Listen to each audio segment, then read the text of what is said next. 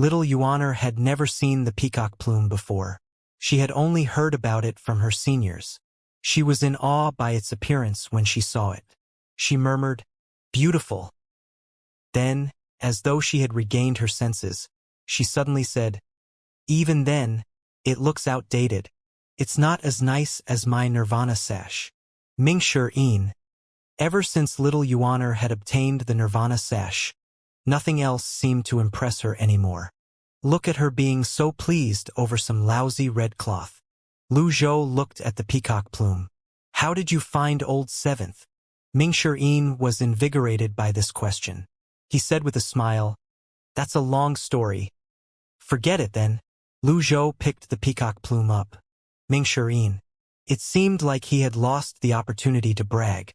In the end, he said, "Master, old seventh's cultivation base is sealed. For this reason, he has nowhere to go. I ran into that traitor, Xianxia, and one of the Nether Sect's 4 great protectors, by Yuqing as well." Lu Zhou cursed inwardly. So it was old seventh's cultivation base that had been sealed? Outwardly, he calmly said, "I'm the one who sealed old seventh's cultivation base. It's no surprise that you managed to defeat him. Bai Yuqing's cultivation base is much more profound than yours. Since Bai Yuqing was there, how did you succeed?" Mingshi grabbed at this chance to brag. "Bai Yuqing is a member of the Nether Sect after all. When I mentioned your name, Master, Bai Yuqing was scared out of his wits. He didn't dare to stand in my way. Moreover, the traitor Xianxia was there as well." "Xianxia didn't try to stop you?" Lu Zhou asked. "Not really. I lectured him for a long time. He knows that he's in the wrong and didn't dare to argue with me," Mingshi said with a straight face.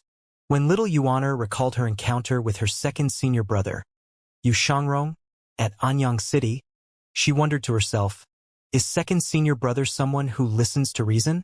Fortunately, I was smart enough to confiscate 7th junior brother's peacock plume before I left.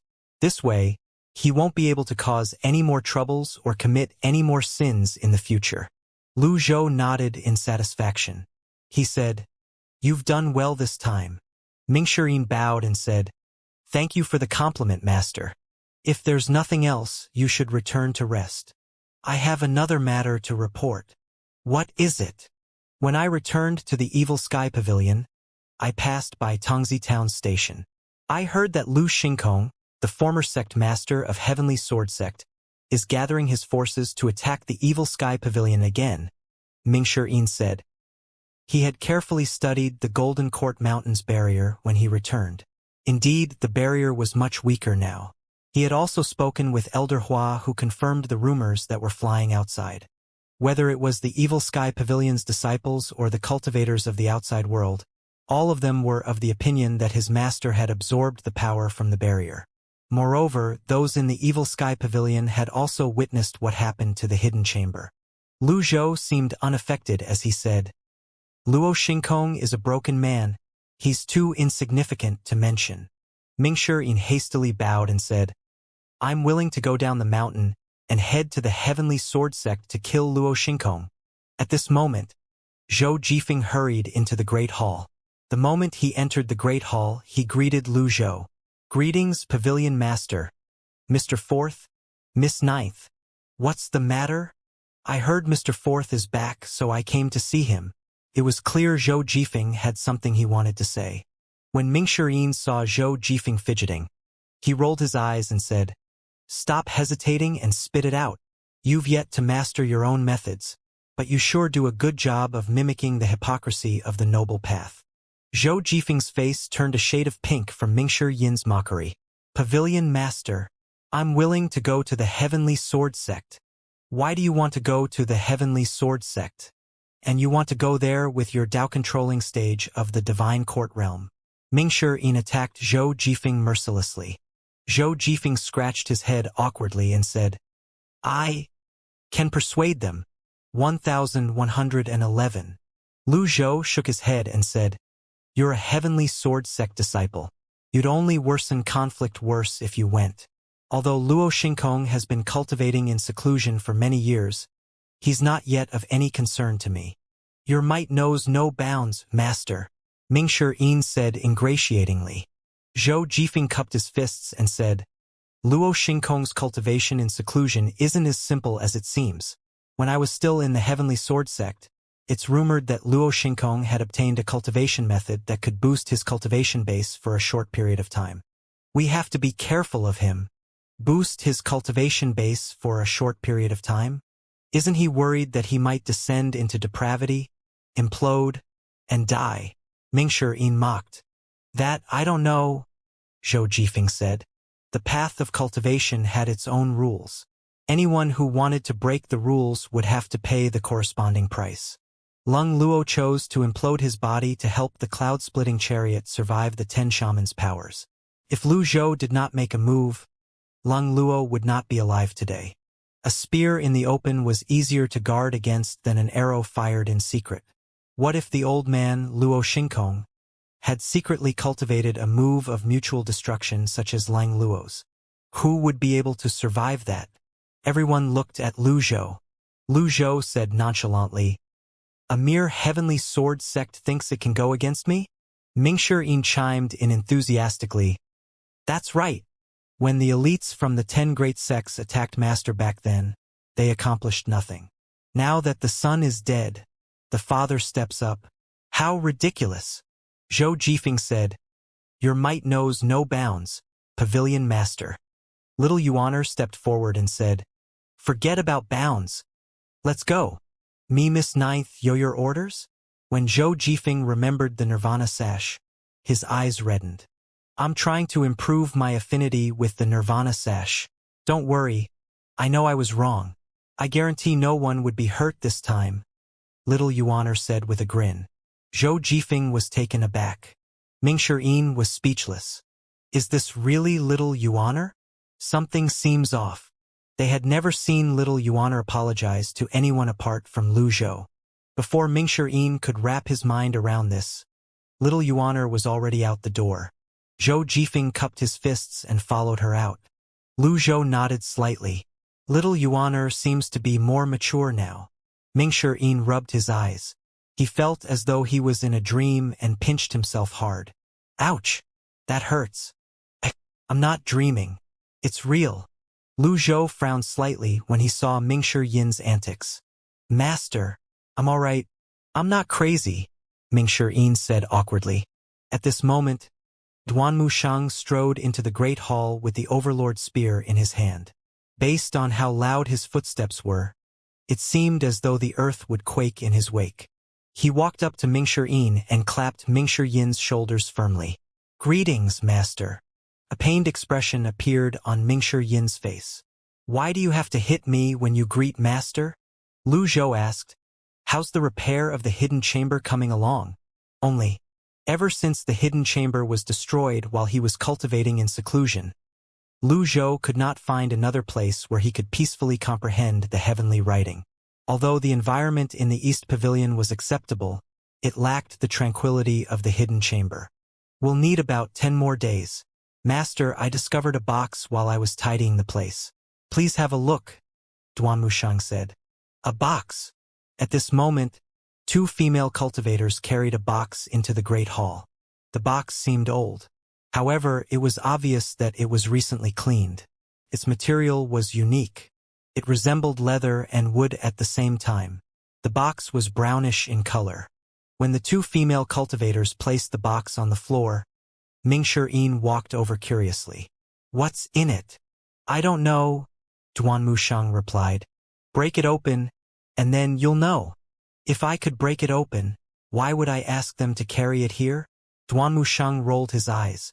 You have a point, third senior brother, Mingshi Yin said sheepishly. Lu Zhou rose to his feet slowly with his hands on his back before he moved toward the box. There were many boxes inside the hidden chamber. He never paid attention to any of them. Many of the boxes had accumulated thick layers of dust on their surfaces due to prolonged periods of neglect. The other boxes were damaged when the hidden chamber was destroyed. This box is the only one that's intact. I found it strange, so I asked them to carry it here, Duanmu Shang said. Mingshi Yin smiled.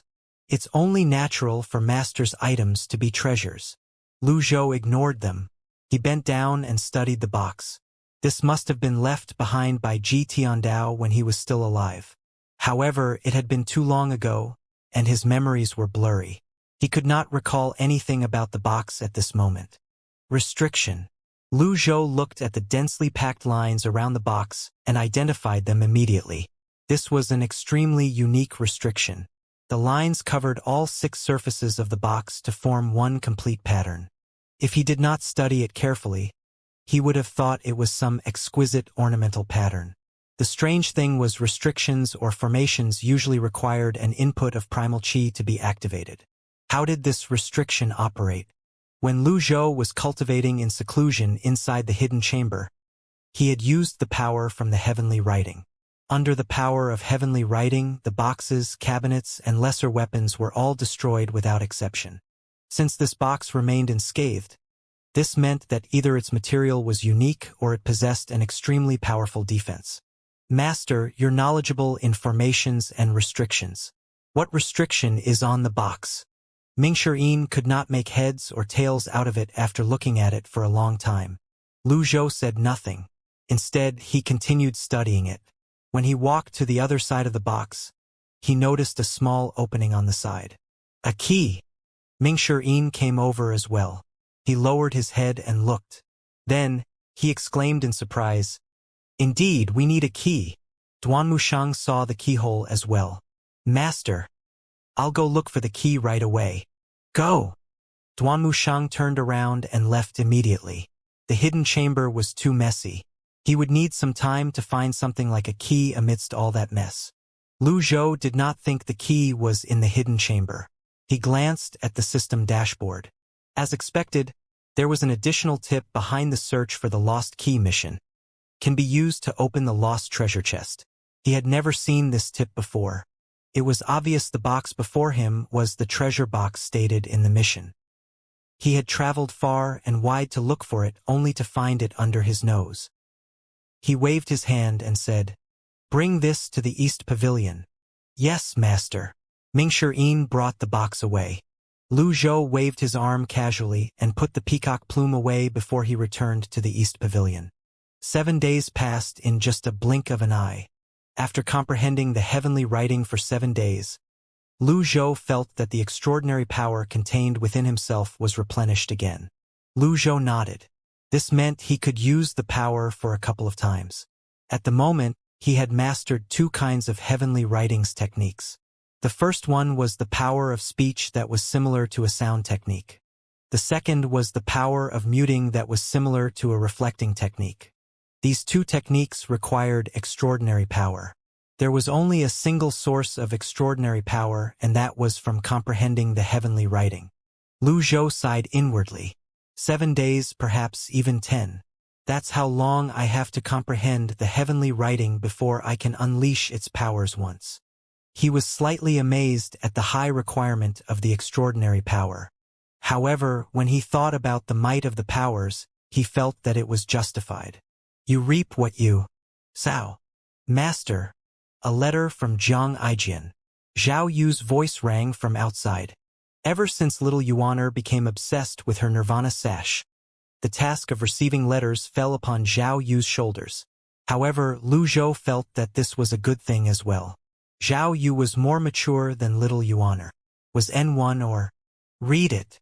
Zhao Yu produced the letter and respectfully read it aloud. Old senior, I have 3 things to tell you. First, Luo Xingkong, the former sect master of Heavenly Sword Sect, has sent out a summons to take down the Evil Sky Pavilion. But the other sects have yet to show any movements. Luo Xingkong is slightly flustered and exasperated by this. You must be careful. Second, Yu Zhanghai, your first disciple and the sect master of the Nether sect, has assimilated another 2 minor sections. They're the Tempered sect and the Devil sect. By the way, Yu Zhanghai seems to be active lately. Third, wait for my next letter. Lu Zhou frowned slightly. If he was not used to Zhang Aijian's way of doing things, he would have been rendered speechless by this letter. Can't this fellow use a longer piece of paper for his letters? The report ended. Zhao Yu felt awkward as well. She felt out of place, standing here, but it seemed inappropriate to leave. Lu Zhou said indifferently, "You're dismissed. I'll take my leave then. I'll report again when the next letter arrives." Zhao Yu left the East Pavilion. At this moment, Lu Zhou waved his arm. The peacock plume appeared before himself. He was secretly shocked when he had seen the peacock plume's smooth and shiny surface earlier. His seventh disciple had been with this weapon for a significantly shorter time compared to the time Yu Zhanghai and Yu Shangrong had their respective weapons. It was clear Si Wuya had been frequently using the peacock plume. Lu Zhou raised his hand and held the weapon. For some reason, the words "refining talisman" surfaced in his mind. If he refined this weapon, what would Si Wuya think? Lu Zhou waved his hand. The final refining talisman appeared in his hand. Perhaps it was due to his affinity with his weapon. Si Wuya, who was sitting cross-legged in a hut that was far away from the evil sky pavilion, suddenly opened his eyes. A frown could be seen on his face. Two words escaped his mouth. Peacock plume. This was the way of heaven-grade weapons. When the bond between a weapon and its owner had reached a certain threshold, the two entities would form a connection that was akin to telepathy. This connection could not be explained. Si Wuya did not know why the peacock plume suddenly appeared in his mind. At this moment, a gray-robed subordinate who was nearby heard Si Wuya's voice and decided to have a look. "Sect Master." "I'm all right," Si Wuya said. "Sect Master. Should I make a trip to the Celestial Master's sect?" "There's no need for that." Si Wuya stood up slowly. "Eldest senior brother has already promised to send someone there. If I go, eldest senior brother would think I don't trust him. Moreover, second senior brother has injured by Yuqing. At a time like this, it's more appropriate to look for eldest senior brother. Should I head to Pingdu Mountain then?" Si Wuya did not reply immediately. If this were the past, he would have given an order immediately. However, he was hesitating at this moment. "Wait, your orders, Sect Master? Only, did the Heavenly Sword Sect make any moves lately?" Si Wuya asked. "The Heavenly Sword Sect has sent out summons and has sworn to take down the Evil Sky Pavilion. Luo Xingkong is eager to make his move, but none of the other sects are with him yet. The Heavenly Sword Sect is too insignificant to mention in its current state." Si Wuya nodded and said, "Did Old Eighth send a reply?" "There has been no news from Mr. Eighth for 10 days now." "That's not unexpected. He must have been sent to the Cave of Reflection. I didn't place much hope on him to provide us with information in the first place. Moreover, it's probably safer for him to remain in the Cave of Reflection," Si Wuya said. "Also, I suspect that there's a spy among us.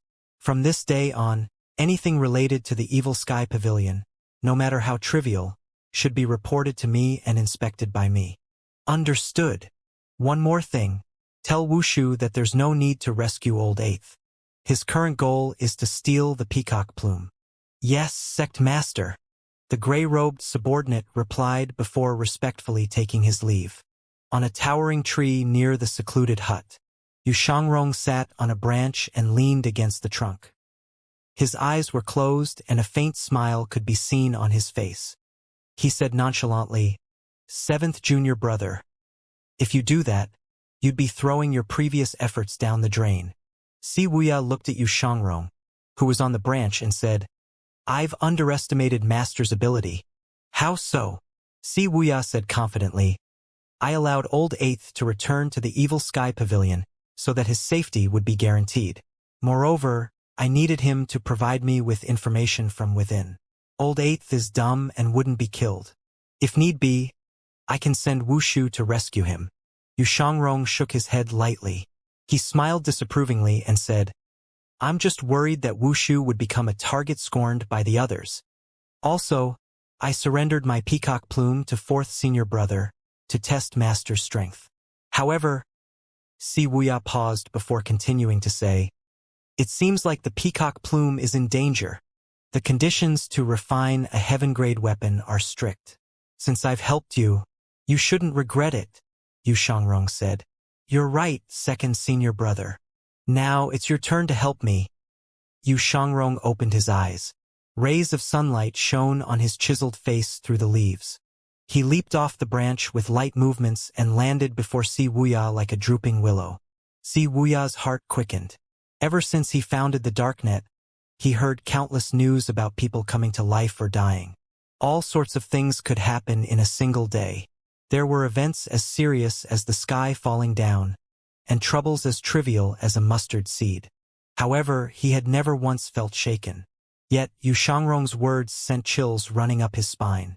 Si Wuya knew his eldest senior brother and second senior brother had always been at odds with each other. He would not be surprised if they fought each other in the future. However, he did not expect the day would come so soon. He was caught slightly off guard. Second senior brother, can't. Before Si Wuya could finish his sentence, Yu Shangrong raised a hand and interjected, I've decided. I hope he doesn't get injured within these 6 months. The world of elites was a lonely one. It was only natural for them to wish their opponents would be able to fight them at their full strength. It was boring to fight against a weakling after all. With eldest senior brother's cultivation base, I'm afraid only Master would be able to injure him. That's why you shouldn't provoke Master. After Yu Shangrong finished speaking, he lightly tapped the branch with the tips of his toes and rose into the air as though he was as light as a feather. When he was dozens of meters in the air, he turned around and said, Take care of yourself. Don't worry, senior brother. I can keep myself safe. We'll meet again. I'm sure we will. The two of them cupped their fists at each other. Yu Shangrong did not waste any time. With both hands on his back, he flew in the air and vanished into the horizons. Si Wuya shook his head and sighed softly. He returned to the secluded hut. He looked at the information sheets strewn across the floor and the list of urgent matters he had to attend to. Suddenly, the usually calm and steady Si Wuya swung his arms in anger. Swoosh! The stack of paper scattered everywhere. What am I doing all this for? At this moment, Si Wuya suddenly grunted before blood trickled out of his mouth. He did not seem bothered and calmly wiped it off with his sleeve. Another gray-robed subordinate who was nearby kneeled with one knee on the ground and said, Sect Master, are you all right? I'm all right. It's just the backlash from trying to break free from the binding mantra. Si Wuya's brows were deeply furrowed. Do take care of yourself, Sect Master.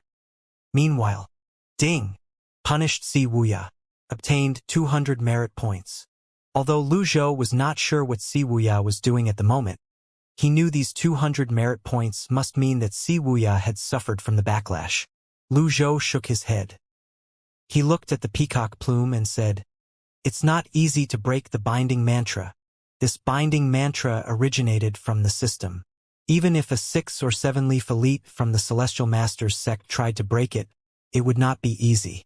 Lu Zhou thought about everything Si Wuya did recently. He shook his head and said, Rascal! I'll hold onto your weapon for now. With a wave of his hand, the refining talisman vanished. This was the first time the master and disciple had fought from a distance, and Si Wuya had been soundly defeated. Lu Zhou put the peacock plume away. At this moment, Zhao Yu's voice rang from outside. Master, there are 2 letters. 2 letters. One of them is from Jiang Aijian. The other is from the foot of the mountain. Read them. Zhao Yu opened Jiang Aijian's letter first and read aloud, Old Senior. This third piece of information concerns an important imperial affair. I didn't want to tell you about it in the beginning, but after giving it some thought, I decided to tell you about it. Wei Zhuiyan's 4 deputies led 50,000 men to the Liang province to quell the unrest there. The 4th prince, Lu Bing, has returned to the palace in triumph with his troops. I know you don't care much about rebellions, but I'm sure there's something amiss in the palace with such a huge disturbance. Be careful of Li. Lu Zhou's expression remained calm. In the end, this message was related to the puppet master, Li. Lu Zhou had no interest in joining the palace factions. He would leave it up to fate in regard to Wei Zhuiyan's ability. He ordered, Continue. Understood. Zhao Yu opened the 2nd letter. She skimmed through it and said, It's a letter of challenge from the Heavenly Sword Sect. When Lu Zhou heard this, his expression remained calm. As the saying went, when it rains, it pours. So many trivial matters came one after another. Master Luo Xingkong has arranged a battle arena and wants to challenge you to a one-on-one fight, Zhao Yu said hesitantly. Ignore him. Lu Zhou did not think much about the puny heavenly sword sect. Moreover, his mind was preoccupied with the box, the key, and comprehending the heavenly writing. At the same time, he had to think of some way to deal with Si Wuya, Yu Shangrong, and Yu Zhenghai. He did not have time for other matters. Understood. I'll take my leave then. Zhao Yu turned around and left. The next morning, Zhao Yu came to the East Pavilion again with another letter in her hand. Master, this time, the heavenly sword sect's Luo Xingkong had sent a messenger. It's also a letter of challenge. Luo Xingkong claims his cultivation base has improved greatly and wishes to fight you fairly. Lu Zhou said disapprovingly, he's got some balls. Usually, the 10 great sects regarded the Evil Sky Pavilion with fear and reverence. However, the Heavenly Sword sect was bold enough to send a letter via a mere disciple. He's truly blinded by the grief of losing his son. There's no need to bring me any letter from the Heavenly Sword sect from now on. Yes, Master. During the next 10 days, a letter of challenge would arrive each day without fail. They were all intercepted by Zhao Yu. Only, the 13th letter was presented to Zhao Yu by one of the female cultivators. Zhao Yu thought that it would be the same as the previous ones. She opened it and read the letter. A frown soon appeared on her face. Where's the sender? He just left the foothill. Capture him and kill him with 1,000 cuts. Zhao Yu ordered expressionlessly. The 2 female disciples were from the derived Moon Palace after all.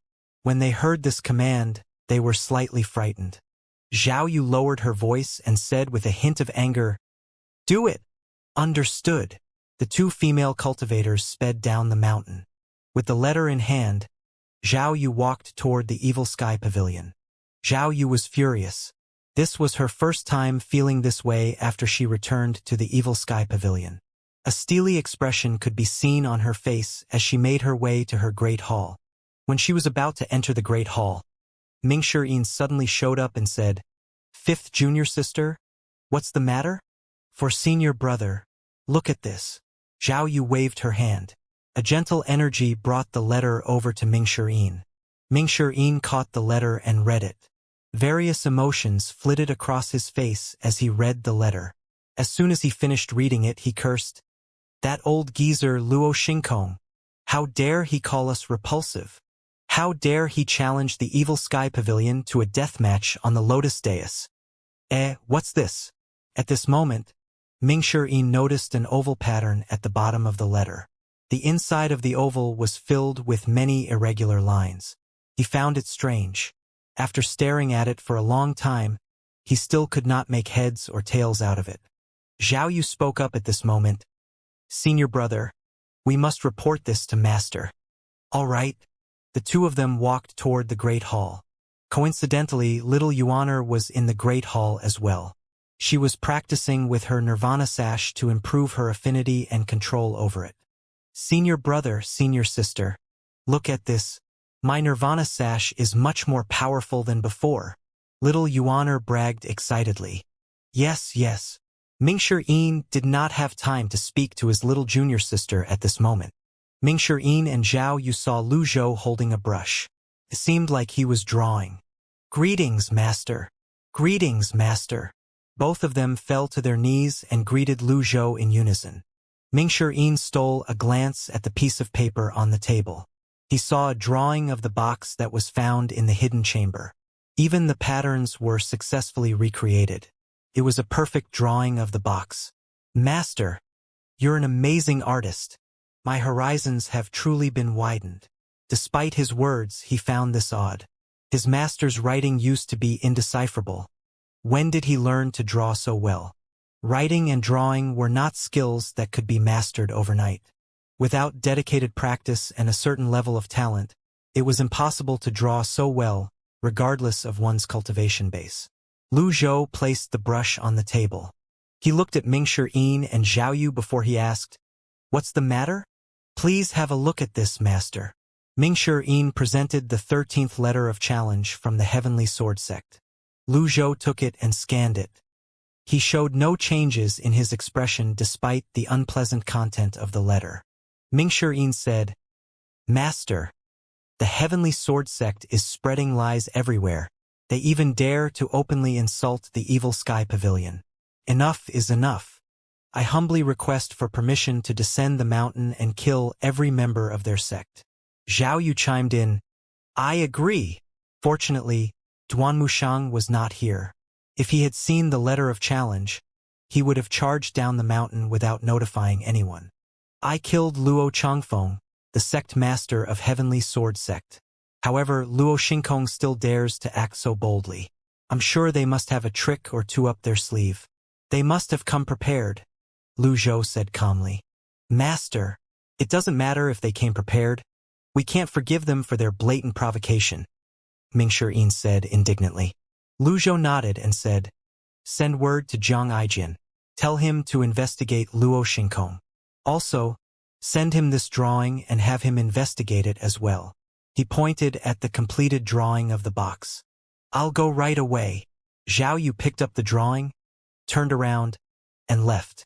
Mingshi looked at the oval-shaped pattern at the bottom of the letter and asked, "Master, you're so knowledgeable. Do you know what this is?" He was quite curious. Lu Zhou turned the letter around to have a better look at the oval pattern. After looking at it again, Mingshi eyes widened in shock. A tortoise with its head in its shell? Mingshi was right. It was a tortoise with its head in its shell. How could the evil Sky Pavilion disregard this insult? "Master, this, how can you let this go?" Mingshi was so angered that he stumbled over his words. Based on his master's temper in the past, his master would have led all of them over and kill those people without a second thought. "What do you think we should do?" Lu Zhou asked. Mingshi was taken aback by this question. "What's master playing at?" After muttering to himself for a moment, he finally replied, "Since he insulted us, Lu Xingkong deserves to die." "So be it," Lu Zhou said calmly. Mingshi was taken aback. A surge of excitement welled up in his heart. His blood began to boil, and he was filled with enthusiasm. He could not wait to charge down the mountain to wash away this insult.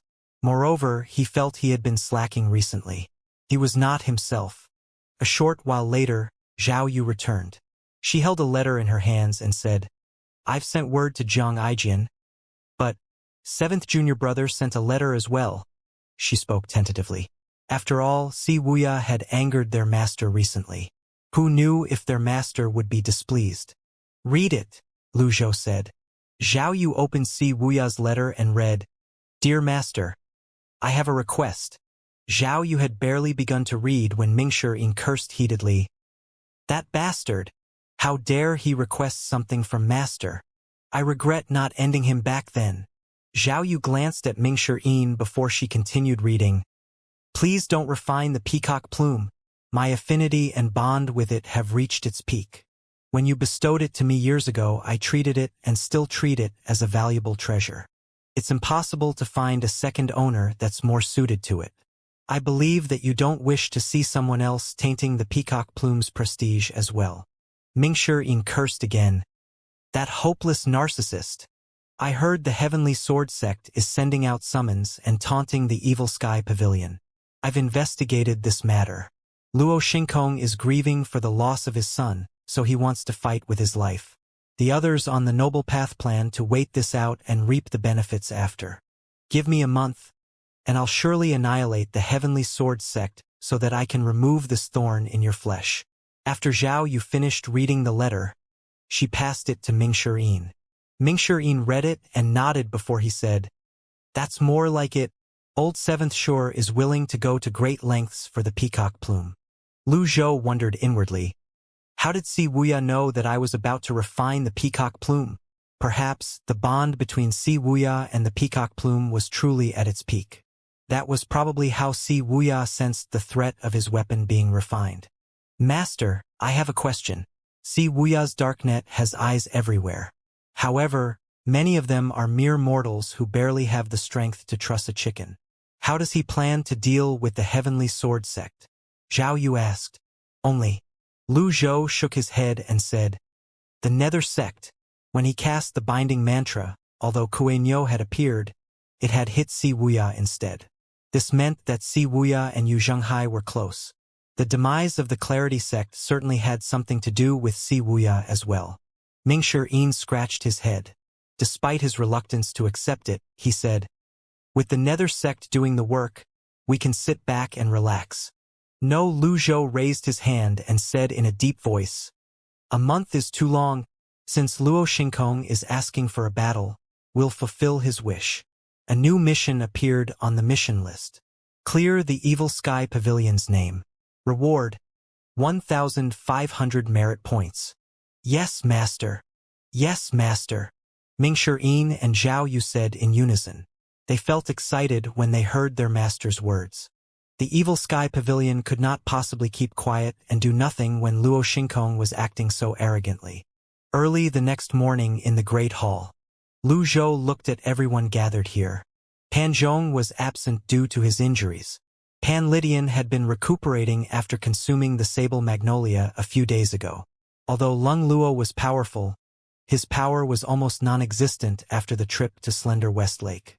Lu Zhou did not expect anything from the three of them. Master, Zhang Aijian's letter arrived this morning. His words are essentially the same as what 7th junior brother said, but with some exceptions. Zhao Yu presented the letter she held and said, the Heavenly Sword sect isn't without help. However, this helper isn't among the 10 great sections. Its movements are mysterious and nearly impossible to investigate. Lu Zhou nodded. Based on this, it could be seen that Zhang Aijian's information was more precise than Si Wuya's. He remained silent as he walked out of the Great Hall with his hands on his back. Hua Wudao, Duan Mushang, Mingshi Yin, Zhao Yu, Little Yuaner, Zhou Jifeng, Hua Yueshing, and 10 female cultivators trailed after him. A short while later, they stood before the cloud-splitting chariot.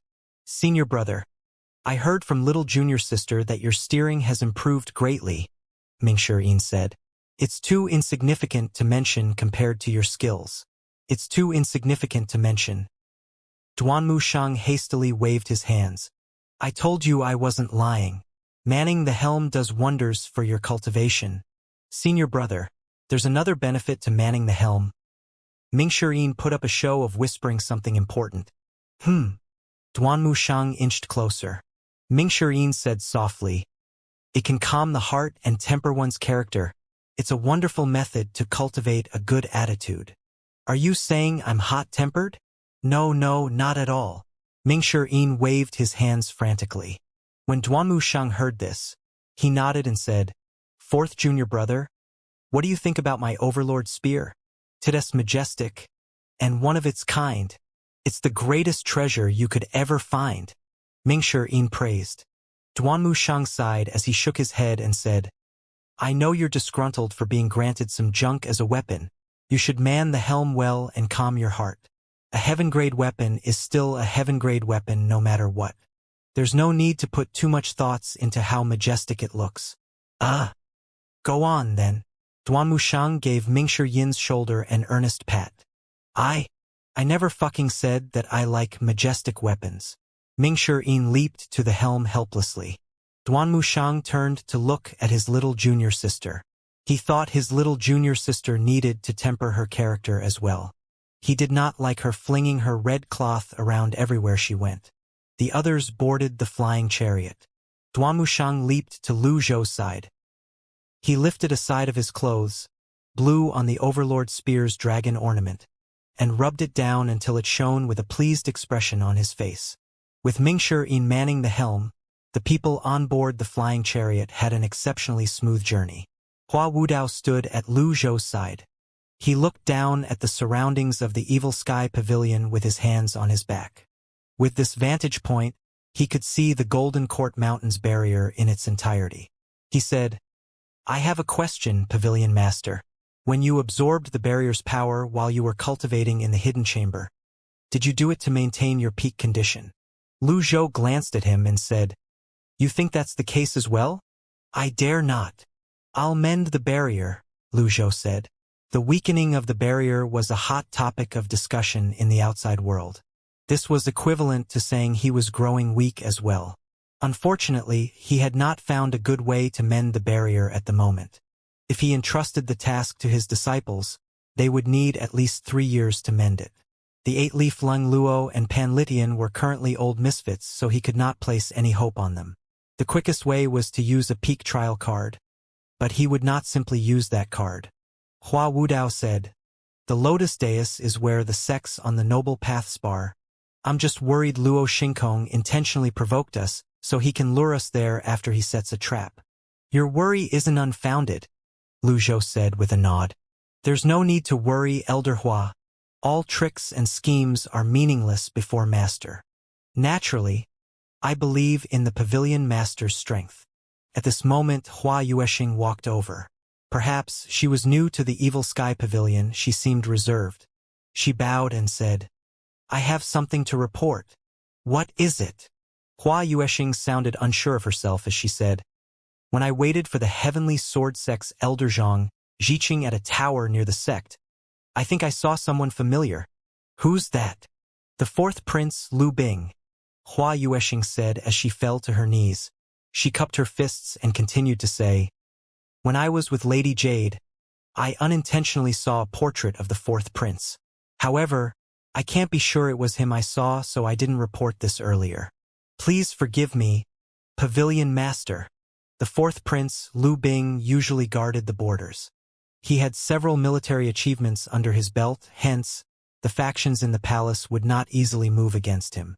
If he wanted to return, he would have to relinquish his command of the army. The question was, why would Lu Bing choose to return at this juncture? Lu Zhou's gaze fell on Hua Yuexing. He remembered Jiang Aijian's status and said, "Have you met Jiang Aijian before this?" "Our first meeting was at Skylark Pagoda," Hua Yuexing said, slightly nervous. "Stand up and speak." "Thank you, Pavilion Master." Hua Yuexing stood up respectfully. "Have you contacted Jiang Aijian before?" Lu Zhou asked when Hua Yuexing lowered her guard. Thud. Hua Yuexing fell to her knees again before she began to kowtow. "I dare not." Hua Wudao hastily cupped his fists. Hua Yuexing is from the Luo sect where upbringing is stringent. She would never do something like that. Mingshi turned his head and said, "Stringent upbringing? Why did she leave the Luo sect? Then, can't answer that, can you? I was wondering why Jiang Aijian seems to know everything. It seems like he and Old Seventh are made from the same cloth," Mingshi said. Lu Zhou looked at Hua Yuexing. Even after being interrogated, her loyalty did not decline. It was clear she was not lying. He said, "Stand up and speak." "Understood. You're talented. Have you been to the West Pavilion?" Hua Yuexing replied, I haven't had the time. There's a cultivation method called the quick condensation in the West Pavilion. I think that it suits you well," Lu Zhou said indifferently. Hua Wudao hastily waved his hand. "What are you standing there for? Thank the Pavilion Master." "Thank you, Pavilion Master." Hua Yuexing kneeled again. The others were speechless when they saw this. It seemed like Hua Yuexing had gotten used to life in the palace. Kneeling seemed like second nature to her. The palace and its rotten rules. Hua Wudao said, "The Luo sect doesn't have any cultivation method like this for you. An archer is powerful when there's a distance between her and the target. But her weakness is also clear. Once another cultivator gets close enough, the archer would rarely have enough time to condense energy and fire shots. Quick condensation is the perfect remedy for this shortcoming." Hua Yuexing nodded solemnly. "Thank you for your instructions, Elder Hua. I will work hard." Loyalty plus 10%. Sometimes, Lu Zhou felt that although Hua Yuexing was bound by many rules, she was a pure person. She appeared to have some experience in the outside world, and yet, she did not seem to be completely tainted by it. It was not a big deal to give her a cultivation method, so he was surprised to see her loyalty increasing by so much. Meanwhile, inside the secluded hut, Si Wuya opened his eyes. He guessed the time by looking at the sun's rays at the hut's entrance. As expected, A gray-robed cultivator flew toward him and landed on his knees before he said, "Sect Master, it's just as you've said. Someone has been passing information to the Evil Sky Pavilion. Do you know where the information is from?" "The palace." Wuxia frowned when he heard this. How strange. His master had never concerned himself with those people in the palace regardless of which faction they belonged to. How was this possible? "Have our sources in the palace investigate this." "Understood." Wuxia's frown eased away. He smiled confidently as he said, "It's normal for Master to believe this person. In that case, we'll play along with him. I'll look for Senior Sword Devil immediately." "No," Wuxia shook his head. "Go to Pingdu Mountain." "Yes, Sect Master." The gray-robed cultivator turned around and left the secluded hut. Wuxia removed the clothes from his upper body. The scarlet script on his chest was still there. It did not show any signs of fading at all. He sighed softly. Since the mantra had landed on him, he had tried several methods to break it. Unfortunately, the mantra was not in the least affected. Wuxia looked at the books about mantras before he shook his head. "I shouldn't believe everything that's written in the books. The mantra-breaking methods mentioned in the books are useless." He changed into another set of robes and looked up at the skies. Then he said, "Men." Swoosh. Several gray-robed cultivators appeared immediately. "Sect Master, I'm going to the Lotus Dais." When the gray-robed cultivators heard this, one of them looked up, cupped his fists, and said, "Sect Master, your cultivation base is still sealed. It's too dangerous for you to go there. I suggest." Wuxia tidied his garments and interjected, "I know. However, there are certain matters that I have to personally attend to. Otherwise, I'd feel uncomfortable." "But." "No buts. Are you saying that my words mean nothing?" Wuxia turned to look at them. "We dare not. We swear to protect you with our lives, Sect Master." Wuxia nodded. An expression of helplessness appeared on his face as he sighed. "You've been with me for many years and are willing to throw away your lives just to ensure my safety. I'm not someone who would take a brother's life for granted. After all these years, you should at least know this much about me." The gray-robed cultivators lowered their heads and no longer said anything. Wuxia said, "Tell Wushu that we're ready to move. Let's go." "Yes, Sect Master." The Lotus Dais was a sacred place where the major sects would spar and debate. It was located to the north of Yang Province, 10 miles past Huaishui. It was divided into 2 levels. The upper level was the dais, whereas the lower level was the petals of the lotus. It was a wide and spacious area that extended for several miles. There was a towering pillar on each of the lotus petals. No less than 5 fire basins were suspended from the pillars that served as a source of illumination at night. The lotus petals were covered with limestone, and the stage was made of marble. The surroundings of the lotus dais were peppered with many inns and places of gathering. There were also bejeweled jade palaces around the dais that made for a splendid view. At this moment, many people gathered at the lotus dais. Days and years have passed. Today's the 14th day. So, has the Heavenly Sword Sect sent out the letter of challenge to the Evil Sky Pavilion today? They sent 13 letters so far. I'm sure they'll send another one later. I heard the letter they sent yesterday is filled with insults. Knowing the old villain, he must be furious. It's highly possible that we'll see him today. I wonder which shameless person came up with such an idea. The people who had gathered here formed small groups as they stood around, waiting for the show to start. The Evil Sky Pavilion did not appear even after 13 letters were sent. Some of them were starting to think that the Evil Sky Pavilion would not be coming after all. Hence, many of them were emboldened and moved even closer to the dais. On the Lotus Dais, Luo Xingkong was resting his spirits with his eyes closed.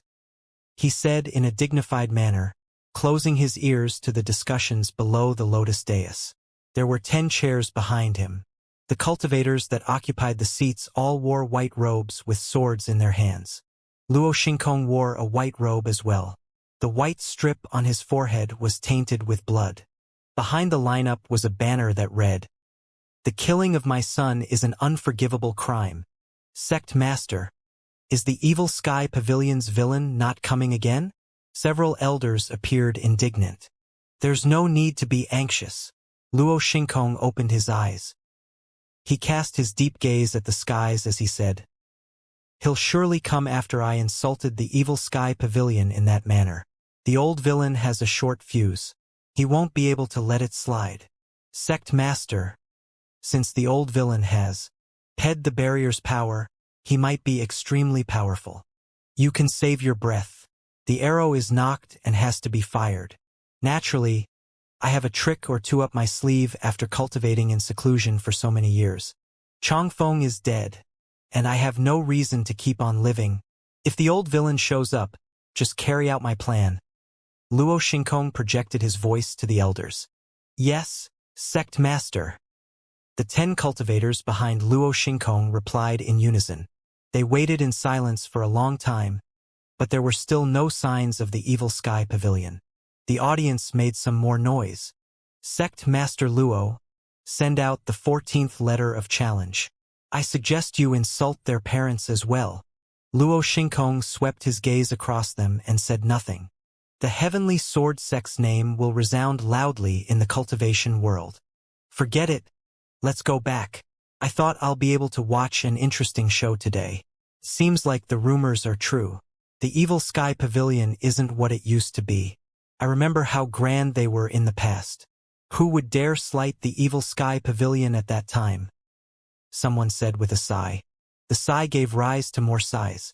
There were also a few self-proclaimed righteous men who voiced their support for the Heavenly Sword Sect. The villain wreaked havoc and committed crime everywhere he went. He's also killed countless men. Everyone should persecute them. However, very few shared this view, at least not openly. There were also people who did not make their stance clear. They hid in the bejeweled jade palaces nearby while keeping an eye on the developments on the Lotus Dais. Finally, Luo Xingkong shook his head and said, "Listen to my order. Send the 14th letter of challenge to the evil Sky Pavilion." At this moment, a Heavenly Sword Sect disciple came up to Luo Xingkong and softly said, "Sect Master, the disciple who sent the 13th letter hasn't returned from his trip yet. I'm afraid that something bad has befallen him." Luo Xingkong's expression darkened as he said, "Continue sending the letters. Let your creativity run wild with the contents so long as you can make the evil Sky Pavilion leave their mountain. Those who fear death will be banished from the Heavenly Sword Sect. Those who are willing to send the letter will be rewarded with 1,000 caddies of gold and the ancient one-sword technique. As the saying went, a person can be bought as long as the price is right. The rich bought lives with money while the poor exchanged their lives for money. This had always been the way the world worked. When Luo Xingkong made the offer, there were outer disciples who immediately volunteered for the task. Elder Luo Zhang said contemptuously, "Let the audience compose the letter." Understood. The Heavenly Sword Sect prepared a piece of paper that was a foot long and laid it out in the open. Brushes and ink were also prepared. At this moment, someone shouted, "What's that? It's a meteor. That can't be right. Since when does a meteor look like that?" Swoosh! In the distant sky, something with a long tail in its wake appeared in everyone's sight, parting the clouds in its way. It was extremely eye-catching. Those knowledgeable cultivators recognized it, for it was immediately. It's the cloud-splitting chariot. It's the evil Sky Pavilion's cloud-splitting chariot. Run!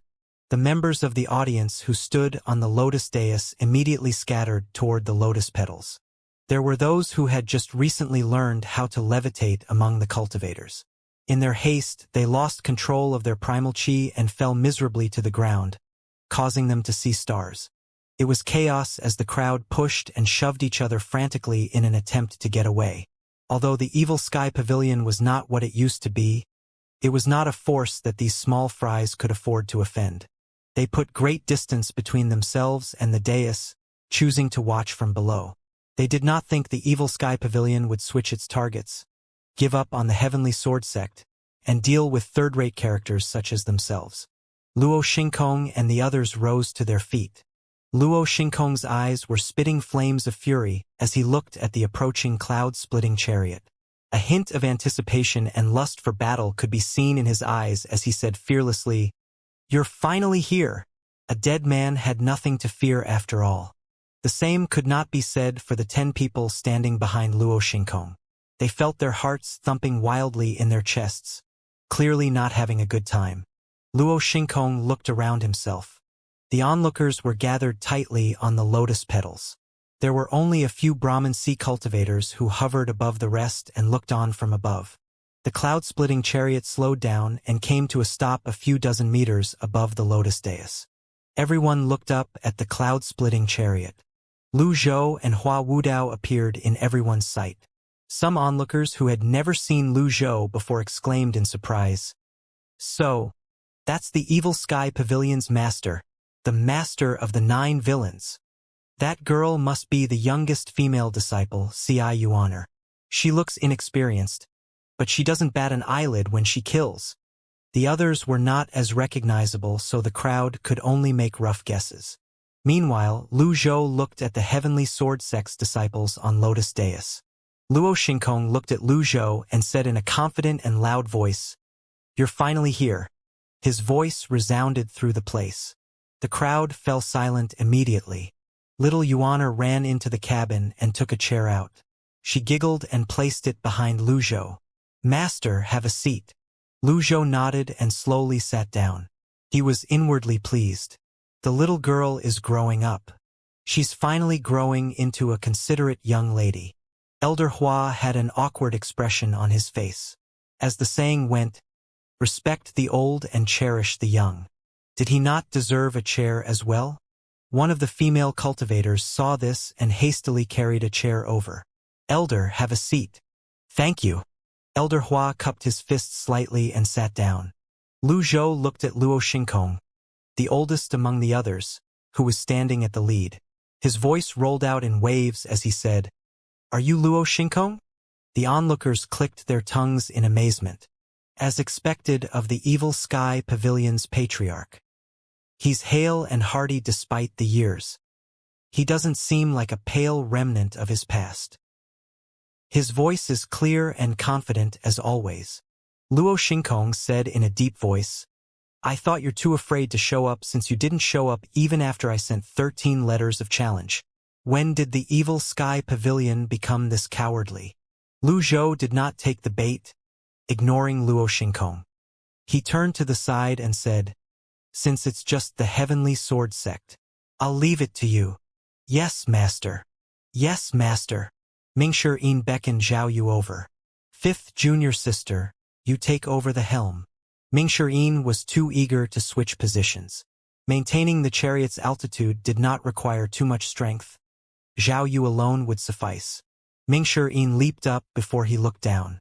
"You old geezer, you're not fit to fight my master." "That's not for you to say," Luo Xingkong said. Mingshi Yin said with a sneer, "Hey, Luo Changfeng was your son, right? He deserves to die.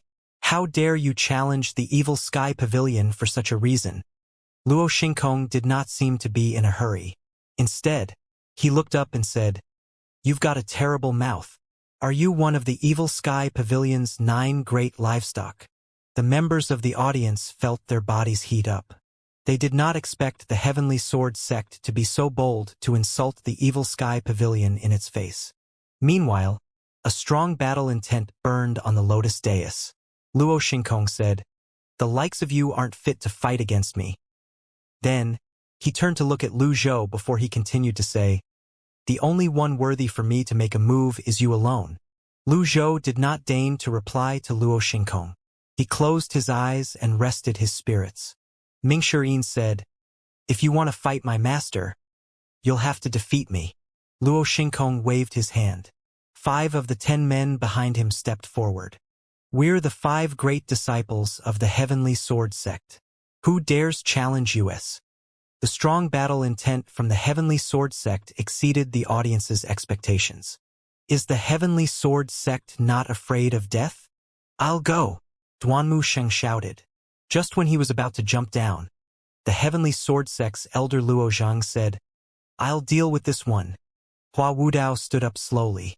With his hands on his back, he said, "Allow me," as everyone else looked as Hua Wudao walked on the air and slowly descended.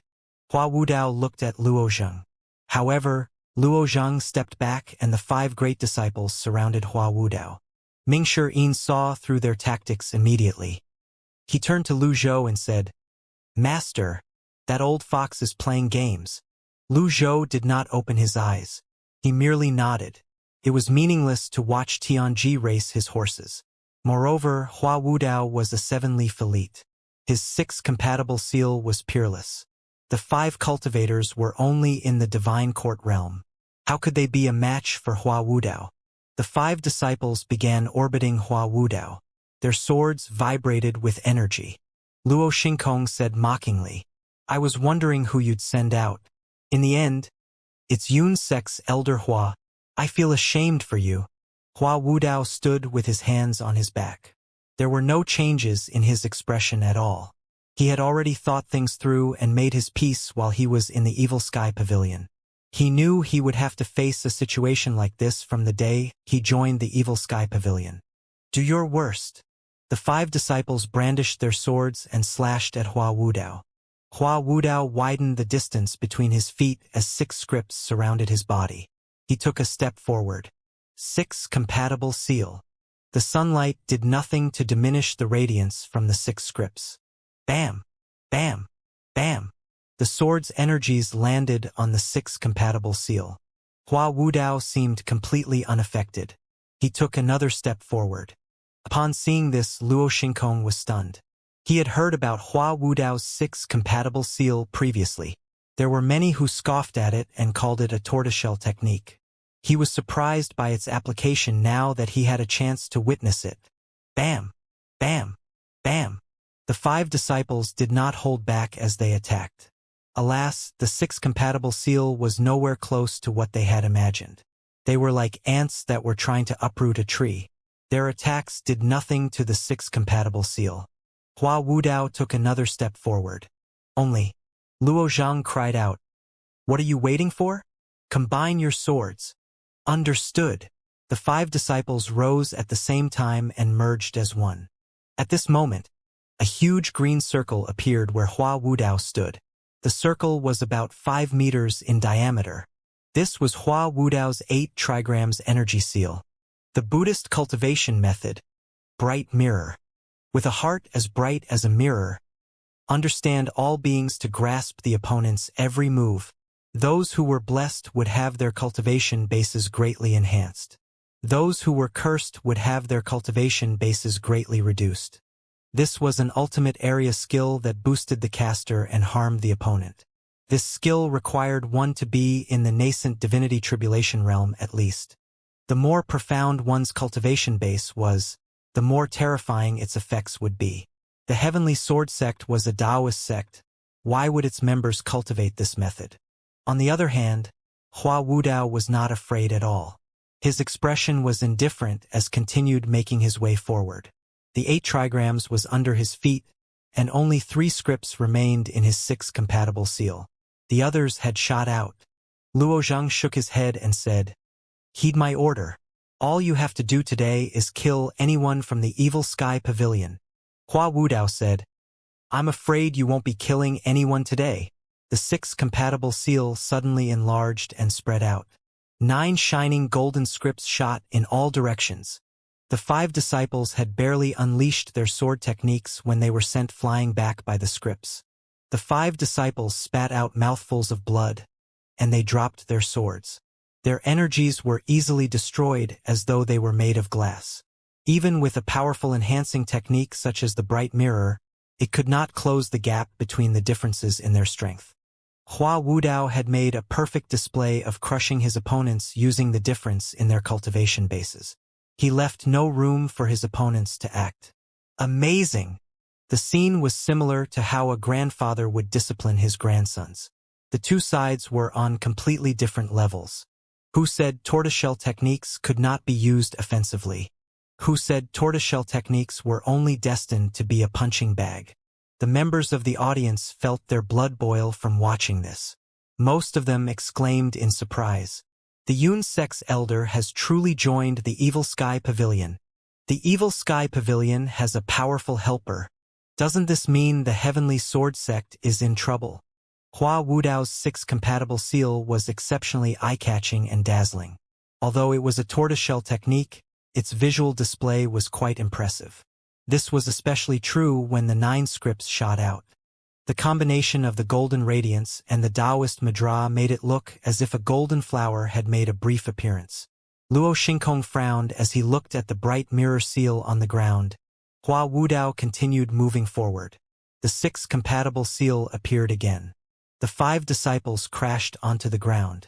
4 of them were knocked out cold, while one of them spat another mouthful of blood and died. Ming Shirin shook his head when he saw this. He's been with the Yun sect for too long. He's still not ruthless enough. Well, that being said, he has shown some improvements. After all, when he first joined the Evil Sky Pavilion, I didn't think he would ever kill another person. Meanwhile, Lu Zhou was still resting his spirits with his eyes closed. He pondered over the box and the key and also how he should capture the remaining rascals. He paid no heed to the developments on the Lotus Dais. Hua Wudao was still moving forward. With every step he took, another script appeared on his body, shining with golden radiance. Luo Xingkong stared at Hua Wudao and said, Hua Wudao, I really didn't expect a Grand Yun sect elder to side with the evildoers. I'll have to demand an explanation from the Yun sect after this is over. Hua Wudao suddenly shot forward. BZZT. Hua Wudao's 80-foot 7-leaf avatar towered above everyone. The Heavenly Sword Sect's people fell limply to the ground when they saw the avatar. They were standing too close to it and were suppressed. The 5 elders and Luo Xingkong looked up, a frightened expression on their faces. The members of the audience stared with their mouths agape. 7-leaf. That's a 7-leaf avatar. Many tried their whole lives but were unable to attain it. With just Hua Wudao alone, it seemed like an uncrossable chasm had opened up between the Heavenly Sword Sect and the Evil Sky Pavilion. The onlookers were in an uproar. How are they going to fight this? Fight? Forget about fighting. The Heavenly Sword Sect is asking to be humiliated. At this moment, in the flying chariot, Ming Shirin said, Elder Hua, don't bully the juniors. Hua Wudao nodded. He tapped the ground with the tips of his toes. His avatar vanished, and he returned to the flying chariot with movements as light as a swallow. The difference was too great. It was meaningless to fight. Here I come. Little Yuaner leaped down from the flying chariot.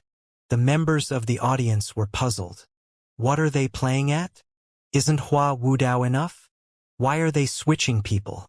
Nonetheless, the onlookers were looking forward to the show. After all, it would be too boring if the fight was one-sided. This is the Evil Sky Pavilion's 9th disciple, Ci Yuaner. Why is she bringing the red strip of cloth around? Is she planning to get married? As soon as the person who made that remark finished speaking, the Nirvana sash flew away from little Yuaner like a dragon toward him. The onlookers were scared out of their wits and scrambled to retreat. That person did not even have time to react before he was lifted high in the sky by the Nirvana sash. Then the sash loosened its hold. The cultivator who had just entered the mystic enlightening realm began to freefall in the air. A miserable wail rang in the air before he crashed on the ground, bloodying his face. That strip of cloth? This will teach you to keep your mouth shut? Little Yuaner said indignantly. What a fierce little girl. Someone with keen eyes suddenly exclaimed in awe. A heaven-grade weapon. That's a heaven-grade weapon. It's said that the Evil Sky Pavilion is filled to the brim with treasures. It seems like it's true. It's best to keep your mouth shut. That brother has it bad. Little Yuaner did not even look at those beyond the stage. The Nirvana sash returned to her like a flying dragon before it looped around her. She looked at the people from Heavenly Sword Sect with a smile on her face. She moved her finger at Luo Xingkong, motioning him to come over. Old man, I'll be your opponent. The Heavenly Sword Sect's disciples took a step back. Many of them regretted being here. Why did they have to go against the Evil Sky Pavilion in such a direct manner? Even the weakest villain is so terrifying. How are we supposed to fight? I'll be your opponent, little girl. Luo Zhang, one of the 5 elders behind Luo Xingkong, could not endure it anymore. His sword sailed through the air as his words left his mouth. Sword energy surged. On top of the lotus dais, streaks of flashing crescent sword energies danced in the air. Little Yuan did not let her guard down. She took 2 steps backward and parried the blows with her nirvana sash. Someone said, Luo Zheng's in the nascent divinity tribulation realm. He has no leaf. He's one of the heavenly sword sect's elites. I heard the Evil Sky Pavilion's 9th disciple's cultivation base is only in the divine court realm. The heavenly sword sect should be able to salvage some of their dignity now. The onlookers had barely finished their discussions when little Yuaner's nirvana sash lashed out violently in all directions. Little Yuaner rose into the air and moved swiftly using the nirvana sash as her foothold. This was the 7 stars cloud treading steps. Bam! Bam! Bam! She pushed Luo Zhang back with the nirvana sash and a crushing momentum. Luo Zhang did not expect his opponent to be so powerful. His expression was sour as he retreated. Bright mirror. The instant Luo Zhang entered the bright mirror's range, his avatar appeared. Under the enhancement of the bright mirror, his avatar sprouted leaves. There was a sudden surge of power, and his sword energy's force increased. Be careful, little junior sister. Mingshi reminded little Yuaner from above. Take this. Luo Zhang stomped both feet on the ground and made a beeline for little Yuaner.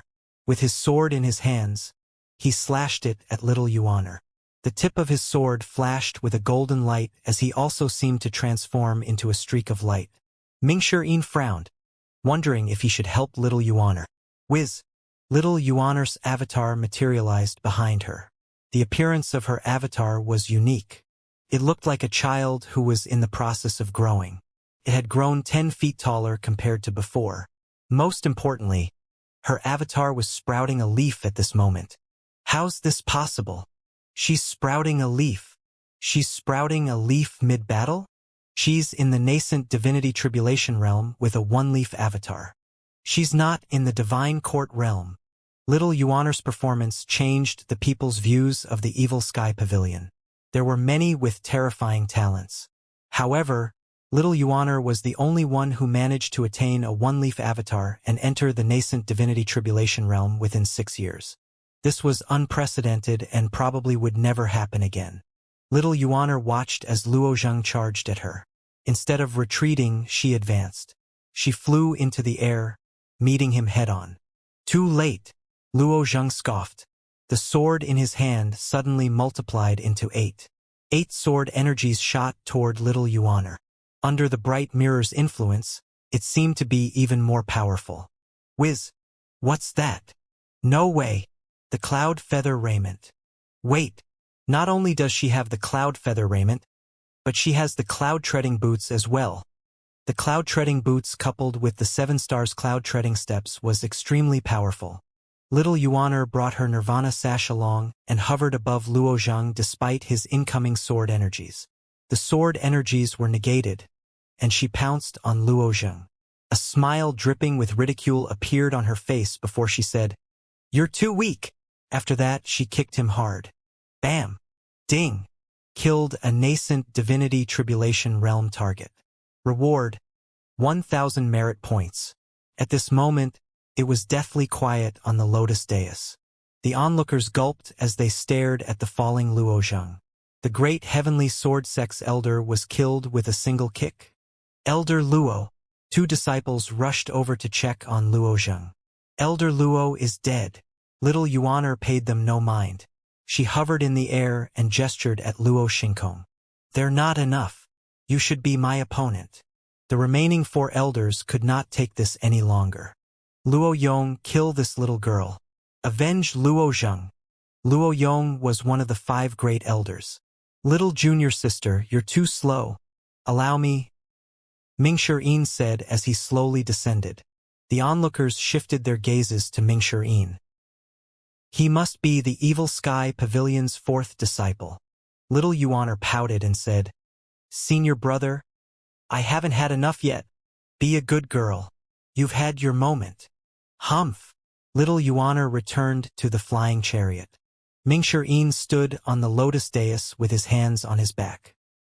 He looked at the people of the Heavenly Sword Sect and said, I'm not my little junior sister. I won't hold back. Come. Realization seemed to dawn on the onlookers at this moment. The Evil Sky Pavilion did not only come to annihilate the Heavenly Sword Sect, but they were also here to prove that the Evil Sky Pavilion was still powerful. It seemed like they were trying to regain their former glory. They only remembered the Evil Sky Pavilion's first, second, and seventh disciples had left the Evil Sky Pavilion. They seemed to have forgotten the Evil Sky Pavilion still had other disciples. Moreover, the remaining disciples seemed as powerful as Yu Zhenghai and Yu Shangrong, who traveled the lands and challenged all kinds of elites. Preposterous! Luo Yong raised his sword at an angle. His eyes were cold. He looked as though he no longer cared about life and death as he closed his eyes and took a deep breath. Finally, he slowly opened his eyes. The onlookers began to discuss among themselves again. That's Luo Yong, one of the 5 great elders. He's skilled and known for landing the last blow. It's rumored that the cultivators he had faced could not even take more than 3 blows from him. He's that powerful? He's an elder of the Heavenly Sword Sect after all. Moreover, he's brave enough to disregard his life. The Evil Sky Pavilion should have let Hua Wudao fight. Luo Yong's face was expressionless as he looked at Mingshi. His sword moved and primal qi surged out of his body. When he moved, he left afterimages in his wake. Upon seeing this, the onlookers gasped in surprise as they watched with rapt attention. He's too quick. The scene resembled one where dozens of figures were attacking Mingshi at the same time. Mingshi smiled and charged forward. Rip! A clear ripping sound resounded across the lotus dais. The surging primal qi and the vibration of the sword abruptly stopped. Everything seemed to have come to a standstill at this moment. The 2 opponents had switched positions. They were now standing with their backs facing each other. Luo Yong's eyes were wide open. He exhaled, but he did not inhale. His lips trembled as he mumbled, How's this possible? Then he fell face-first onto the ground. Ding! Killed a nascent divinity tribulation realm target. Reward: 1,000 merit points. Luo Xingkong's frown deepened. He looked at Mingshi, who had turned to look at them. The onlookers were extremely frightened. He only made a single move from the beginning until the end. How did he do that? Many of the onlookers could not catch what happened due to their cultivation bases. They merely saw figures clashing and heard a ripping noise before it was all over. There were no flashy collisions of energies or Taoist mudras. Who's next? Mingshi asked calmly. There were 3 elders left. They no longer seemed like a formidable threat. The onlookers shook their heads. The outcome is clear. The Heavenly Sword Sect is done for. They have the bright mirror on their side, and yet, they were easily crushed. The cultivation world has underestimated the Evil Sky Pavilion. The 3 remaining elders are only in the peak divine court realm. How can they possibly be a match for the Evil Sky Pavilion? Mingshi looked at the people from the Heavenly Sword Sect and said again, Luo Xingkong, I suggest that you step forward. Although Luo Xingkong was clearly furious, he did not make a move. He seemed to be waiting for the perfect opportunity to make a move. He would glance at the flying chariot occasionally only to see Lu Zhou's eyes were still closed as though all this had nothing to do with him. He felt stifled at this moment. He turned to look behind him. It was empty. 4th junior brother, it's my turn. Duanmu Sheng brandished his overlord spear. Mingshi. Please don't. I haven't had enough. Mingshi rolled his eyes and said, 3rd senior brother, this isn't a fight worthy of you. You should stay with Master. Fighting these people would only lower your status. Upon hearing this, the onlookers had different thoughts in their minds. Listen to that. Is that something a decent person would say? So, the Evil Sky Pavilion's 3rd disciple is an elite on the same level as the Evil Sky Pavilion's Patriarch? This assumption was not outrageous. After all, the 1st disciple, Yu Zhenghai, and the second disciple, Sword Devil Yu Shangrong, were cultivation elites. It was rumored that the two of them had 8-leaf cultivation bases since a long time ago. The third disciple had joined the pavilion quite early, so his cultivation base should be quite profound as well. Mingshi addressed the people before him. Is there anyone else who wants to fight as well? The air seemed to stagnate at this moment. Luo Xingkong turned to look at the three elders. What's with this farce? Any random disciple from the Evil Sky Pavilion can easily crush us. Does he think we find it fun to throw our lives away? All of a sudden, one of the elders tossed his sword to the side and loudly said, I quit! The audience was in an uproar. In the noble path, acts of treason or fleeing were considered detestable and unforgivable. To think that something like this would happen to the Heavenly Sword Sect, one of the 10 great sections.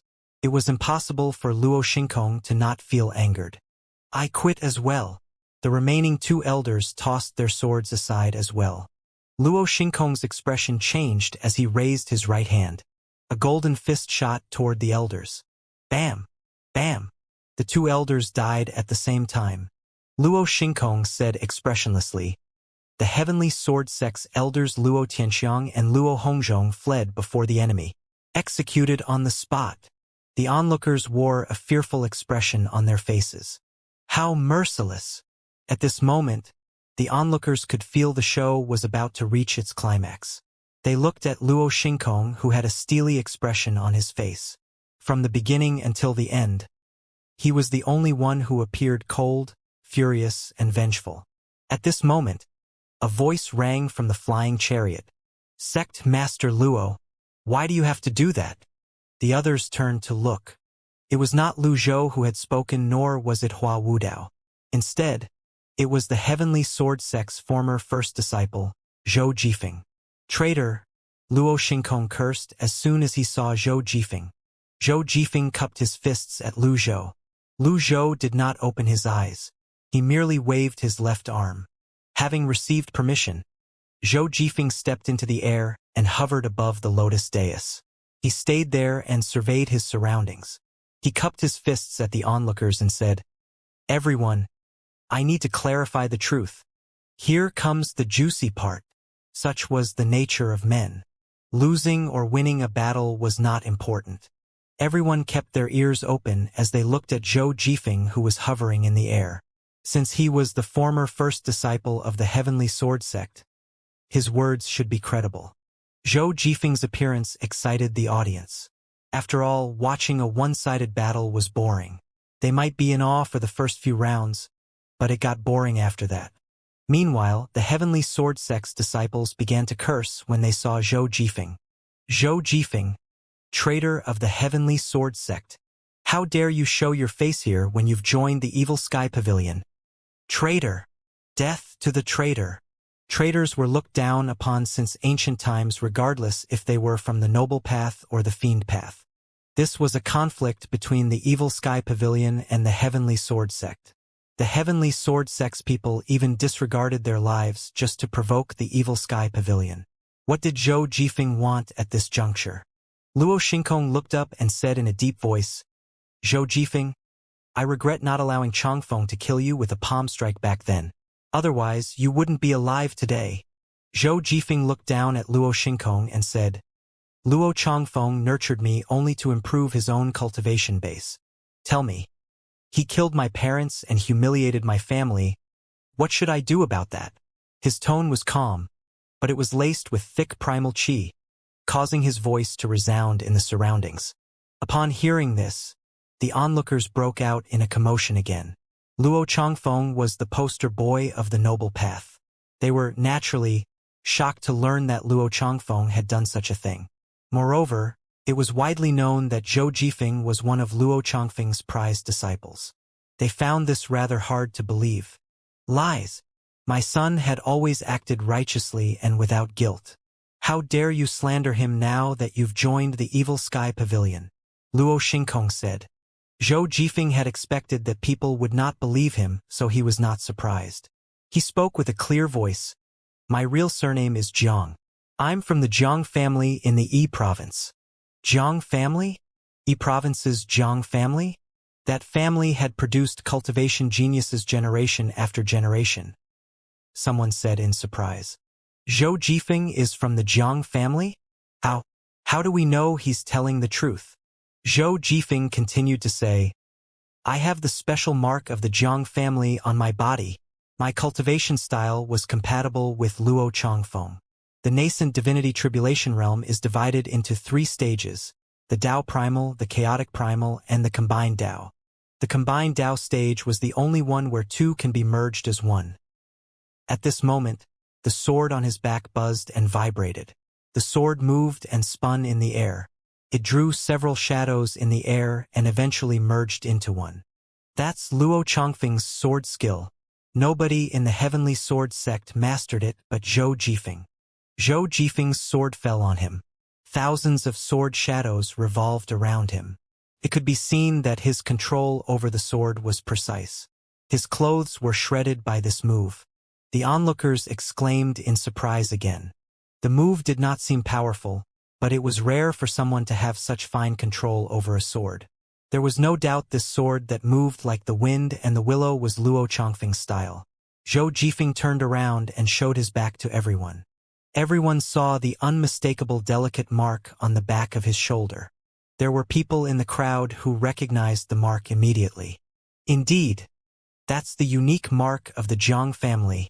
The Jiang family would brand this mark on their members' backs. It looks just like a birthmark. There's no mistaking it. The Jiang family was tragically annihilated 30 years ago. Rumor has it that the culprit is an elite swordsman. Zhou Jifeng looked around himself and said in a clear voice, The one who killed my family isn't the evil sky pavilion, but the so-called Noble Path's Heavenly Sword sect's Luo Changfeng. He said this with raw emotions as he pointed at the Heavenly Sword sect. It was one thing for a few people to agree with it. However, once this was confirmed by several groups of people, even the people who were skeptical were convinced of the veracity of Zhou Jifeng's words. Tui, the Heavenly Sword sect is despicable. Tui, they say they're on the noble path, and yet, they commit such acts that would incur the wrath of gods and men alike. Many onlookers who felt indignant voiced out their opinions as spittle flew everywhere. A huge public commotion could drown out many things. Once the crowd began to curse, they sounded much worse than the contents of the 13 letters of challenge. Luo Xingkong, I feel ashamed on your behalf for having such a shameless son. If I were you, I would kill myself somewhere where no one would find me. Skipping through 10,000 words of insults. How concerned was Luo Xingkong with his reputation? He was not one to tolerate even the smallest blemish to his name. He would not allow the sect's reputation to be tarnished as well. How could he endure the verbal abuse from the crowd? You? Luo Xingkong glared at Zhou Jifeng and staggered a few steps back. He was infuriated to the point of throwing up blood. Sect Master! 2 disciples rushed forward and supported Luo Xingkong. Even then, the crowd did not relent with their insults. Instead, they only laughed at Luo Xingkong. Serves him right. He deserves it. Luo Xingkong felt dizzy from listening to all the insults. Mingshi Yin said with a smile, The old geezer has sustained internal injuries. It seemed like Luo Xingkong did not have long to live. No wonder he was in such a hurry to exact revenge. Zhou Jifeng regarded Luo Xingkong coldly. He pointed at Luo Xingkong as he said, I didn't get to kill Luo Changfeng with my own hands to exact revenge, so I'll kill you in his place. His sword danced and shot out dozens of neatly arranged energy blades at Luo Xingkong. Luo Xingkong lifted his arms. The 2 disciples staggered backward.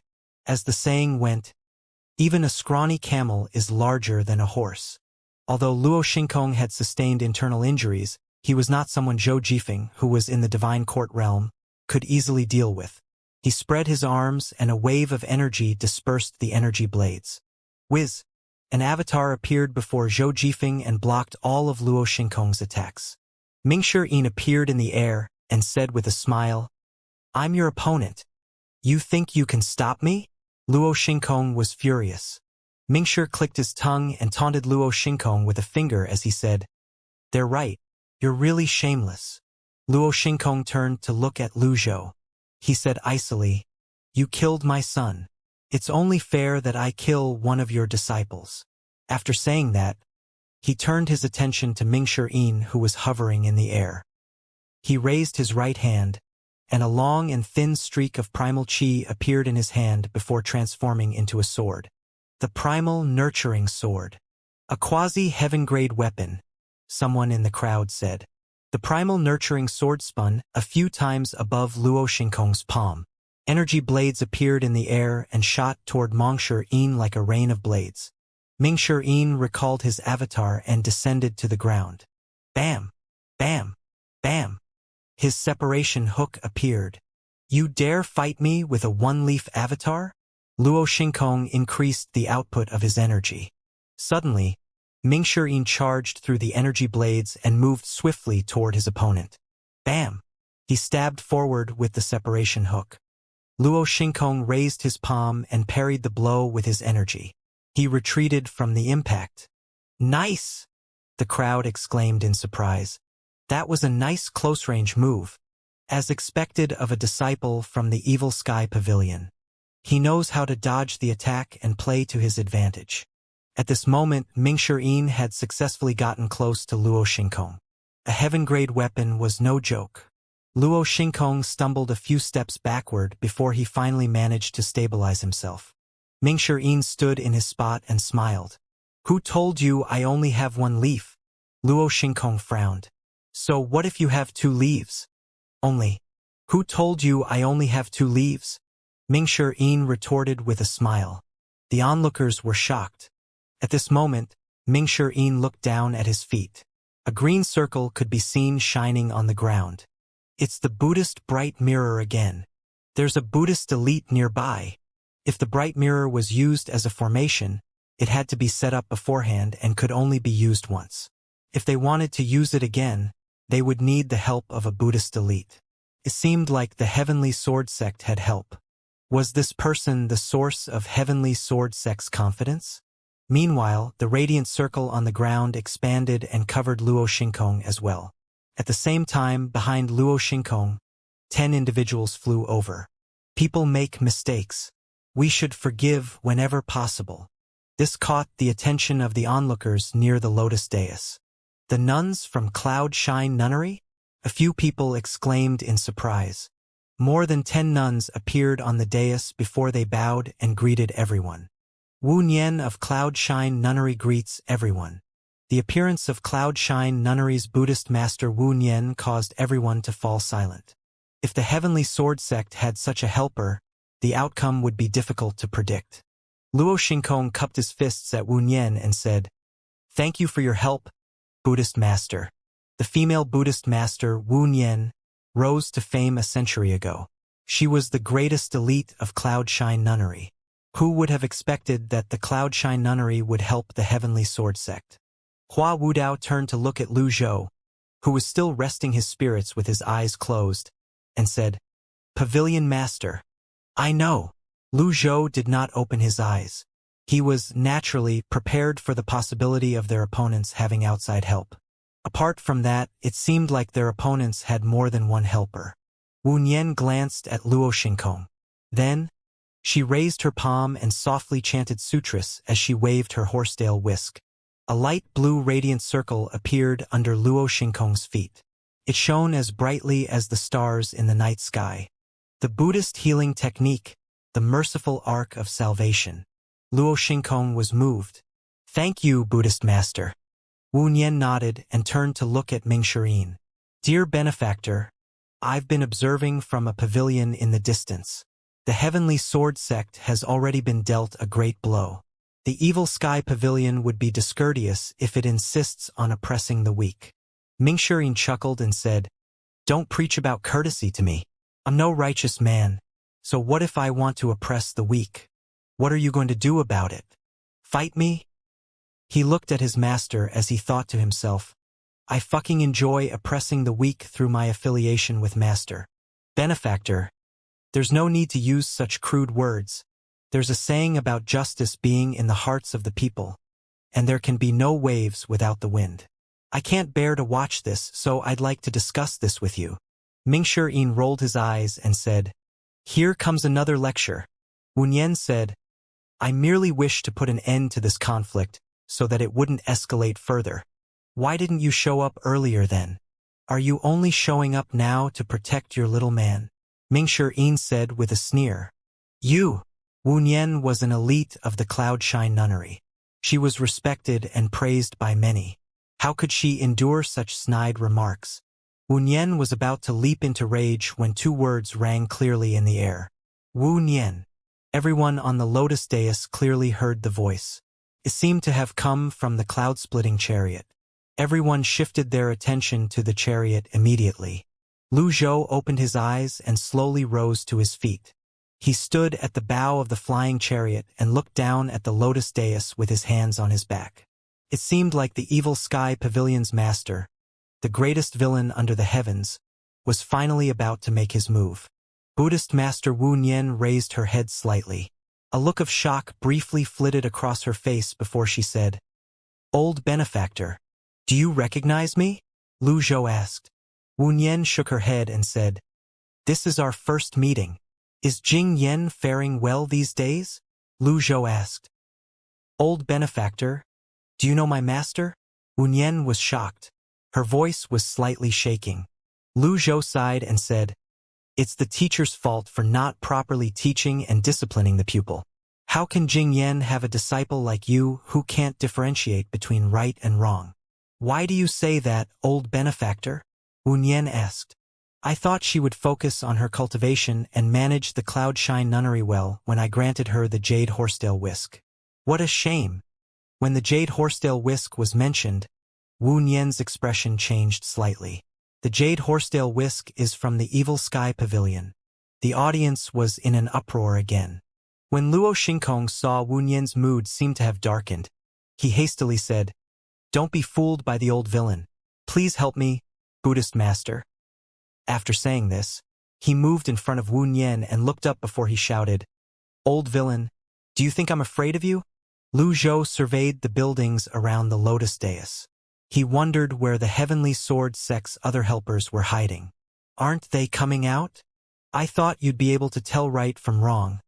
Seeing as you're the former sect master of Heavenly Sword sect, I thought you would be able to offer something substantial on the lotus dais. I'm truly disappointed. Lu Zhou spoke calmly and slowly. You prattle on and on about compassion, duty, propriety, and integrity, and yet, you kill without mercy. You pride yourself on being part of the noble path, and yet, the words that come out from your mouth are far from decent. On top of that, you continue to remain oblivious to it all. You're truly a shame to your predecessors. You! Luo Xingkong suddenly felt his chest tighten. These words stung, especially since they came from Lu Zhou. Mingshi chimed in. You might not be aware of this, but you've become a laughingstock. Laughter rang out around the lotus dais in a timely manner after Mingshi spoke. Nobody cared if they were from the noble path or some renowned sect. They only knew Luo Changfeng had committed some despicable acts. At this moment, Luo Xingkong seemed to be reminded of the insults and sneers from the crowd. Moreover, the insults seemed to grow more and more profane by the minute.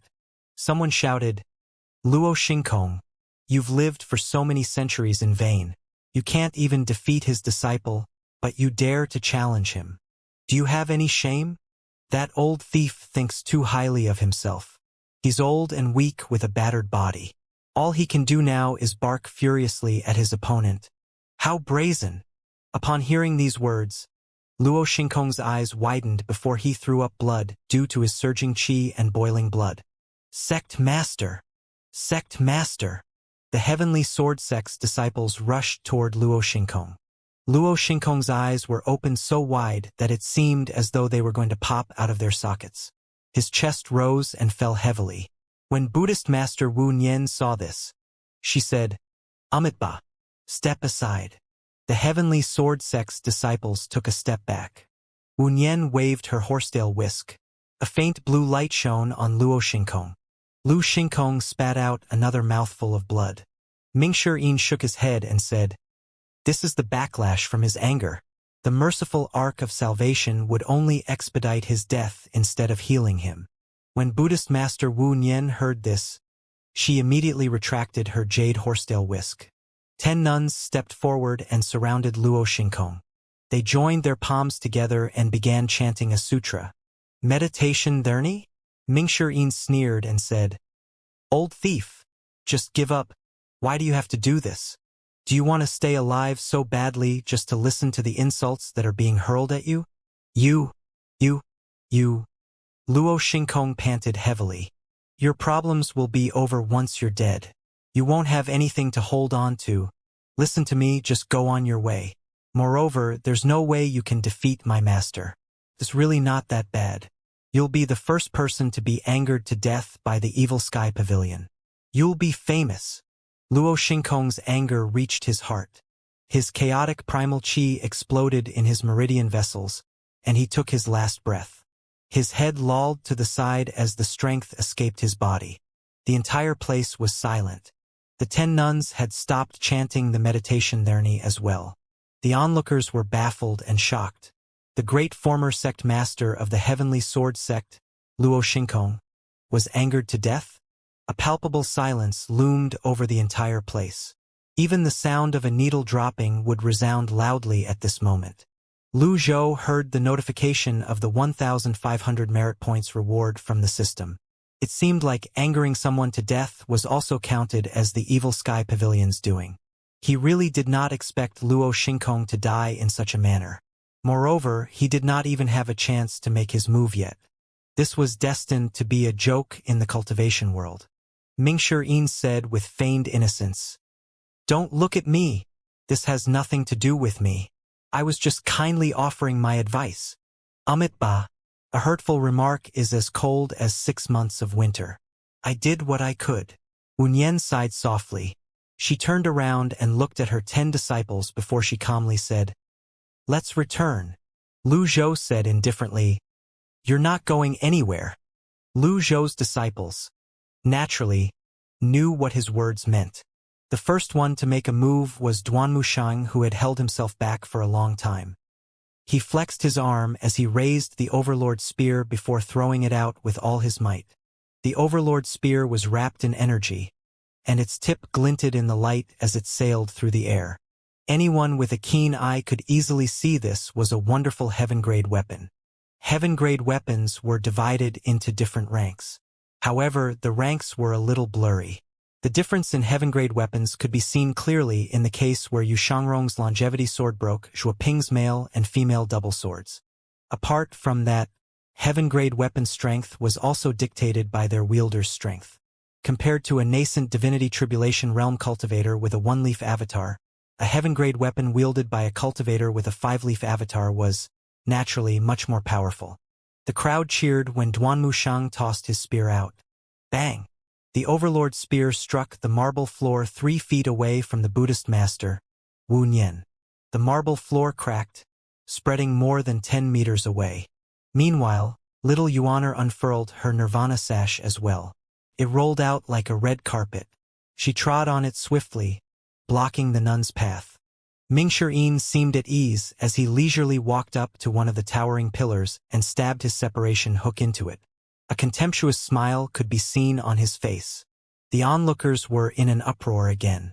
Perhaps it was due to their opponent identities the crowd was exceptionally riled up. After discovering the heavenly sword sect's despicable deeds, they could not help but feel disgusted by the pretentious nuns from the Cloud Shine Nunnery. Wu Nian was puzzled. Ba, old benefactor, what's the meaning of this? Lu Zhou looked down at the Buddhist master, Wu Nian, condescendingly before he shifted his attention to the horsetail whisk. You may leave once you destroy your own cultivation base and leave the jade horsetail whisk here. Buddhist Master Wu Nian. Lu Zhou spoke in an unhurried tone. His tone was neither light nor solemn. It was as though he was talking about something insignificant. Perhaps it was due to his status. When he spoke, everyone fell silent. Even without using primal chi, everyone clearly heard his words. Old benefactor, the Cloud Shine Nunnery has no quarrel with the evil sky pavilion. Why are you putting me in a difficult spot? Wu Nian asked innocently. Lu Zhou sighed and shook his head. He did not entertain her. Instead, he said, Did Jing Yan tell you nothing? Wu Nian was perplexed. Her instincts told her the Evil Sky Pavilion's master had a unique relationship with her master, Jing Yan. She entered the Cloudshine Nunnery when she was young and grew up there. She had been under Jing Yan's tutelage for a century. And yet, she had never heard her master mention the Evil Sky Pavilion. In the end, she straightened her palms and said, "Old benefactor, I'm confused by your words. Please kindly explain." Lu Zhou said, "Bastard." This was one of Ji Tiandao's more vivid memories. He recalled what had happened in the past centuries. Time and people changed, but some things still remained the same. "Why are you cursing, old benefactor?" 10 nuns stepped forward and surrounded the Buddhist master, Wu Nian. When she was surrounded, Wu Nian began chanting some strange sutras. The 10 nuns straightened their palms and chanted as well. Wu Nian bowed at Lu Zhou, who was standing on the cloud-splitting chariot, and said, "Although I don't know what relationship you have with my master, I know that I'm blameless. If you're willing, I humbly invite you to the Cloudshine Nunnery where we can discuss this topic at length.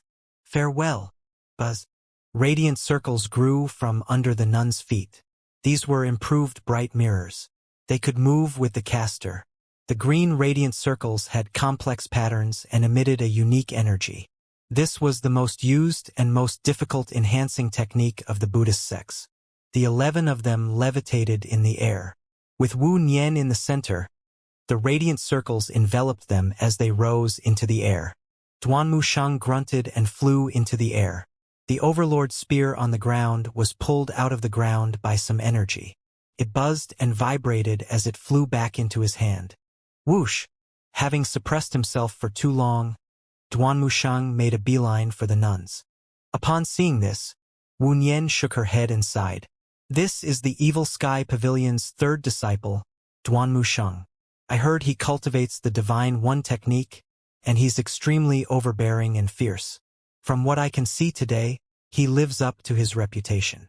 The radiant circles shone. Bam! The Overlord's spear hit the radiant circle, but the 11 nuns continued to rise in the air. Duanmu Shang glared at them and said, "100 Tribulations Insight." His 2-leaf avatar appeared next to him. The 2 leaves spun so quickly that it left afterimages that made it look like he had 10 leaves before they merged into one. Wu Nian frowned slightly. "Amit break." The jade horsetail whisk flashed. Densely packed droplets of energy descended from the radiant circle like the rain. The 10 nuns chanted even more loudly at this moment. It was rare to see someone from a Buddhist sect to fight in such a manner. The members of the audience felt their heart race as they watched with their mouths agape. Their eyes were trained on the Evil Sky Pavilion's third disciple, Duanmu Shang. Duanmu Shang lifted his Overlord spear. Bang! Bang! Bang! He deflected the rain of energy with his avatar, but he was forced to descend from the impact. Boom! A loud explosion rang in the air as soon as Duanmu Shang's feet touched the marble floor. Debris and rubble flew everywhere. The marble floor's surface was almost completely covered in cracks. The onlookers retreated as they looked into the sky. "Allow me." Hua Yueshing raised her arms and formed an energy bow and arrow. With fluid movements, she fired a feathered arrow. Bam! The radiant circle blocked Hua Yueshing's arrow. "They have an archer?" "The Evil Sky Pavilion is too powerful." Although the arrow couldn't break the Buddhist bright mirror, only a nascent Divinity Tribulation Realm elite can fire a shot like that. As soon as the crowd's voices faded, another 10 shots were fired. They resembled 10 beams of golden light in the air.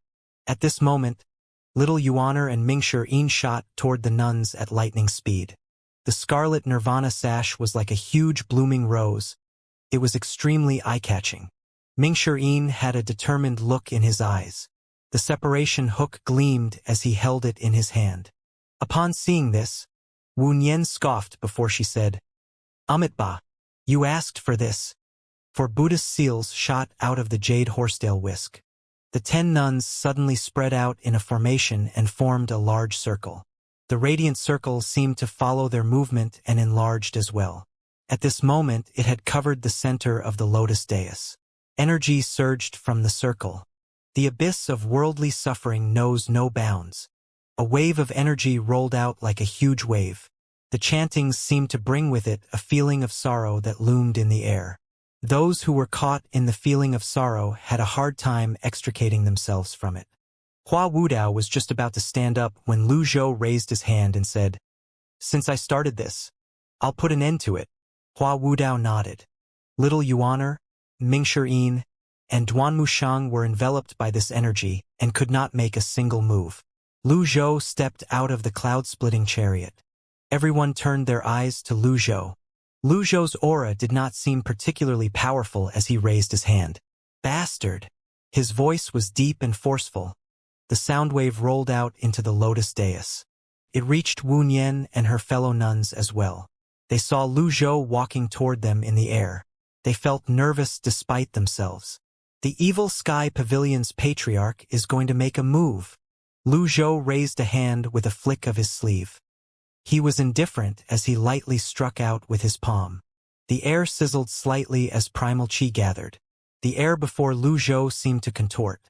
At this moment the character, bind, that was the size of his palm, shot out. There were those who were more knowledgeable among the crowd. They knew what script it was.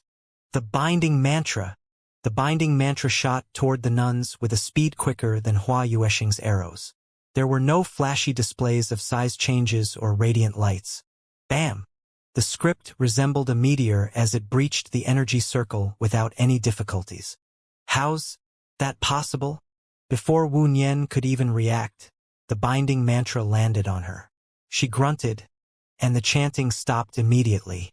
The 10 nuns could not sustain the energy circle since it demanded a huge amount of energy.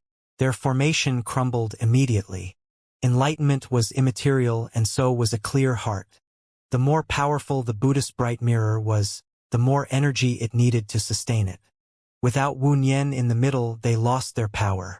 It was as though a central pole had been removed from a majestic building. Regardless of how impressive it was, it would still crumble. Waves of energy rippled out into the surroundings. The 10 nuns reeled back and spat out blood.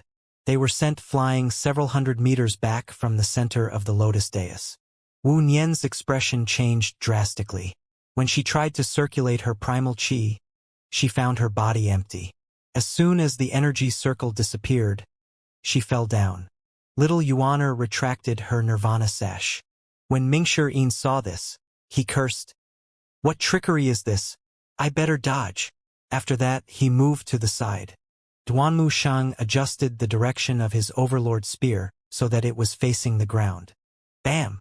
The overlord's spear stabbed into the marble floor again. He stood on the end of the shaft with his arms crossed. He looked at Wu Nian expressionlessly. Boom!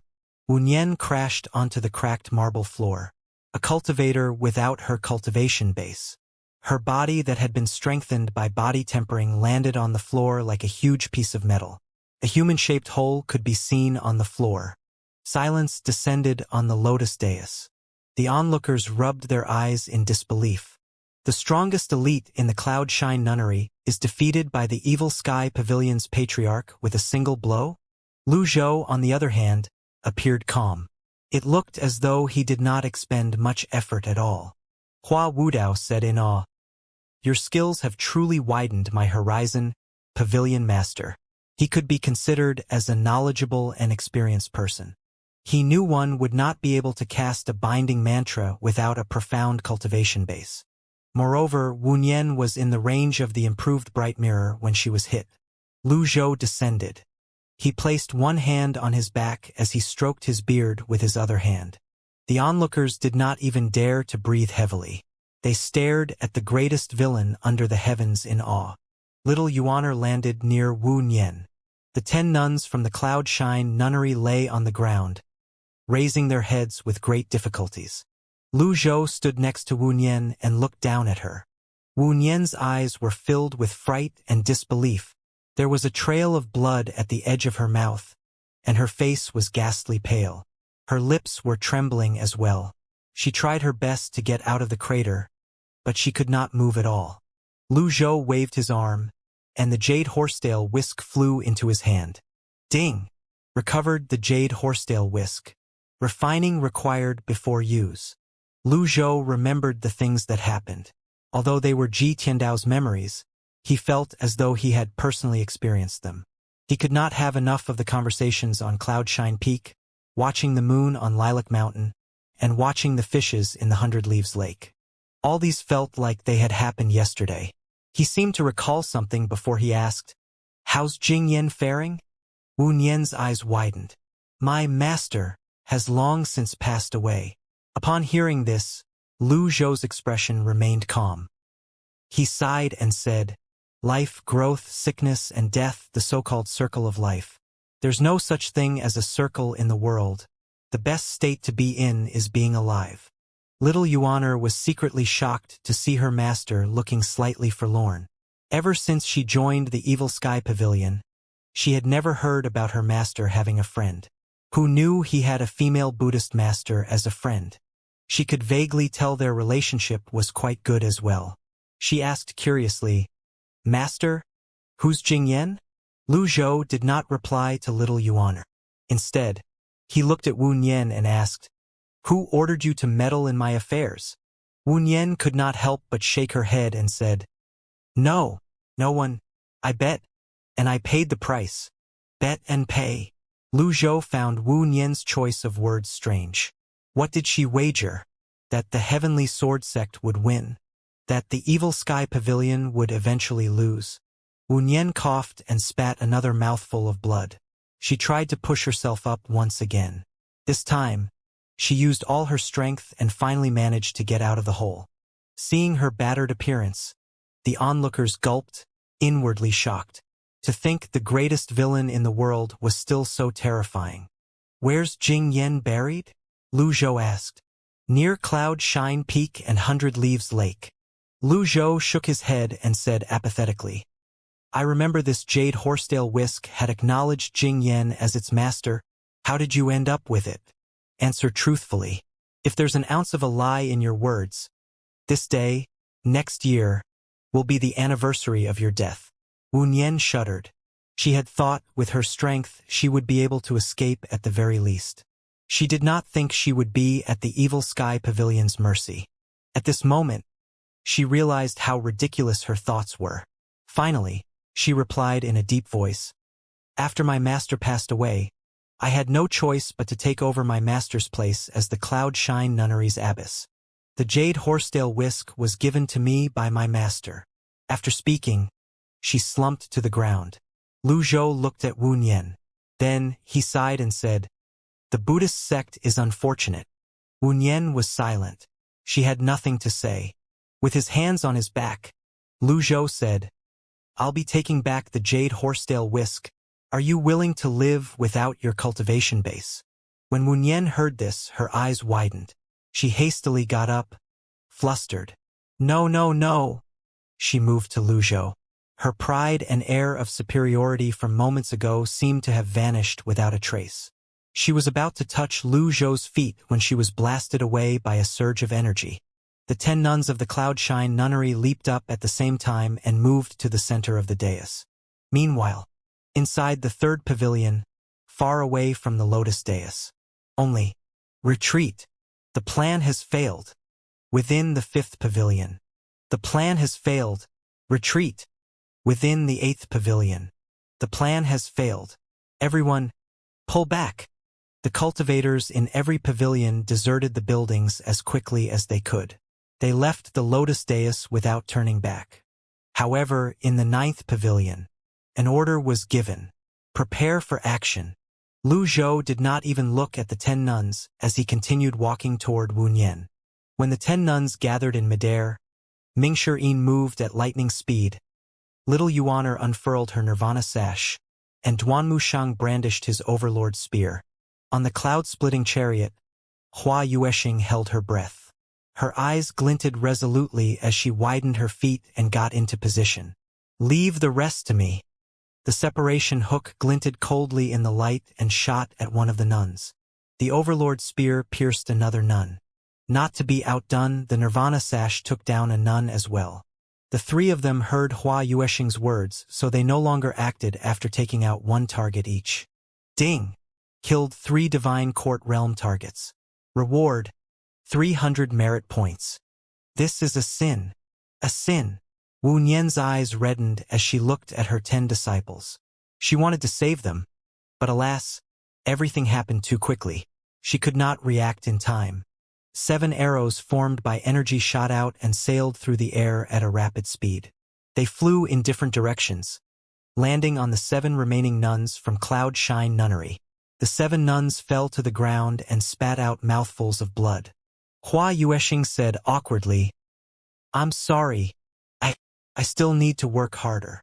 Ming Shirin said, "You're doing fine. You just need a little more force behind your strikes." "Thank you for your compliment, Mr. Fourth." Meanwhile, Lu Zhou did not hesitate and raised his right hand. With his cultivation base in the Divine Court realm, he was invincible to someone who had his or her cultivation sealed. He gathered primal qi in his palm before an energy seal appeared. Then he struck Wu Nian's dantian. Boom! Wu Nian grunted and rolled across the ground. Lu Zhou withdrew his arm and placed them on his back before he said, "The Jade Horsetail Whisk's owner shouldn't tarnish herself with the filth from the secular world, nor should she concern herself with the affairs of men. She should remain steadfast in the face of fame and riches. This is a small punishment for you." After he finished speaking, he tossed the Jade Horsetail Whisk to little Yuaner who was standing behind him. Little Yuaner deftly caught the Horsetail Whisk. She remembered her master had promised to give her the Jade Horsetail Whisk. She had longed for the weapon even though it had been given away. However, now, as she studied the Horsetail Whisk and recalled it had been used by this despicable old nun, she felt repulsed by it. "Master, since I have the Nirvana sash, you can give this to senior brother," she hurriedly said before tossing the Horsetail Whisk to Duan Musheng. When Duan Musheng saw this, he hastily sent out a wave of energy and pushed the Horsetail Whisk away. He sent it toward Ming Shirin and said, "Old Fourth, you can have it." When he recalled the junk that Ming Shirin wielded, he thought the Jade Horsetail Whisk would be a huge improvement. Ming Shirin looked at the Horsetail Whisk with a hint of distaste as he said, "No, no, no. This weapon doesn't suit me." He hurriedly raised his hand and sent it toward the cloud-splitting chariot. "Let Elder Hua have it." Hua Wudao frowned. It was true that Horsetail Whisks were usually used by the older generation, but they were mostly used by Taoist priests or monks. He was neither a Taoist priest nor a monk. What use would he have for this? For this reason, he shook his head and said, "This should be given to someone else." The female cultivators on board the flying chariot beamed as they looked at it. For cultivators at their levels, such an item was something they had always dreamed of owning. It was something they could only obtain by chance. Regardless if it was a Horsetail Whisk that did not suit them, they still wanted it. Although Hua Yuexing wanted the Jade Horsetail Whisk as well, her desire was not as strong compared to the female cultivators. The onlookers watched with their mouths agape. An item that most people spent their whole lives seeking was treated with such little value by the people from Evil Sky Pavilion. They were tossing it around like a piece of trash that nobody wanted. They could only shake their heads, vexed. Lu Zhou glanced at it and said in a deep voice, "Preposterous." Silence descended. Little Yuaner was startled. She lowered her head and said, "I've made a mistake. Take the Jade Horsetail Whisk." Lu Zhou sounded calm, but his tone brooked no arguments. Upon hearing this, the female cultivators on board the flying chariot dismissed their thoughts about the Horsetail Whisk. They did not think it was unreasonable. After all, with their cultivation bases, would they even be able to use the Jade Horsetail Whisk to its full potential? Moreover, an innocent person might get into trouble for possessing a valuable item. If they did not have the strength to hold onto the weapon, it was better for them to be without it. At this moment, Wu Nian sat up with great difficulty. She looked at Lu Zhou who stood near her but did not say anything. She turned to look at Luo Xingkong's corpse. The bright mirror's effects were completely gone. Her eyelids twitched. "I've made a mistake." Luo Xingkong's body gradually changed color. His skin turned black as though he was burned by a black flame. The Cloudshine Nunnery was not the only helper that the Heavenly Sword sect sought out. They seemed to have colluded with other forces as well based on the sudden appearance of the black flame. It was too late for Wu Nian to regret her actions. She knew why Luo Xingkong was injured. It seemed to be the ace up his sleeve. The onlookers were shocked. What's that? Some arcane art that Luo Xingkong cultivated? The Heavenly Sword sect disciples were puzzled by this as well. Lu Zhou looked at Luo Xingkong. A sacrificial offering? Hua Wudao recognized this as well.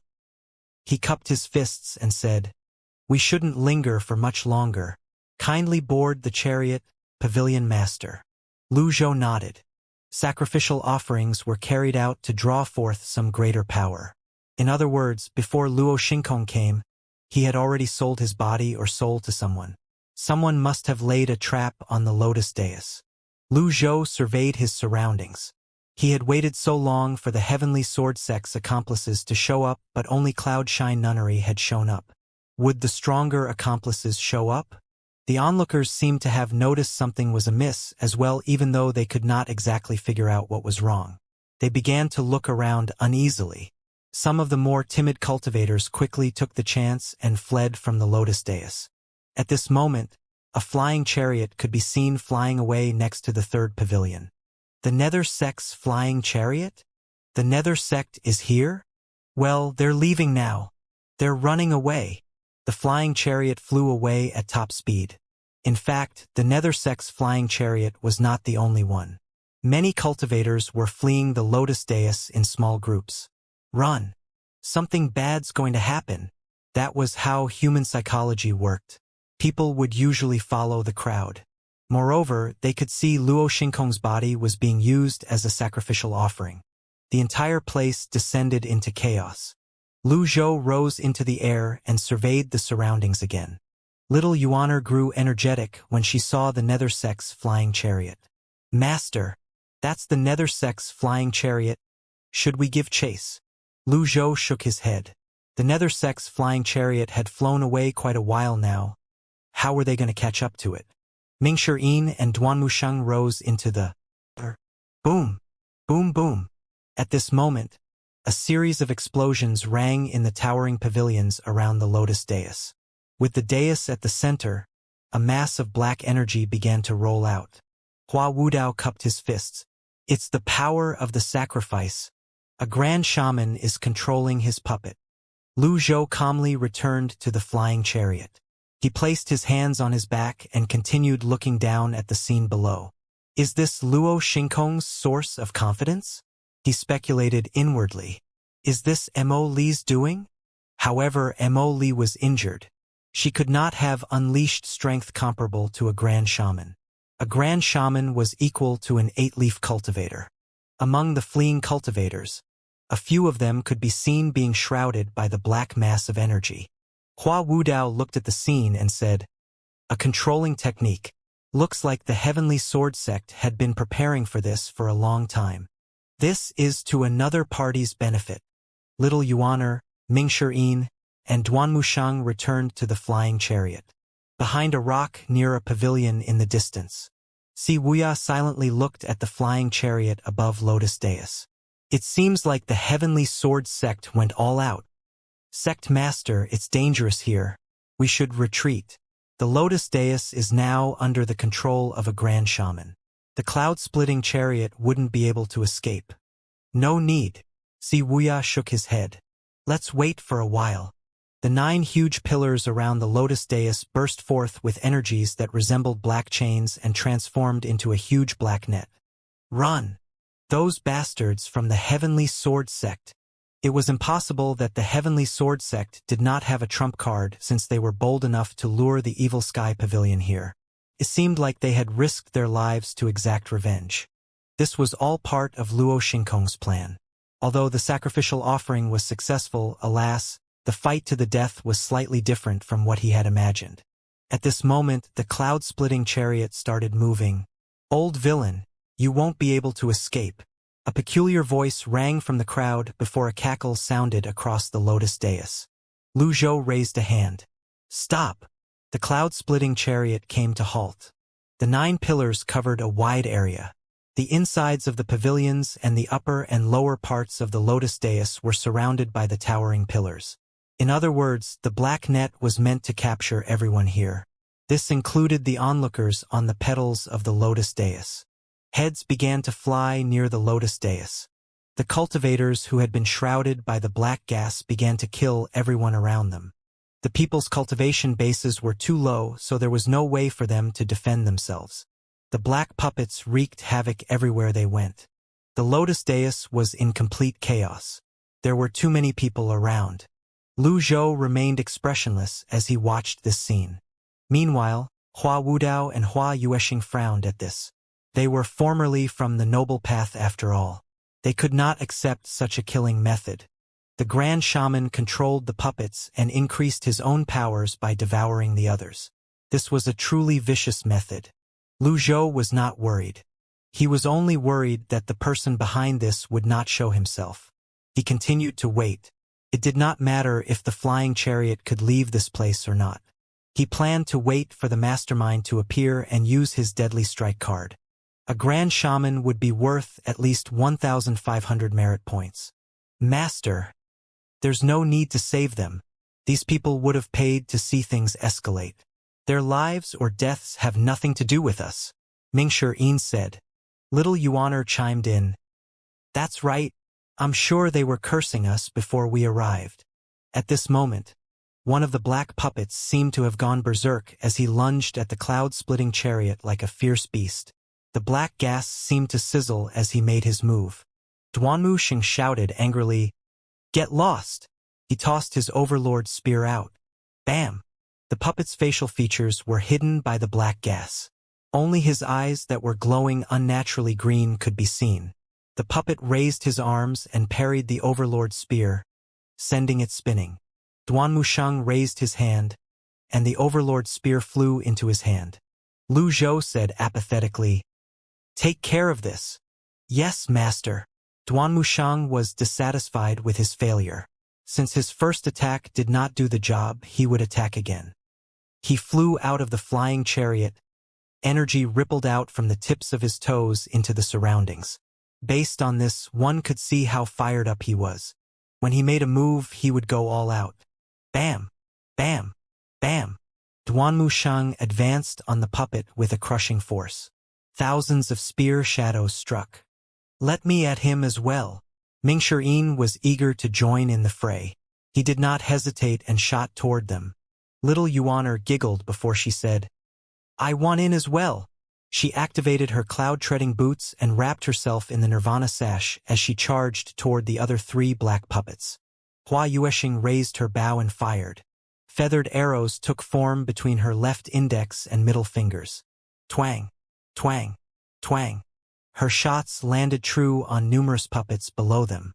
However, the puppets only staggered backward for a moment and did not fall.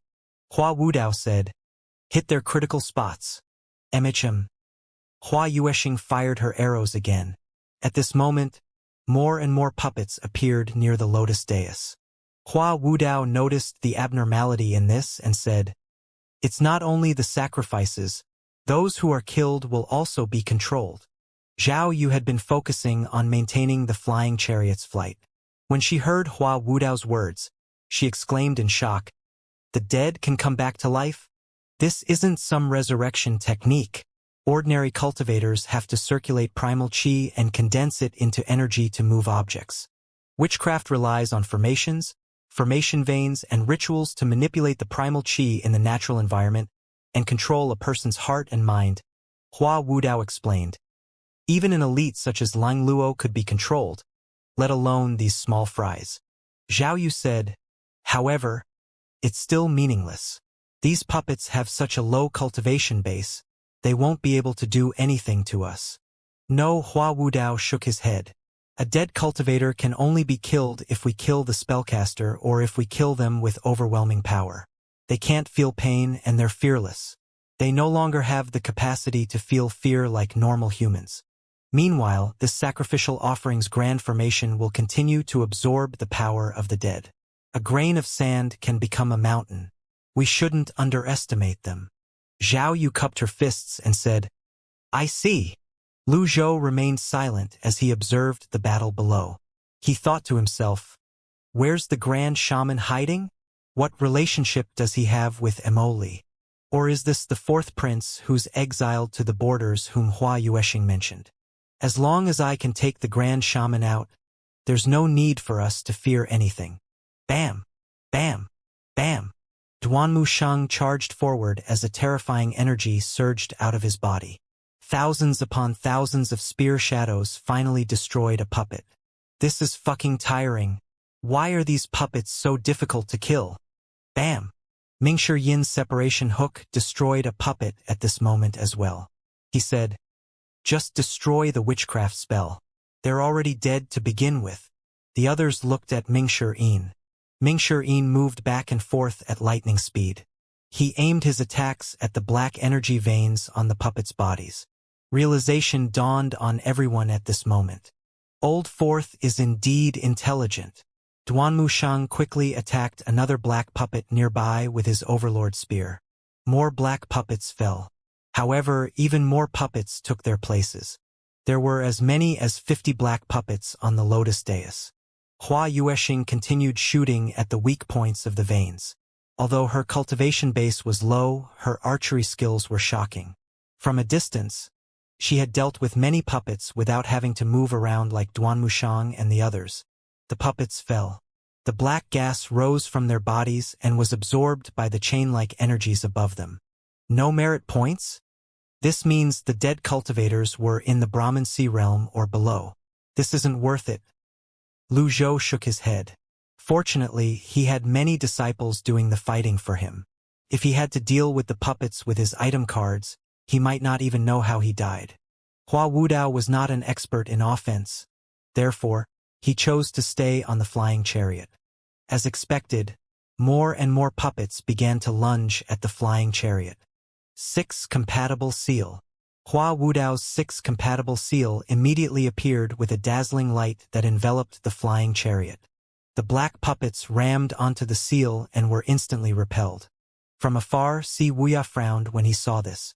Hua Wudao seems like he has had a breakthrough in his cultivation. Did he manage to get rid of his weak points? Only, the 9 towering pillars shook. At the center of the web of black energy, a black circle began to appear. Si Wuya's frown did not ease as he muttered, "They're trying to capture energy like this?" It was common knowledge that formations could not be laid on the lotus dais. However, the sacrificial offering technique had worked along with the 9 pillars. Who knew Luo Xingkong would be willing to offer his life as a sacrifice? The 9 pillars were now the sacrificial offering strength. Sect Master, the Nether Sect has returned. Should we greet them? The Nether Sect's flying chariot could be seen hovering near the 3rd pavilion. There's no need for that. Understood. Si Wuya looked at the Nether Sect's flying chariot and wondered to himself, "Eldest senior brother, will you lend them a helping hand?" The 6 compatible seal expanded and contracted. The cultivators were repelled by it. Upon seeing this, the cultivators on the ground were shocked. They did not have time to feel amazed by the Evil Sky Pavilion's strength and were doing everything they could to leave the lotus dais as soon as they could. Alas, the towering pillars around the lotus dais had been shrouded by a black chain-like energy that seemed to bar them from escaping. It seemed as though they had been trapped in an extremely big cage.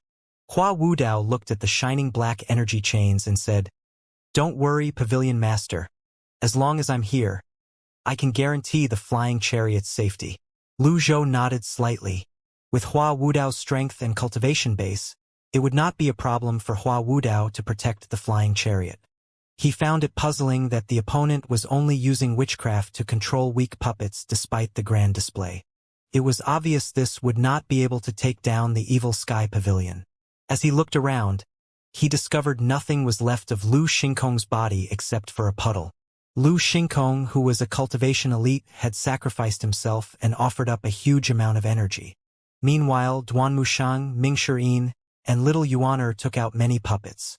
As for the low-level cultivators who were fleeing on the ground, they looked like sheeps awaiting slaughter. The only thing they could do was to keep trying and dodging the attacks. Fortunately, cultivators were much more resilient, physically and mentally, compared to mere mortals. BZZ. The black energy chains crackled as though electric currents ran through them. A dark blue light glinted on their surfaces. Hua Wudao exclaimed in surprise. They're trying to kill everyone in the compound in one fell swoop. How vicious! More dead cultivators who were controlled by the witchcraft spell continued to lunge at Lu Zhou's 3 disciples in a frenzy. One of the puppets roared, "You won't get away!" Lu Zhou was not worried about his disciples' safety. The puppets would occasionally charge at the cloud-splitting chariot as well. However, none of them could breach the 6 compatible seal. "What's that?" Zhao Yu suddenly cried out. Since she was manning the helm, she had the best view.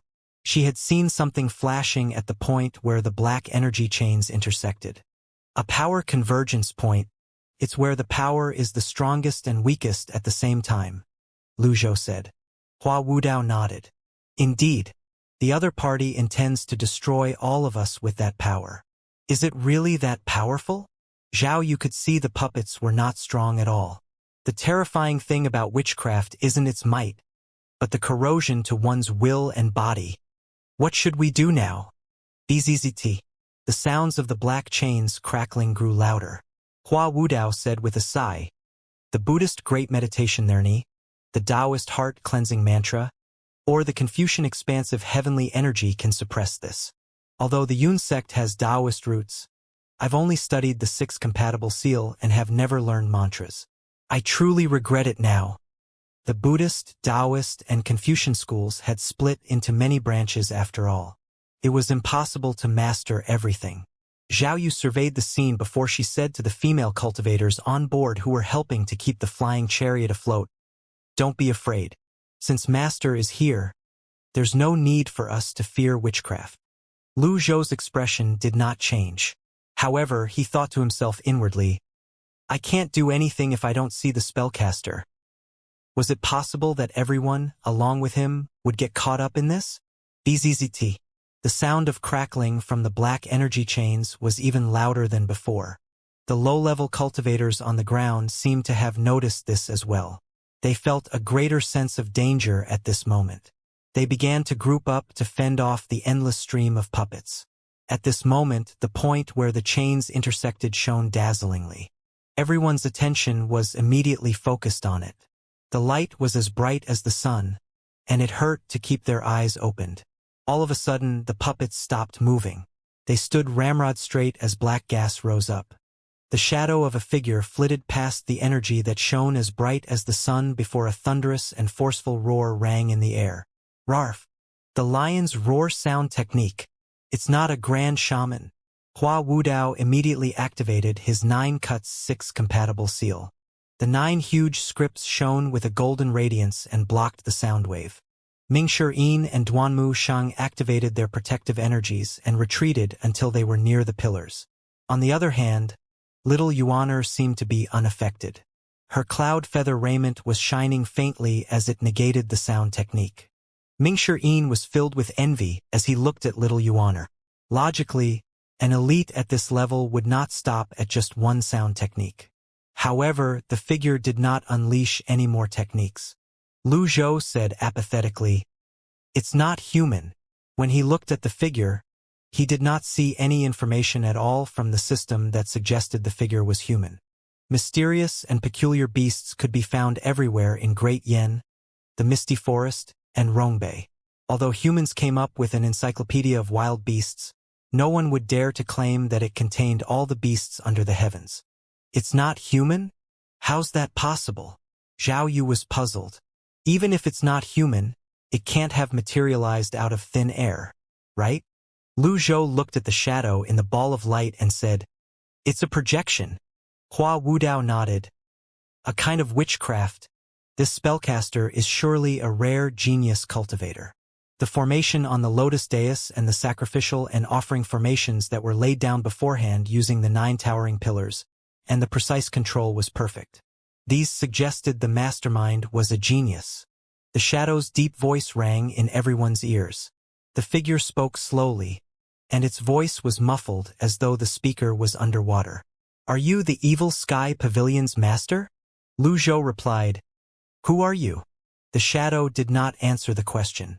Instead, it said, "I hope you'll be able to break through this formation. If this had been a normal battle, the cultivators would not have given the witchcraft spell this much time to activate. Although witchcraft was powerful, its flaw was glaringly obvious.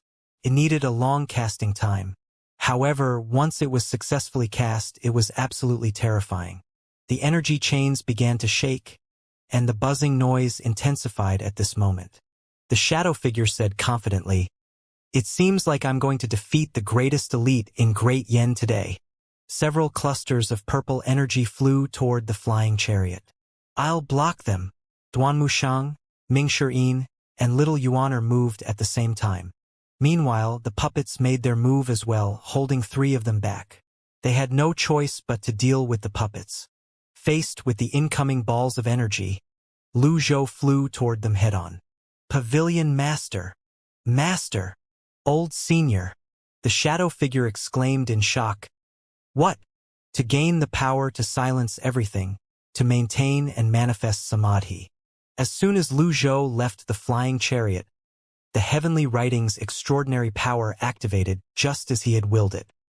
His body seemed to glow with a faint bluish light at this moment, and an azure lotus appeared under his feet and carried him forward. Although Hua Wudao was experienced and knowledgeable, he was still baffled by this sight. Who would manifest their lotus but not their avatar? This was his second time seeing this azure lotus. The first time he had seen it was when Lu Zhou was cultivating in seclusion. When the azure lotus power surged out, it had shattered his 9 cuts immediately. Howled he not feel shocked upon seeing it again? Is this the power of the barrier? This was the only explanation he could come up with. Dozens of purple energy beams shot toward Lu Zhou, but they were all kept at bay by the azure lotus and light. Like light and shadow permeating everywhere, while staying still in samadhi. The shadow sounded slightly agitated as it commanded, "Stop him!" The puppets rose into the sky immediately and charged at Lu Zhou. When Hua Wudao saw this, he could already guess the outcome when he recalled the scene when the hidden chamber exploded and the terrifying blast that erupted when the azure lotus bloomed. Little Yuaner, Ming Shiyin, Zhao Yu, and Duan Mushang's attention was focused on the azure lotus beneath their master's feet. Meanwhile, the brightness of the point where the black energy chains intersected peaked. Dozens of puppets lunged at Lu Zhou when the azure lotus bloomed.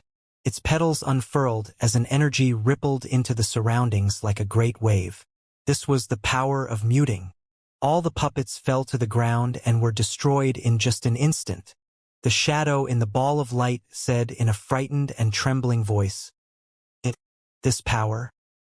Before it could finish its sentence, the intersection point was overwhelmed by the azure lotus and disappeared. The black energy chains snapped and shattered like glass. At the same time, the blue light shone on the lotus dais, causing the black energy to fade into nothingness. Lu Zhou did not look down at the situation below. Instead, he was looking straight ahead. After a while, he still did not hear any notifications from the system. The blue lotus light gradually disappeared, and silence gradually descended on the lotus dais. Is it possible that this power isn't enough to kill the Grand Shaman with a strike? Lu Zhou remembered Hua Wudao and the others had suffered minor injuries back in the hidden chamber. However, his power at that time was not nearly as strong as it was now. This time, he had unleashed everything he had. Logically, the Grand Shaman should have been killed. At this moment, Lu Zhou suddenly sensed that most of his primal chi had been depleted. Hold it, stay in the air. Don't fucking fall. There's a huge crowd here. I can't fall. Lu Zhou turned around slowly with his hands on his back to survey the surroundings. Where are the others? Ming Shiyin was thrown back on a pillar with his limbs spread apart. Duan Mushang had stabbed the Overlord's spear into the ground and was holding onto it for support. Even little Yuaner, with her cloud feather raiment, was hiding behind a pillar as though she was frightened. The flying chariot. Lu Zhou frowned slightly. The flying chariot did not seem to be in good shape. It was teetering and there were a few cracks on it. Hua Wudao was kneeling on one knee near the helm. He held the helm with one hand while he maintained the 6 compatible seal with the other.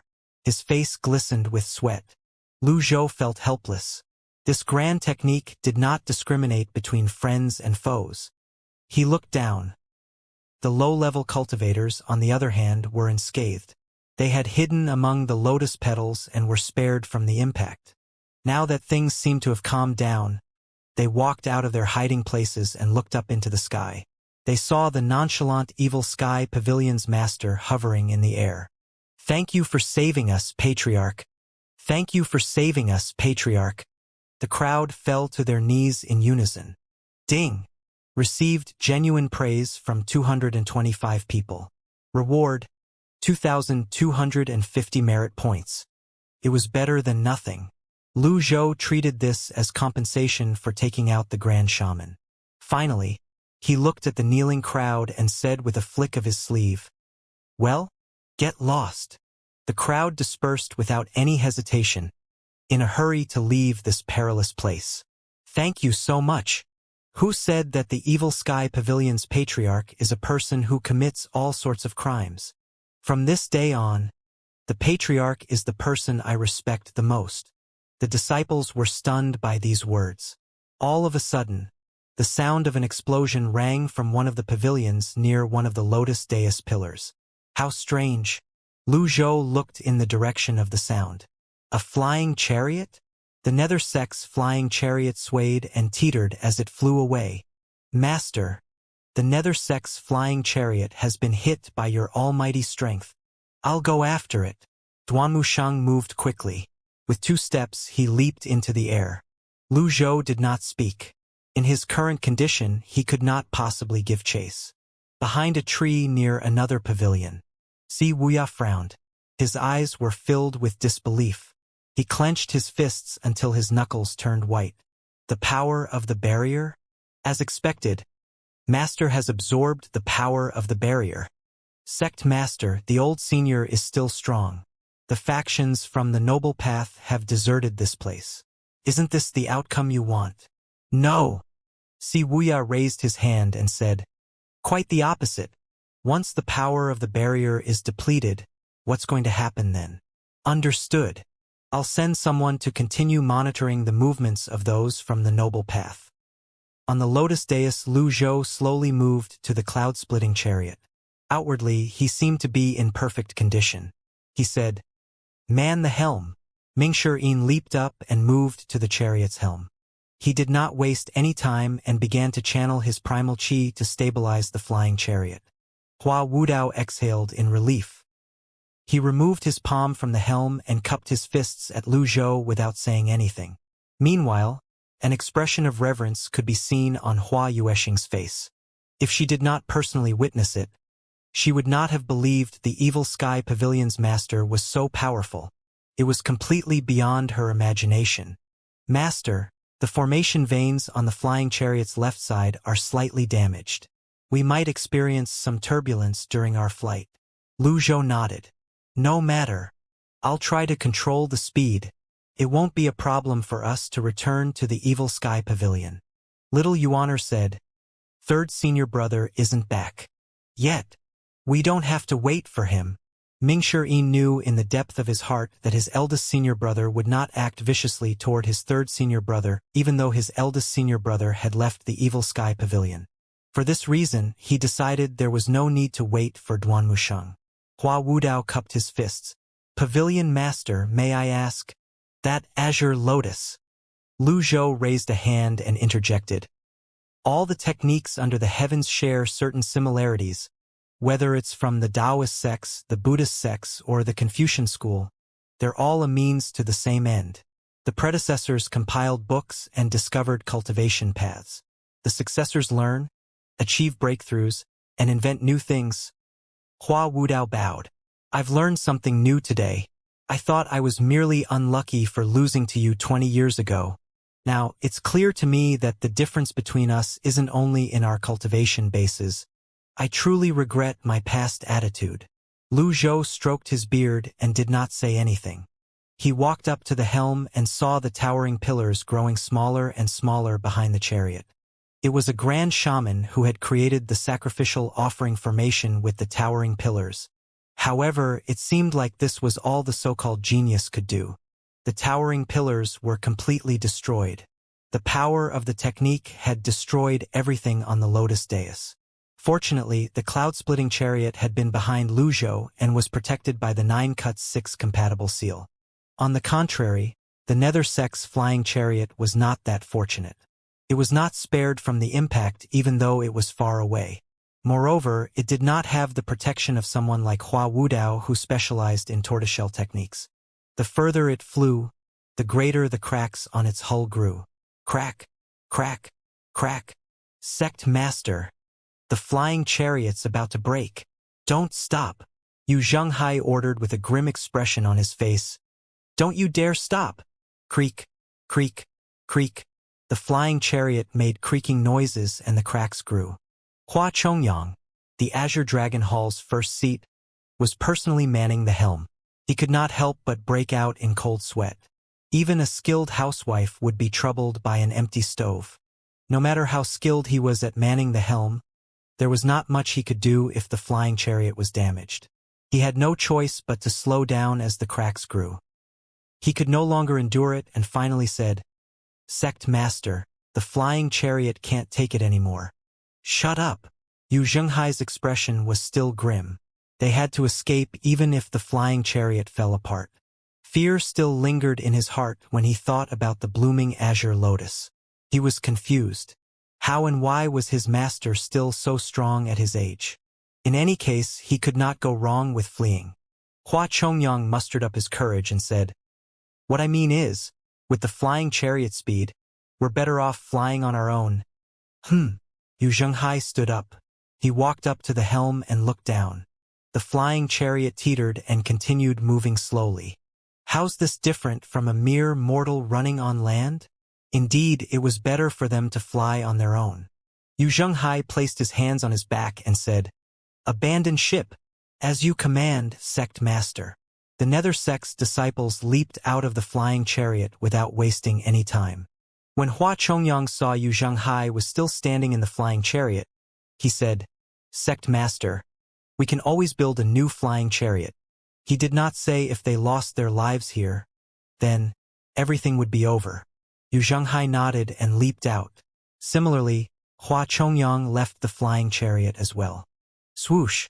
The teetering flying chariot instantly fell from the sky as soon as primal chi was cut off. Yu Zhenghai and Hua Chongyang hovered in the air and looked at the flying chariot one final time. At seemingly the same time, not far away from the falling flying chariot, a muscular figure brandishing the Overlord spear was fast approaching them. Duanmu Xing shouted, Traitor!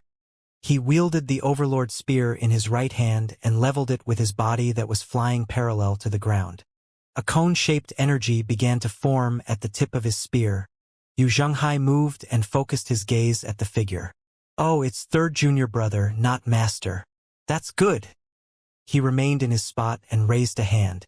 His right palm was shrouded in a thick energy seal. Bang! Bang! Bang! Yu Zhenghai parried the Overlord spear's blows. Yu Zhenghai was inwardly shocked. He grunted and struck with palm. Bam!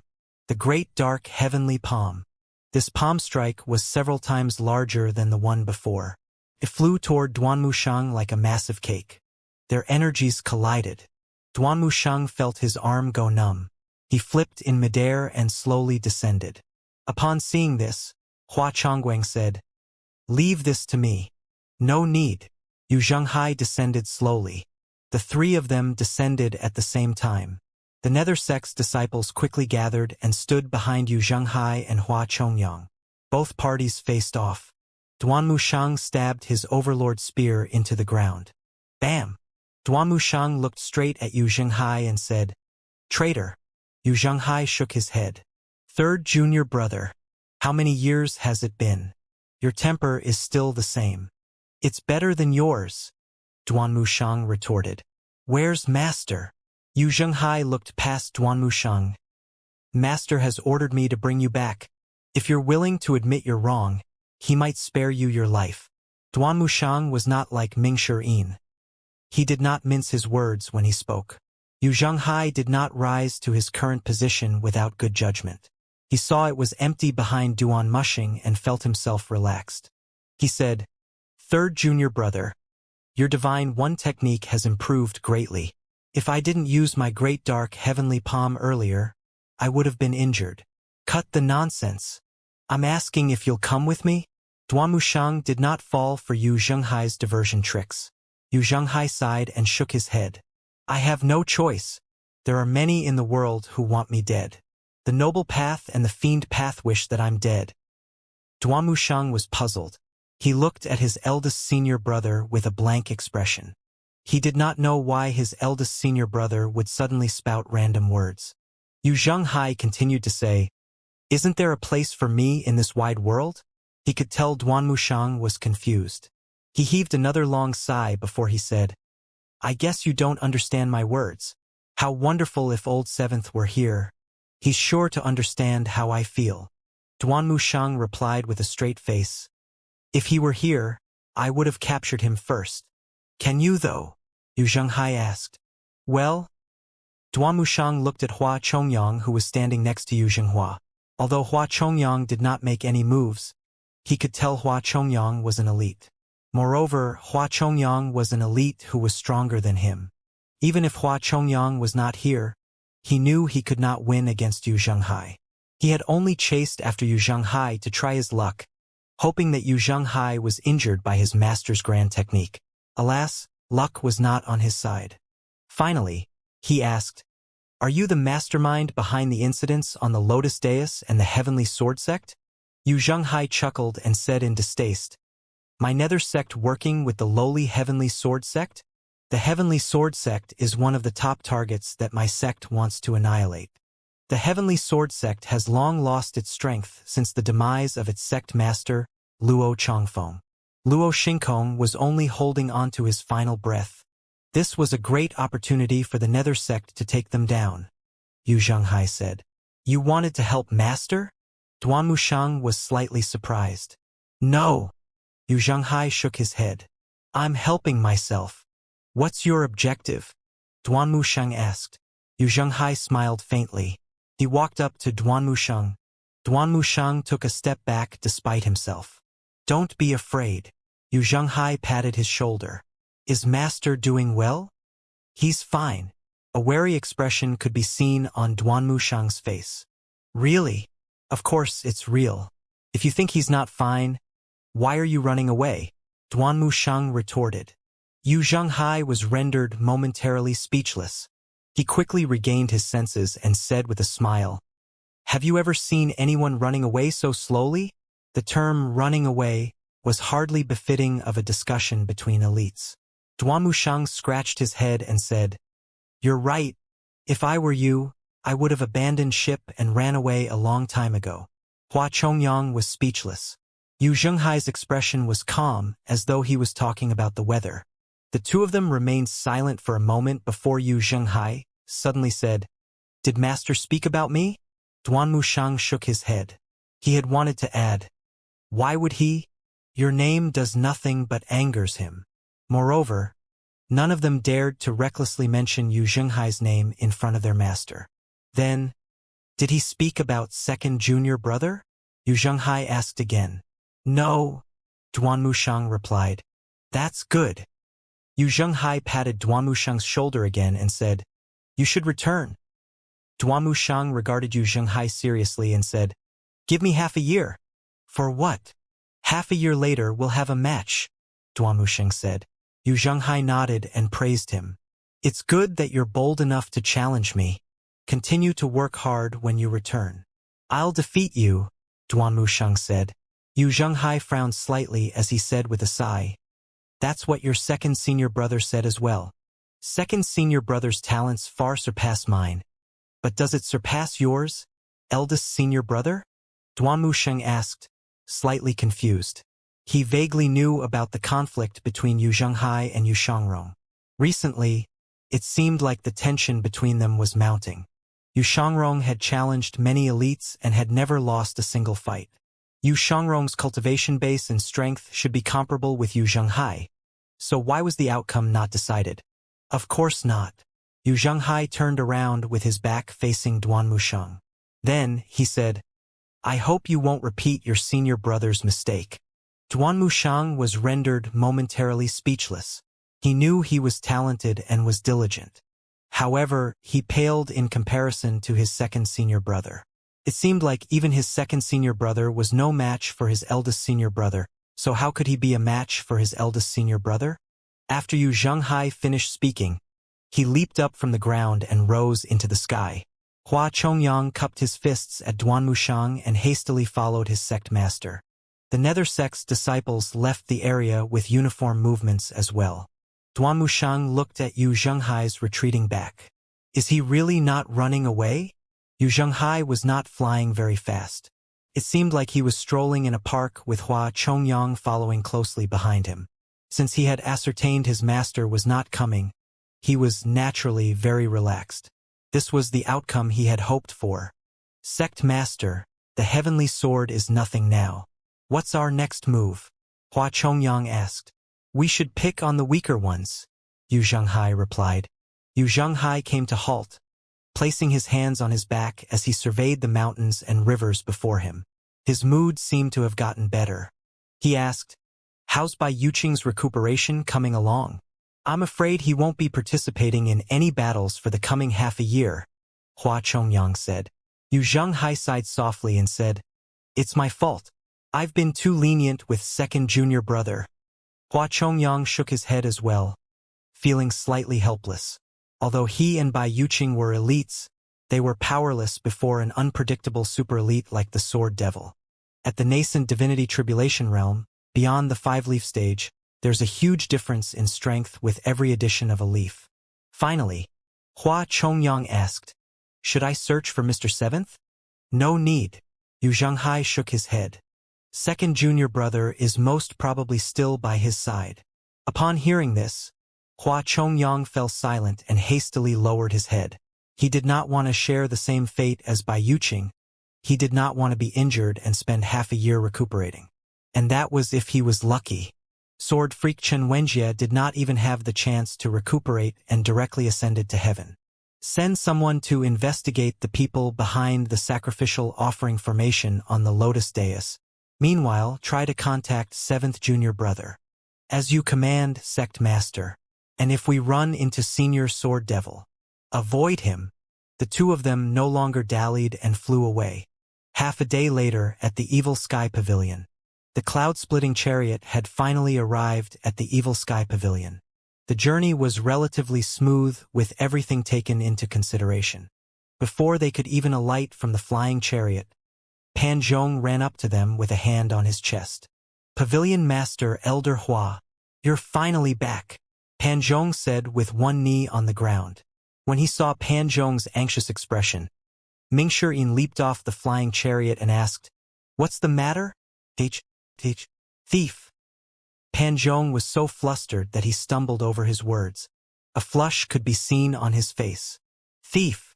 Pan Zhong took a deep breath and finished his sentence. There was a thief in the Evil Sky Pavilion. Nonsense. Who dares to steal from the Evil Sky Pavilion? Mingshi Yin said. Pan Zhong said, You'll have to ask Senior Ling Luo about that. Fortunately, he was there at that time. There were many under the heavens who wanted to get their hands on the treasures in the Evil Sky Pavilion. Lu Zhou's expression remained calm. He looked at Golden Court Mountain's barrier. Although the barrier was merely left with 1/3 of its strength, no ordinary thief would be able to breach the barrier. He walked ahead with his hands on his back and light movements. Although he had depleted most of his strength, he was still in a good condition. Soon after, he arrived in the Great Hall. Many female cultivators were already waiting in the Great Hall. Lung Luo stood up and cupped his fists at Lu Zhou and Hua Wudao before sitting back down. Lu Zhou returned to his seat in the Great Hall, the seat that was above the rest. He said nothing. Lung Luo broke the silence. The thieves are the 5 mice from Upper Prime City. They were the ones who caused the internal feud in Upper Prime City back then. I led the 4 dark nights and quelled the disturbance there. But the 5 mice were nowhere to be found. I really didn't expect them to come to the Evil Sky Pavilion. He paused for a moment before he said, How bold of them! Hua Wudao nodded. The Upper Prime's 5 mice are skilled in theft and are extremely cunning. Their name in the cultivation world is second only to Yanzi Yunsan. The only difference is Yunsan acts alone while the 5 mice act in a group. Mingshi was puzzled. He asked, how did they get past the barrier? No matter how weak the Golden Court Mountains barrier had gotten, ordinary thieves would not be able to breach the barrier. Lung Luo said, the 5 mice are skilled in theft because they'd mastered an arcane art.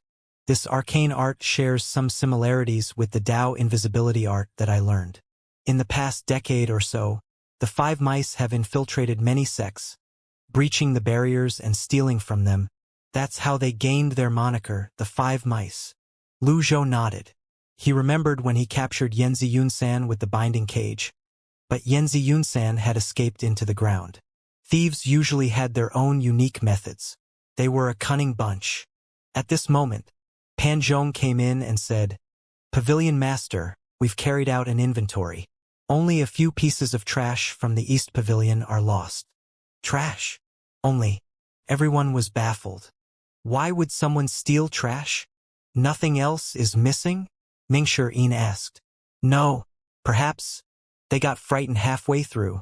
Pan Zhong felt they were rather courageous for even attempting to steal something from the Evil Sky Pavilion. When Senior Lung showed up, they fled. Mingshi nodded as he stroked his chin and said, that makes sense. When Lu Zhou and the others left, only a team of old and weak men were left on the mountain. It was only natural they failed to capture the 5 mice. This incident was not serious nor was it negligible. It was negligible because nothing of import was lost, but it could not be considered as not serious since it was related to the Golden Court Mountains barrier. If they did not mend the barrier, even if the 5 mice were killed, there would still be other mice coveting the Evil Sky Pavilion's treasures. Moreover, the barrier was still continuing to weaken. Lu Zhou felt it was meaningless to mend the barrier now.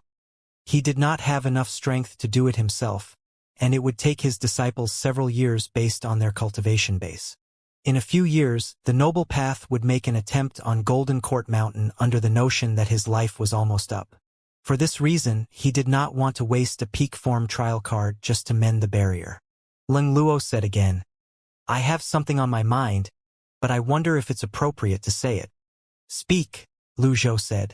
The Black Knights have fought the Upper Prime's 5 mice before. Their strength and cultivation bases aren't profound. They usually work together to preserve their own lives. I suspect. Lung Luo paused before continuing. The Upper Prime's 5 mice are very much connected with the Evil Sky Pavilion's 7th disciple, Wuxia. Why do you say that? A baseless speculation would hardly convince others after all. There had to be solid reasoning behind it. Lung Luo said, many years ago, I heard the 5 mice encountered the Darknet. For the 5 mice to infiltrate the Evil Sky Pavilion without stealing anything, it's clear they have an objective in mind. They must have come here for the peacock plume. Since they failed this time, I'm afraid this won't be the last time we see them. Master, this traitor is behaving arrogantly even with his cultivation base restricted. I seek permission to descend the mountain and bring him back here for questioning. Mingshi said. Lu Zhou stroked his beard as he went into deep thought. Lu Zhou shook his head and said, can you find him? An awkward expression appeared on Mingshi Yin's face. The last time he tried to track Wuxia, it took him a long time and he went through a lot of trouble to find Wuxia. After scaring the snake by beating the bush, Wuxia was surely on his guard now. It would not be easy to find Wuxia. Moreover, he knew he was not as smart as Wuxia. At this moment, Lu Zhou remembered the box in the East Pavilion. He stood up slowly and said, that'll be all. The others rose to their feet and cupped their fists at him. In a secluded hut, Wuxia sat inside with his legs crossed. Sect Master, there's a letter from the 5 mice. They failed. Wuxia opened his eyes. He knew if they had been successful, they would not have sent a letter but returned with the peacock plume. Yes, the leader of the 5 mice, by Qingyun, says in the letter that they ran into Lung Luo in the Evil Sky Pavilion and had to retreat. Lung Luo, Master even has someone so prideful under his control. Wuxia shook his head. That person repelled the Black Knights with a single move at Slender West Lake. The Upper Prime's 5 mice have been captured by him before as well. It's understandable for them to fear Lung Luo. Forget it. Then the Peacock Plume. We won't get another chance. If they did not succeed when they had that perfect opportunity, they would not likely succeed at another time. However, the 5 mice did bring this back. The subordinate produced a bunch of waste paper from his pocket. Wuxia flattened the paper. The drawing of a box appeared before his eyes. Although it was only a draft, he could still recognize it. He smiled faintly and said, "Send word to the Evil Sky Pavilion." The second day in the Evil Sky Pavilion. Inside the East Pavilion. Lu Zhou did not amass much extraordinary power overnight. He opened his eyes and called up the system dashboard. Merit points. 19,380. I obtained 7,550 merit points on the Lotus Dais. Alas, I'm still more than 600 points short from being able to purchase the 8 methods connected. Lu Zhou was not particularly determined to buy avatars. It was just that based on his understanding of the system, he had a feeling that it would be much more difficult for him to strike the jackpot in the lucky draws in the future. However, such is human nature. Even if one knew the chances of winning were low, they would still feel compelled to try their luck. I'll make 5 draws. After 5 draws, Lu Zhou sighed softly. He muttered, as expected, I should just save up to purchase the avatar. Lu Zhou was about to continue studying the heavenly writing when a voice rang from outside. Zhao Yu stood outside the pavilion and bowed. Master, a letter from Wuxia. Read it. Lu Zhou projected his voice to her. Zhao Yu said, Wuxia mentions that he has information about the box that you want to unlock. However, he has a request. He wants the peacock plume and for you to remove the binding mantra in exchange for the information. After a moment's silence, Lu Zhou said in a deep voice, Rascal! Zhao Yu sensed her master's fury and hastily said, Please stay your anger, master. The rascal thinks too highly of himself. Does he think he can negotiate with me just because he has left Golden Court Mountain? You're right, master. Wuxia is too audacious. Zhao Yu said. There was a brief moment of silence before Lu Zhou said, Any word from Jiang Aijian? It did not seem to be in Jiang Aijian's character to not send word after such a long time. In reply to your question, master, Jiang Aijian hasn't sent a reply yet, Zhao Yu said. Very well. You're dismissed. I'll be taking my leave. After Zhao Yu left, Lu Zhou checked the mission list on the system dashboard. Under the mission of instructing his disciples, the clue about the key was not shown as completed. He thought about it and decided to search his memories for information on the box. Perhaps he might find some clues. Alas, many of the memories were too distant in the past and were blurry at best. He did not find anything even after searching for a while. He wondered out loud, could this have something to do with the lost memories as well? Since his transmigration, Lu Zhou had gotten used to this wizened body. He was not worried that he would grow old since he had the reversal cards. However, it seemed like there was no way for him to recover his memories. After pondering about it for some time, he made no progress. Hence, he shook his head and went back to studying the heavenly writing. The next morning, Lu Zhou barely opened his eyes when Zhao Yu came with a letter in her hands. Zhao Yu saw her master making some strange movements in the East Pavilion's courtyard and did not dare to interrupt him. She waited for a while before she finally walked up to him, bowed and said, Master, a letter. Lu Zhou stopped what he was doing before he asked, Who's it from? Initially, I wanted to read it, but the contents seem important. I didn't think it's appropriate for me to read it. Therefore, I quickly brought it here, Zhao Yu said. Read it. Understood. Zhao Yu opened the letter and read, I was foolish yesterday and hope that you'll forgive me, master. Although I have left Golden Court Mountain, I have never thought of making an enemy out of you. As a token of my sincerity, I have ordered someone to send the information to you. After she finished reading the letter, she put it away and said, Indeed, there's a nun at the base of the mountain requesting an audience. I suspected old Seventh is up to no good, so I didn't grant her entry. I await your orders, master. A nun. Lu Zhou was puzzled. From the Cloud Shine Nunnery. When he heard the words, Cloud Shine Nunnery, Lu Zhou was outwardly calm. However, he was puzzled. Was this fate? His memories of the Cloud Shine Nunnery were strangely vivid. Nonetheless, he did think the nunnery had anything to do with the key. Let her in. I'll bring her here. Zhao Yu left the East Pavilion. Lu Zhou continued stretching his limbs. A short while later, Zhao Yu led a nun to the East Pavilion. Master, this is Senior Nun Xianjing from the Cloud Shine Nunnery.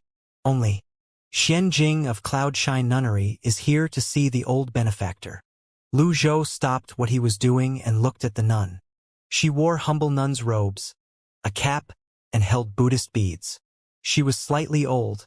A hint of silver could be seen in her hair. Lu Zhou said apathetically, "Stand up and speak." Xianjing rose to her feet. She took out a scarlet brocade box from her sleeve and said, "Returning this to its owner." Lu Zhou waved his arm. The brocade box flew into his palm. Xianjing said slowly, "Master Jing Yan left this behind. When I was informed that you were searching for it urgently, I quickly came to return it." Jing Yan left this? You left this at Cloudshine Peak after the discourse on the peak. Alas, after all these years, you didn't come to retrieve it, old benefactor, Xianjing said. Lu Zhou looked at the brocade box in his hand. He conjured up some energy. With a pop, the box opened up. Ding! Completed the mission. Searching for the lost key January 1st. Reward, 1,000 merit points. Indeed, an antique-looking key was contained in the box. Perhaps it was an item from the distant past. His memory of it was blurry. Lu Zhou stowed the key away and asked, "What's the situation at the Cloudshine Nunnery right now? Speaking of that, I would like to thank you for punishing Wu Nian. Wu Nian disregarded the Cloudshine Nunnery's rules and committed crimes everywhere. She got what she deserved. Now that she has lost her cultivation base, she's no longer the abbess of the Cloudshine Nunnery," Xianjing said. This outcome was expected. Lu Zhou nodded and said, "How did you find out that I was looking for this urgently?" Xianjing sounded puzzled when she said, "Didn't the Evil Sky Pavilion's benefactor C send word about it?" Zhao Yu chimed in. "As expected, it's that traitor." "Traitor?" Xianjing was puzzled. Zhao Yu said, "It has nothing to do with you, Senior Nun. You've been in the nunnery for a long time. It's understandable that you're not aware of certain things. If there's nothing else, you're welcome to leave." Zhao Yu did not know about her master's relationship with the Cloudshine Nunnery. After the incident on the Lotus Dais, her impression of Cloudshine Nunnery was not favorable, even though Xianjing was polite and had even criticized Wu Nian. Moreover, the Evil Sky Pavilion was not somewhere Xianjing should be. Xianjing straightened her fingers and said, "I have something else to say." "What is it?" "The Jade Horsetail Whisk is the foundation of Cloudshine Nunnery's foundation.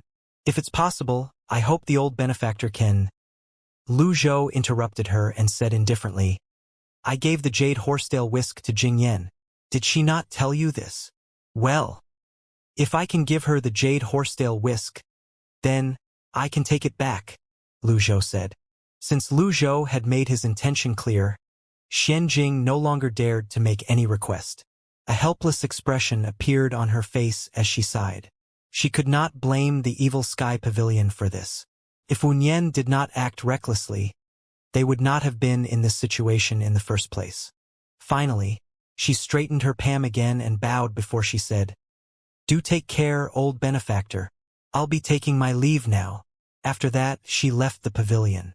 "I'll be taking my leave as well, master." Zhao Yu left right after the nun. The East Pavilion was silent again. Lu Zhou went into the pavilion and saw the box in the corner. He waved his arm. The box flew toward him. He took out the key from the scarlet box. When his fingers touched the key, a cold sensation seeped into his skin. It seemed like the key was forged from extraordinary materials. No wonder it remained the same in the outside world without being corroded. The keyhole on the box was not huge. Lu Zhou held the slim box in his hand before he inserted the key and turned it. Click!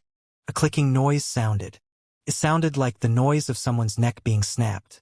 Shortly after, the veins on the surface of the box shone brightly.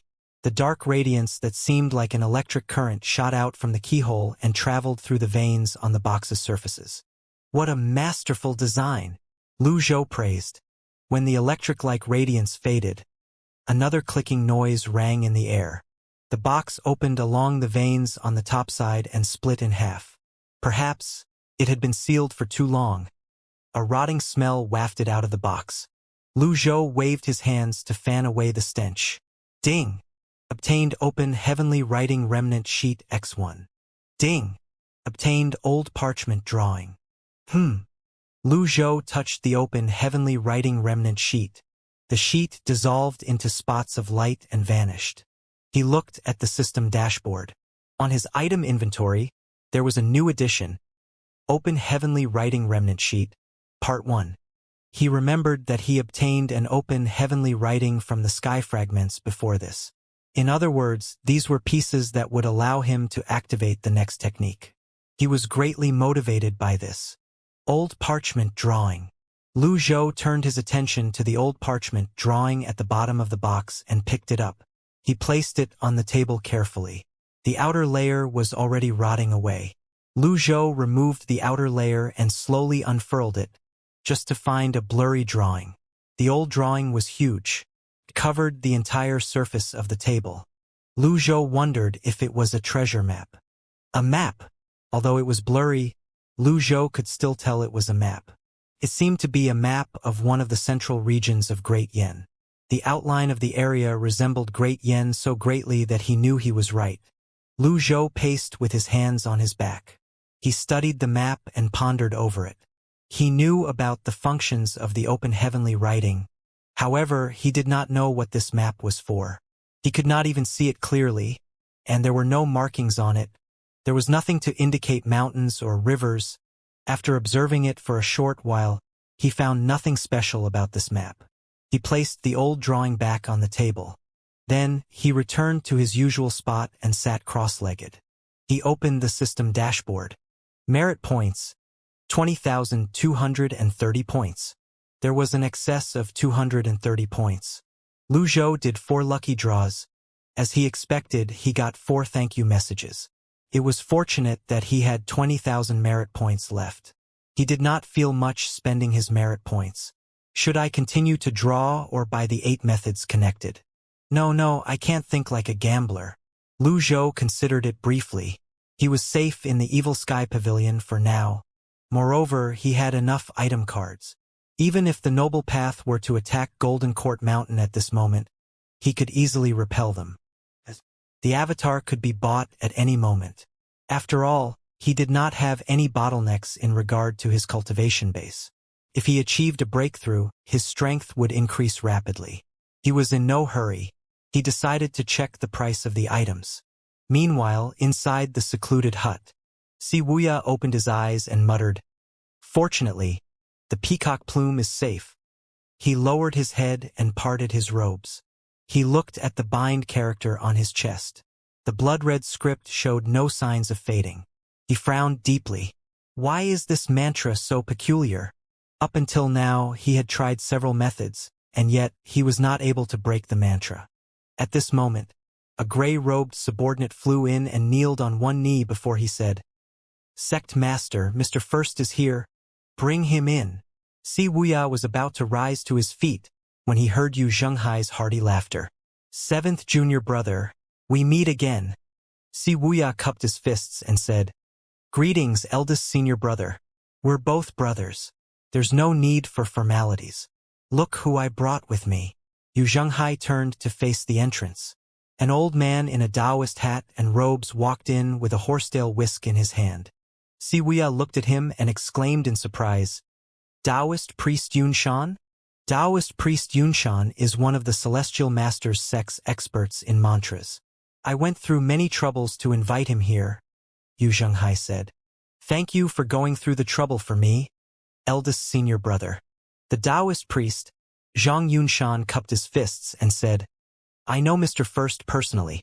Due to the recent conflicts between the 10 great sects and the Evil Sky Pavilion, I couldn't simply leave the mountain. Please forgive me for the delay, Mr. Seventh. Although he said he knew Yu Zhenghai personally, who knew if it was the truth? However, Si Wuya did not think it was necessary to dwell into this matter. He finally said, "Thank you for coming." Yu Zhenghai turned to ask him, "Are you confident, Taoist priest Yunshan?" Zhang Yunshan said, "I've been studying mantras for nearly a century. I won't go so far as to speak about my expertise, but there's always a way to break mantras." "That's great. Do show us." Taoist priest Zhang Yunshan and Yu Zhenghai walked into the secluded hut. Si Wuya removed the clothes from his upper body, and the bind character appeared before Zhang Yunshan's eyes. Zhang Yunshan inspected the bind character. He nodded as though he knew what was going on. "I'm quite sure I can break this mantra in just a moment." "I'm relieved to hear that." Yu Zhenghai stood with his hands on his back. Zhang Yunshan stood behind Si Wuya. Si Wuya understood what he wanted to do, and he sat down with his legs crossed. Zhang Yunshan raised his right hand. A golden energy seal that resembled a script appeared on his palm before he brought his palm down on Si Wuya's back. The moment his palm connected with Si Wuya's back, something peculiar happened. A blast of energy shot out from BAM! At such a close range, Taoist priest Zhang Yunshan could not react in time. He did not even have time to protect himself when the backlash in the form of a golden light hit him squarely in the chest, sending him flying back. The secluded hut was a wooden structure to begin with. When Zhang Yunshan hit one of the pillars at the back, he broke it immediately. Si Wuya felt nothing as he turned around to look. Yu Zhenghai was shocked. He hastily walked over to the back of the hut to have a look. Taoist priest? Zhang Yunshan was in agony and his expression was twisted from the pain. However, when he heard Yu Zhenghai's voice, he hurriedly looked up and forced a smile on his face before he said, "I'm fine. I only wanted to test the strength of the mantra so it'll be easier for me to break it." "That's good. Please carry one." Yu Zhenghai made an inviting gesture. Zhang Yunshan returned to stand behind Si Wuya. He was wiser now. With his previous experience, he no longer dared to underestimate the mantra. "What a powerful mantra! I've never been hit with a backlash before, even though I've broken many binding mantras." Zhang Yunshan put the horsetail whisk in his hand down and raised both of his palms. Two golden energy seals appeared in his hands, and it was brighter than the one before. He stared unblinkingly at Si Wuya's back. Then, before he slapped his palms down, he said in a deep voice, "Break!" Bam! When the golden energy seals landed on Si Wuya's back, a burst of energy exploded immediately. The impact from the collision sent Si Wuya flying forward as he spat out a mouthful of blood. Similar to before, the Taoist priest, Zhang Yunshan, reeled back. This time he spat out a mouthful of blood as well. "Seventh junior brother." Yu Zhenghai's expression darkened as he waved his arm. A gentle energy caught Si Wuya and brought him back to his original position before he crashed on the ground. Yu Zhenghai did not have the time to worry about Zhang Yunshan's condition. He walked up to Si Wuya and examined him. Si Wuya was pale as blood trickled from the corners of his lips. It was clear that he was injured. Meanwhile, Ding punished the rascal Si Wuya. Reward: 500 merit points. Does he think he can break the binding mantra? Lu Zhou shook his head and closed his eyes. He did not expect things would turn out this way. It seemed that there was no end to disciplining his disciples. He knew that rascal had probably tried to break the mantra, and as a result was injured by the backlash. This was considered a punishment as well. Yu Zhenghai frowned. After all, he was the one who brought Zhang Yunshan here. If Si Wuya was hurt, he could hardly shirk off his responsibility. Moreover, Si Wuya had taken the binding mantra for him. Not only did he not help Si Wuya undo the mantra, but he had inadvertently harmed him as well. How could he not feel guilty? Eldest senior brother. I'm all right. This is to be expected. Si Wuya straightened his back and wiped the blood on the corner of his lips away. Yu Zhenghai grunted in response. He walked to the back of the secluded hut again and looked down at Zhang Yunshan, who was sprawled on the ground, before he said, Zhang Yunshan. Zhang Yunshan sensed the abnormality in Yu Zhenghai's tone. His heart skipped a beat as he hastily rose to his feet. He wiped the trail of blood on his mouth away and said, "Please give me another chance. I was careless and didn't expect the mantra to be this powerful. I have never seen a mantra like this before. Why is there a backlash whenever I try to break it?" Upon hearing this, Yu Zhenghai said coldly, "The weak have many excuses. Sect Master Yu, what do you mean? I've given you a chance. Alas, you didn't treasure it." Zhang Yunshan naturally knew what Yu Zhenghai meant. Yu Zhenghai turned around, his back facing Zhang Yunshan. Zhang Yunshan said in a deep voice, "You promise that if I break the mantra you'll bury the hatchet between the Nether sect and the Celestial Masters sect. Are you going back on your own word?" Yu Zhenghai did not waste his breath with Zhang Yunshan. He waved his arm dismissively and said, "Send him on his way." A figure moved quickly to where they were at. The space seemed to contort. The rippling energy around it was a breathtaking sight to behold. Bam! Zhang Yunshan was hit by an energy in the chest before he was sent flying back.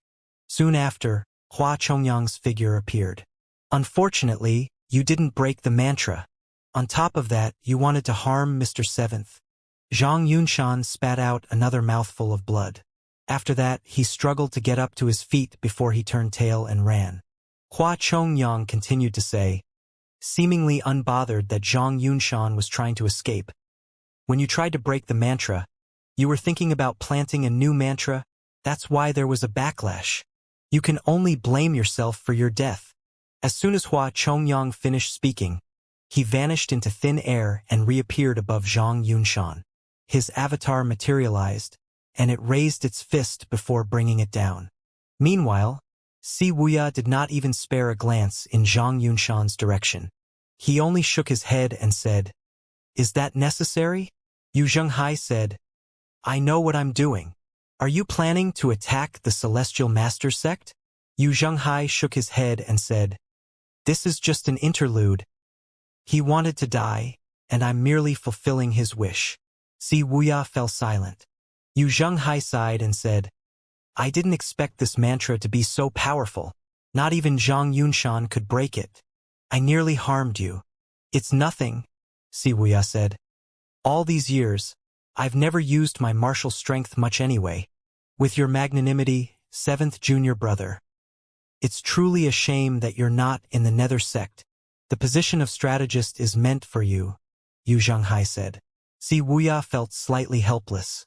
He had been offered the position of a strategist year after year since he had left the Evil Sky Pavilion. He deftly changed the topic and said, "Second senior brother was here not long ago." "Oh, he wanted me to convey a message to you. He said that the blade needs to be whetted regularly to maintain its sharpness. He wants to have a battle with you in half a year." Si Wuya did not withhold nor twist Yu Shangrong's words and conveyed the message honestly. Yu Zhenghai chuckled. The sound of Hua Chongyang beating up Zhang Yunshan rang in the air as Yu Zhenghai said, "Just as well. That's what I want." Si Wuya asked, "Master said that once we've joined the Evil Sky Pavilion, we're free to do what we want, but we're not allowed to kill one of our own. That's the iron rule of the Evil Sky Pavilion since its foundation. Senior brother, are you really going to do this? Only, you should ask second junior brother this question," Yu Zhenghai said. "But, you're our eldest senior brother." "Yes, you're the eldest senior brother. The eldest should be more accommodating. The eldest should be more tolerant. The eldest should be more resilient." Whenever Yu Zhenghai thought about this, he would fall silent. This time was no exception. A moment later, Yu Zhenghai patted Si Wuya's shoulder and walked out of the secluded hut. Before he left, he said, "Let's not talk about such gloomy things. I'll find a way to break that mantra on you. There's no need to trouble yourself, senior brother. I'll think of a way to break it myself. This is Master's doing, after all. I'm afraid he's the only one who can undo this."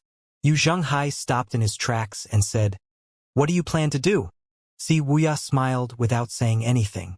He bowed at Yu Zhenghai and said, "Safe journey, senior brother." Meanwhile, Lu Zhou had woken up from studying the heavenly writing. He seemed to have remembered something. He stood up and walked toward the table where the old parchment drawing was. He studied it as he muttered to himself, "Place the open heavenly writing's remnant piece on the parchment drawing." He looked at the other parts of the drawing beside the outline that was clearer. This is the palace where the open heavenly writing's remnant piece should be, right? Lu Zhou had overlooked that important point. It should have been clear that the parchment drawing should be placed together with the open heavenly writing. Whether it was the old drawing or the map, they had a common and important function to mark geographical locations. Lu Zhou bent forward and studied the old parchment drawing. After a moment, he discovered the blank parts of the old drawing were truly blank. There was nothing hidden there. Apart from that, the blurry parts were only outlines. Fortunately, Lu Zhou was very familiar with Great Yan. Even if it was not shown on the map, he could make a rough guess based on the position of the palace. Yang Province, Jing Province, Liang Province, Yi Province, Qing Province, Yong Province. Lu Zhou counted out loud. Misty Forest. Rongxi, Rongbei. In the east, there are the seas, the Great Whirlpool. The borders were blank. Lu Zhou looked all the way to the edges and moved his eyes to the west. Beyond Liang Province was the western region where the other tribes dwelled. There was Rongbei as well. They were all blank. Lu Zhou returned his gaze to Great Yan's divine capital. It was better to believe than to doubt. Zhao Yu. Lu Zhou's deep voice traveled out of the East Pavilion with forceful primal qi. Zhao Yu was cultivating in the South Pavilion's courtyard. She hastily stopped what she was doing and hurried over to the East Pavilion. Fifth senior sister. Little Yuaner appeared in the air with her nirvana sash. Junior sister, I have no time to spar with you now. Master just summoned me. You've misunderstood me, senior sister. I want to go with you. The two of them headed toward the East Pavilion. Shortly after, they arrived in the East Pavilion. Greetings, Master. Greetings, Master. The two of them stood outside Lu Zhou's living quarters and greeted Lu Zhou in unison. Lu Zhou walked out and glanced at them. Then he said, "Send word to Jiang Aijian. I want him to search for an item that belongs to the Evil Sky Pavilion." Zhao Yu said, "Master, I've been trying to contact Jiang Aijian in the past few days. He has yet to send a reply." Little Yuaner said huffily, "I knew that shameless man can't be trusted." Lu Zhou stroked his beard and mulled over the matter. Based on his experience of dealing with Jiang Aijian, he did not think Jiang Aijian was someone who would betray his trust. Moreover, Jiang Aijian was someone who valued his life very much, and he was not one to go around looking for trouble. Lu Zhou suddenly recalled that Jiang Aijian had previously mentioned Wei Zhuoyan was in Jing Province to quell a disturbance in his last letter. Perhaps Li Jingyi was there as well. He can't have followed them there, right? Since we can't contact him, we'll look for him. Zhao Yu, head to the palace, Lu Zhou said. Zhao Yu's expression changed slightly. She spoke as though she was caught in a dilemma. Master, my cultivation base is still weak. Should we send fourth senior brother instead? Lu Zhou looked at Zhao Yu suspiciously. She was usually eager to carry out missions. He did not expect her to have moments when she was afraid. Are you scared? I'm merely worried I would impede your plans, Master, Zhao Yu replied. Lu Zhou finally said, Summon old fourth here. Yes, Master. Zhao Yu hastily turned around and walked away. Lu Zhou looked at Zhao Yu's retreating back. She seemed to be flustered and in a rush. This little girl seems to be hiding something. However, ever since the incident with Yi Tianxin ended, Zhao Yu's loyalty had been steadily increasing. In fact, it was still increasing. When the palace was mentioned, she seemed slightly afraid. Is she related to someone in the palace? Lu Zhou recalled the scene when he recruited her. He remembered that Zhao Yu came from humble beginnings. He saw that Zhao Yu's talent for cultivation was great and decided to take her in. She should not have any connection with the palace. Looks like I should pay more attention to her after this. For the time being, she can do whatever she wants. It would only do more harm than good by keeping them under strict supervision. Master, I've achieved some breakthroughs with my Nirvana sash recently, little Yuaner boasted. Is that so? Master, it's been a long time since you've given me some instructions. It was clear what little Yuaner wanted. Lu Zhou stroked his beard and nodded. He had been busy with other matters. It was true that he seldom taught his disciples. Ask away. Little Yuaner bluntly replied, I want to spar with you and see where I'm lacking through battle. Lu Zhou remained silent as he continued to stroke his beard. This kind of battle between a master and a disciple could not even be considered as a sparring session. Sessions such as these were only to instruct rather than defeat. This required a profound cultivation base on the master's part, since the master would have to see through his disciples' tactics, understand their weaknesses, and consequently, instruct them. Lu Zhou considered his own cultivation base. Forget it. I should just let her play on her own. At this moment, Mingshi came in and said, Greetings, master. Lu Zhou nodded and said, Send word to Jiang Aijin. Tell him to find out if there's anything in the palace that belongs to the Evil Sky Pavilion. If he doesn't reply, you should go investigate it. Yes, master. Mingshi turned around to leave. Lu Zhou stopped him. Wait. Your orders, master? Mingshi turned around. Your little junior sister has made some improvements lately. You should spar with her, Lu Zhou said slowly. Mingshi nodded and said, Yes, master. I've been studying the Bluewood Heart method lately and have improved as well. If there's a chance, I hope you can give me some instructions, master. Lu Zhou said sternly, Impudent. I dare not. I've made a mistake. Mingshi suddenly realized that he had spoken too boldly. His little junior sister was loved by their master, so she could, naturally, make bold requests. He was seeking death by imitating her behavior. Lu Zhou said indifferently, Look for your third senior brother. Yes, master. Duan Mushang's talent and cultivation base were not inferior to Mingshi. If it was taken out of the consideration, Duan Mushang was, in fact, superior to Mingshi. What if Duan Mushang comes to ask for instructions as well? Lu Zhou thought to himself. Hua Wudao's face appeared in Lu Zhou's mind. However, Hua Wudao was also very likely to ask to spar with him. After all, Hua Wudao had a knot in his heart ever since he had lost to him 20 years ago. Who would be fit to instruct Hua Wudao?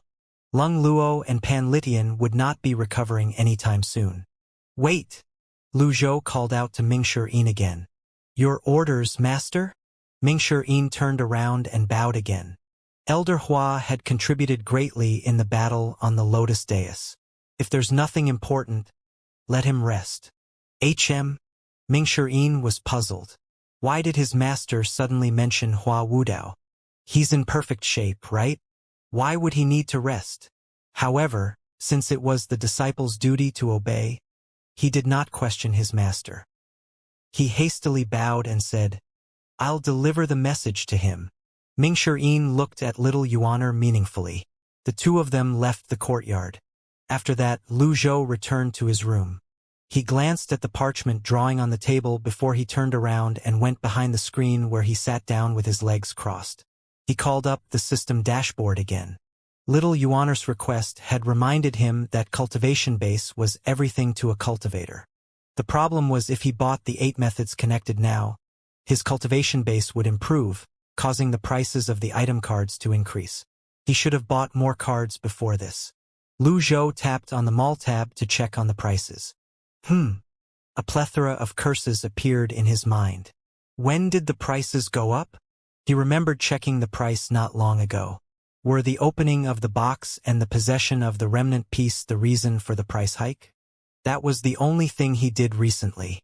If that was the case, his inferences before this were inaccurate. In other words, the frequency of use, purchases, and the improvement of his cultivation base were only parts of the factors. Perhaps, the most crucial factor in determining the price hikes were the items he gained from the system. Like a test, it was easy to raise one's marks from a low point to an average point. It would get progressively difficult to raise after that point. Forget it. It's a good thing that it increased. I'm only troubling myself by worrying about gains and losses. Lu Zhou scanned the prices. Deadly Strike card, 1,500. Impeccable card, 1,000. Critical Heal card, 600. Thunderblast, 500. Cage Bind, 800. Since the prices have already risen, it wouldn't rise again so soon, right? Finally, Lu Zhou decided to buy the 8 methods connected. Ding! Obtained the avatar, 8 methods connected. Spent 20,000 merit points. Equip. Lu Zhou closed his eyes and remained silent as he felt the changes in his body from the 8 methods connected. For cultivators, using an avatar for the first time was also an opportunity to cultivate the body. The cultivator's physical body and mind would undergo a transformation. The transformation of the avatar was also the transformation of the cultivator. 8 methods connected were tempered and transformed from the cold, the heat, the incorporeal, the solid, the surface, the inside, the yin, and the yang. Once the 8 methods connected avatar was formed, the cultivator would gain a high resistance toward the factors mentioned above. In other words, the cultivator would become healthier and would not easily fall sick. It would be easier for him to survive in harsh environments. Throughout the transformation process, if there was a single step where the cultivator failed to endure it, then the transformation would fail. However, for Lu Zhou there was no such worry. His unique cultivation method meant that he was fated to have a different experience compared to others. Meanwhile, in a certain hall of the palace in the divine capital, a woman dressed in extravagant scarlet robes was looking at her reflection in the mirror. Then she coughed softly. Stay. On the other side of the screen, a man in black with a strange mask on his face appeared with his hands on his back. Junior brother Emoli, you really gave me a difficult task, the masked man said. It's junior sister to you, Emoli retorted. The masked man's expression was indiscernible. He turned away and looked at the scenery outside as he said, just because His Highness the Second Prince has this fetish? Emoli was silent. After a long pause, she said, as long as I can achieve my goals, I'll do whatever it takes. The great Yan's imperial family isn't as simple as you think. The 4th prince is back. His Highness has another rival now, the masked man said. That's why I'm asking for your help, senior brother, Emoli said. I've fought that old villain before. My Tianyu beast is heavily wounded and won't be able to fight for some time, the masked man said. Upon hearing this, Emoli said with a sigh, I didn't expect the old villain to be capable of that. However, I still believe in you, senior brother. You're the greatest witchcraft genius of Lulan in 300 years. You're currently in your prime. On the other hand, look at that old villain. Everyone in the cultivation world is waiting for his time to run out. Once he's dead, nobody will be able to stop my plans. The masked man remained silent.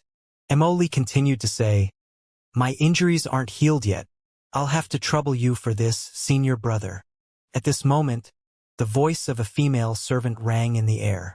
Milady, His Second Highness summons you. Understood.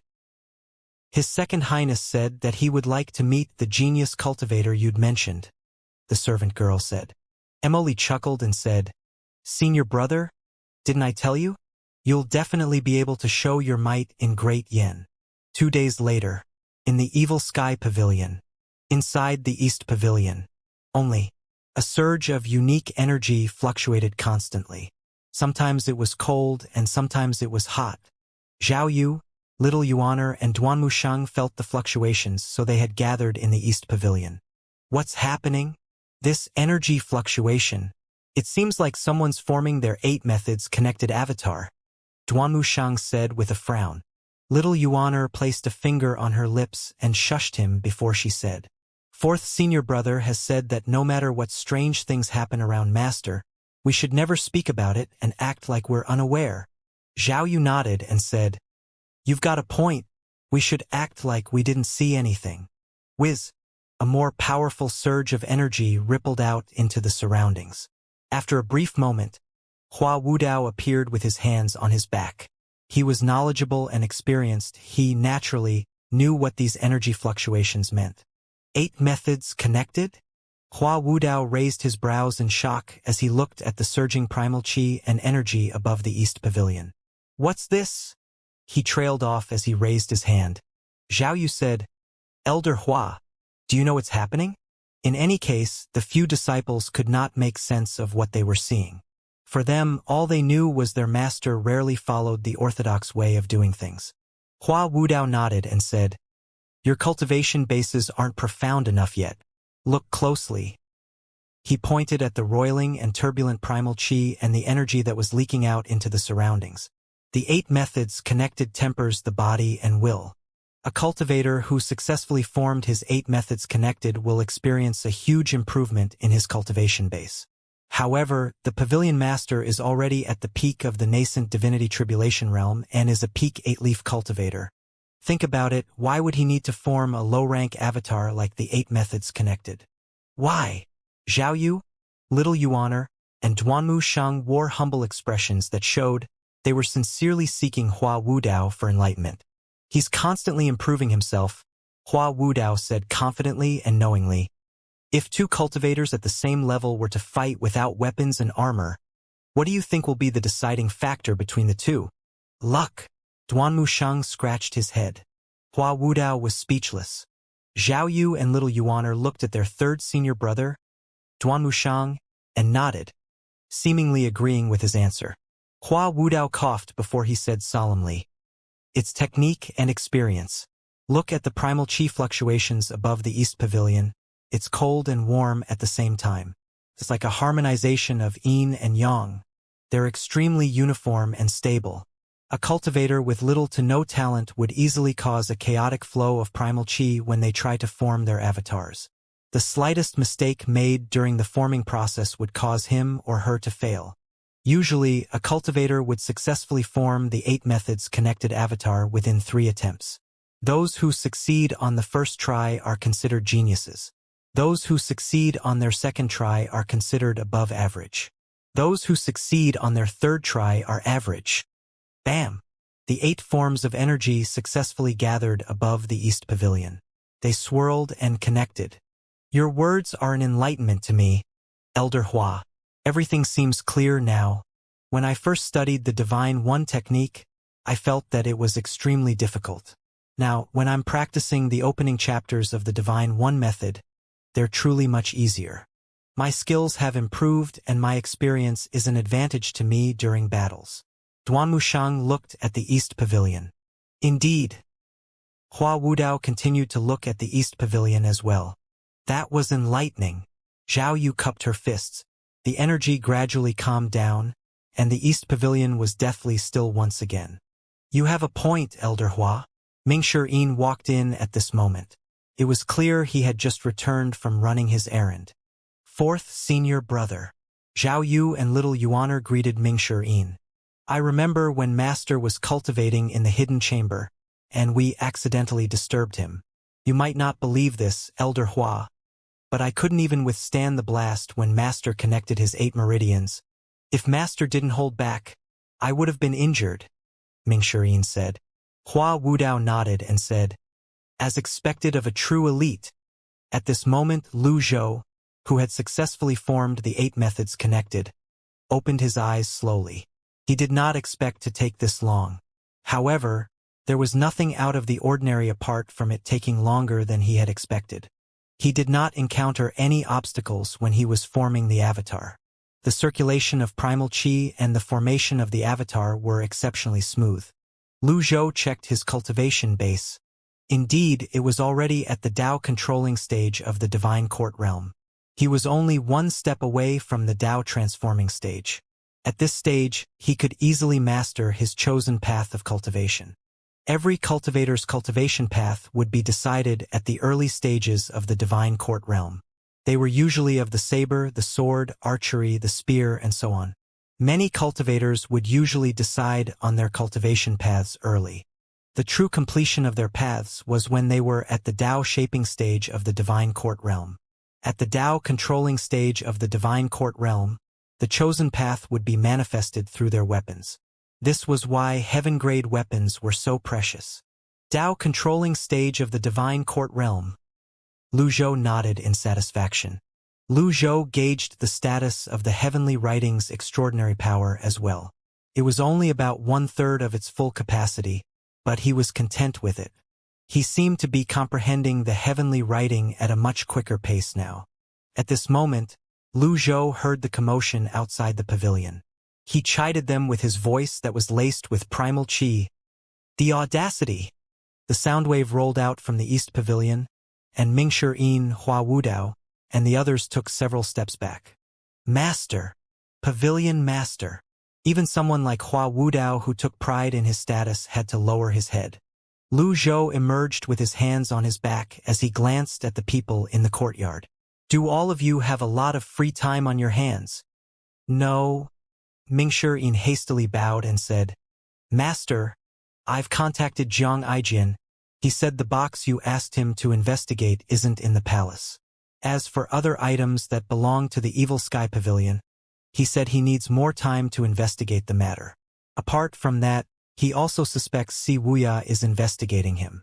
For this reason, he hasn't been and won't be contacting the Evil Sky Pavilion for the time being. It's that rascal again. It seemed like even the punishment of the binding mantra could not make Si Wuya behave. Xianxia also mentioned that he's aware of the incident on the Lotus Dais. He suspects the elite whom you fought is a Lulan elite from Rongxi. A Lulan elite? Hua Wudao was slightly taken aback. Little Yuaner asked in confusion, is he powerful? When Lulan and Great Yen went to war many years ago, the people were in a terrible situation. Many of them lost their homes. It was all because of the witchcraft cultivators of Lulan. Even so, Lulan lost heavily. Since that incident, the cultivators of Great Yen no longer underestimated witchcraft, Hua Wudao explained. Are there no witchcraft experts in Great Yen?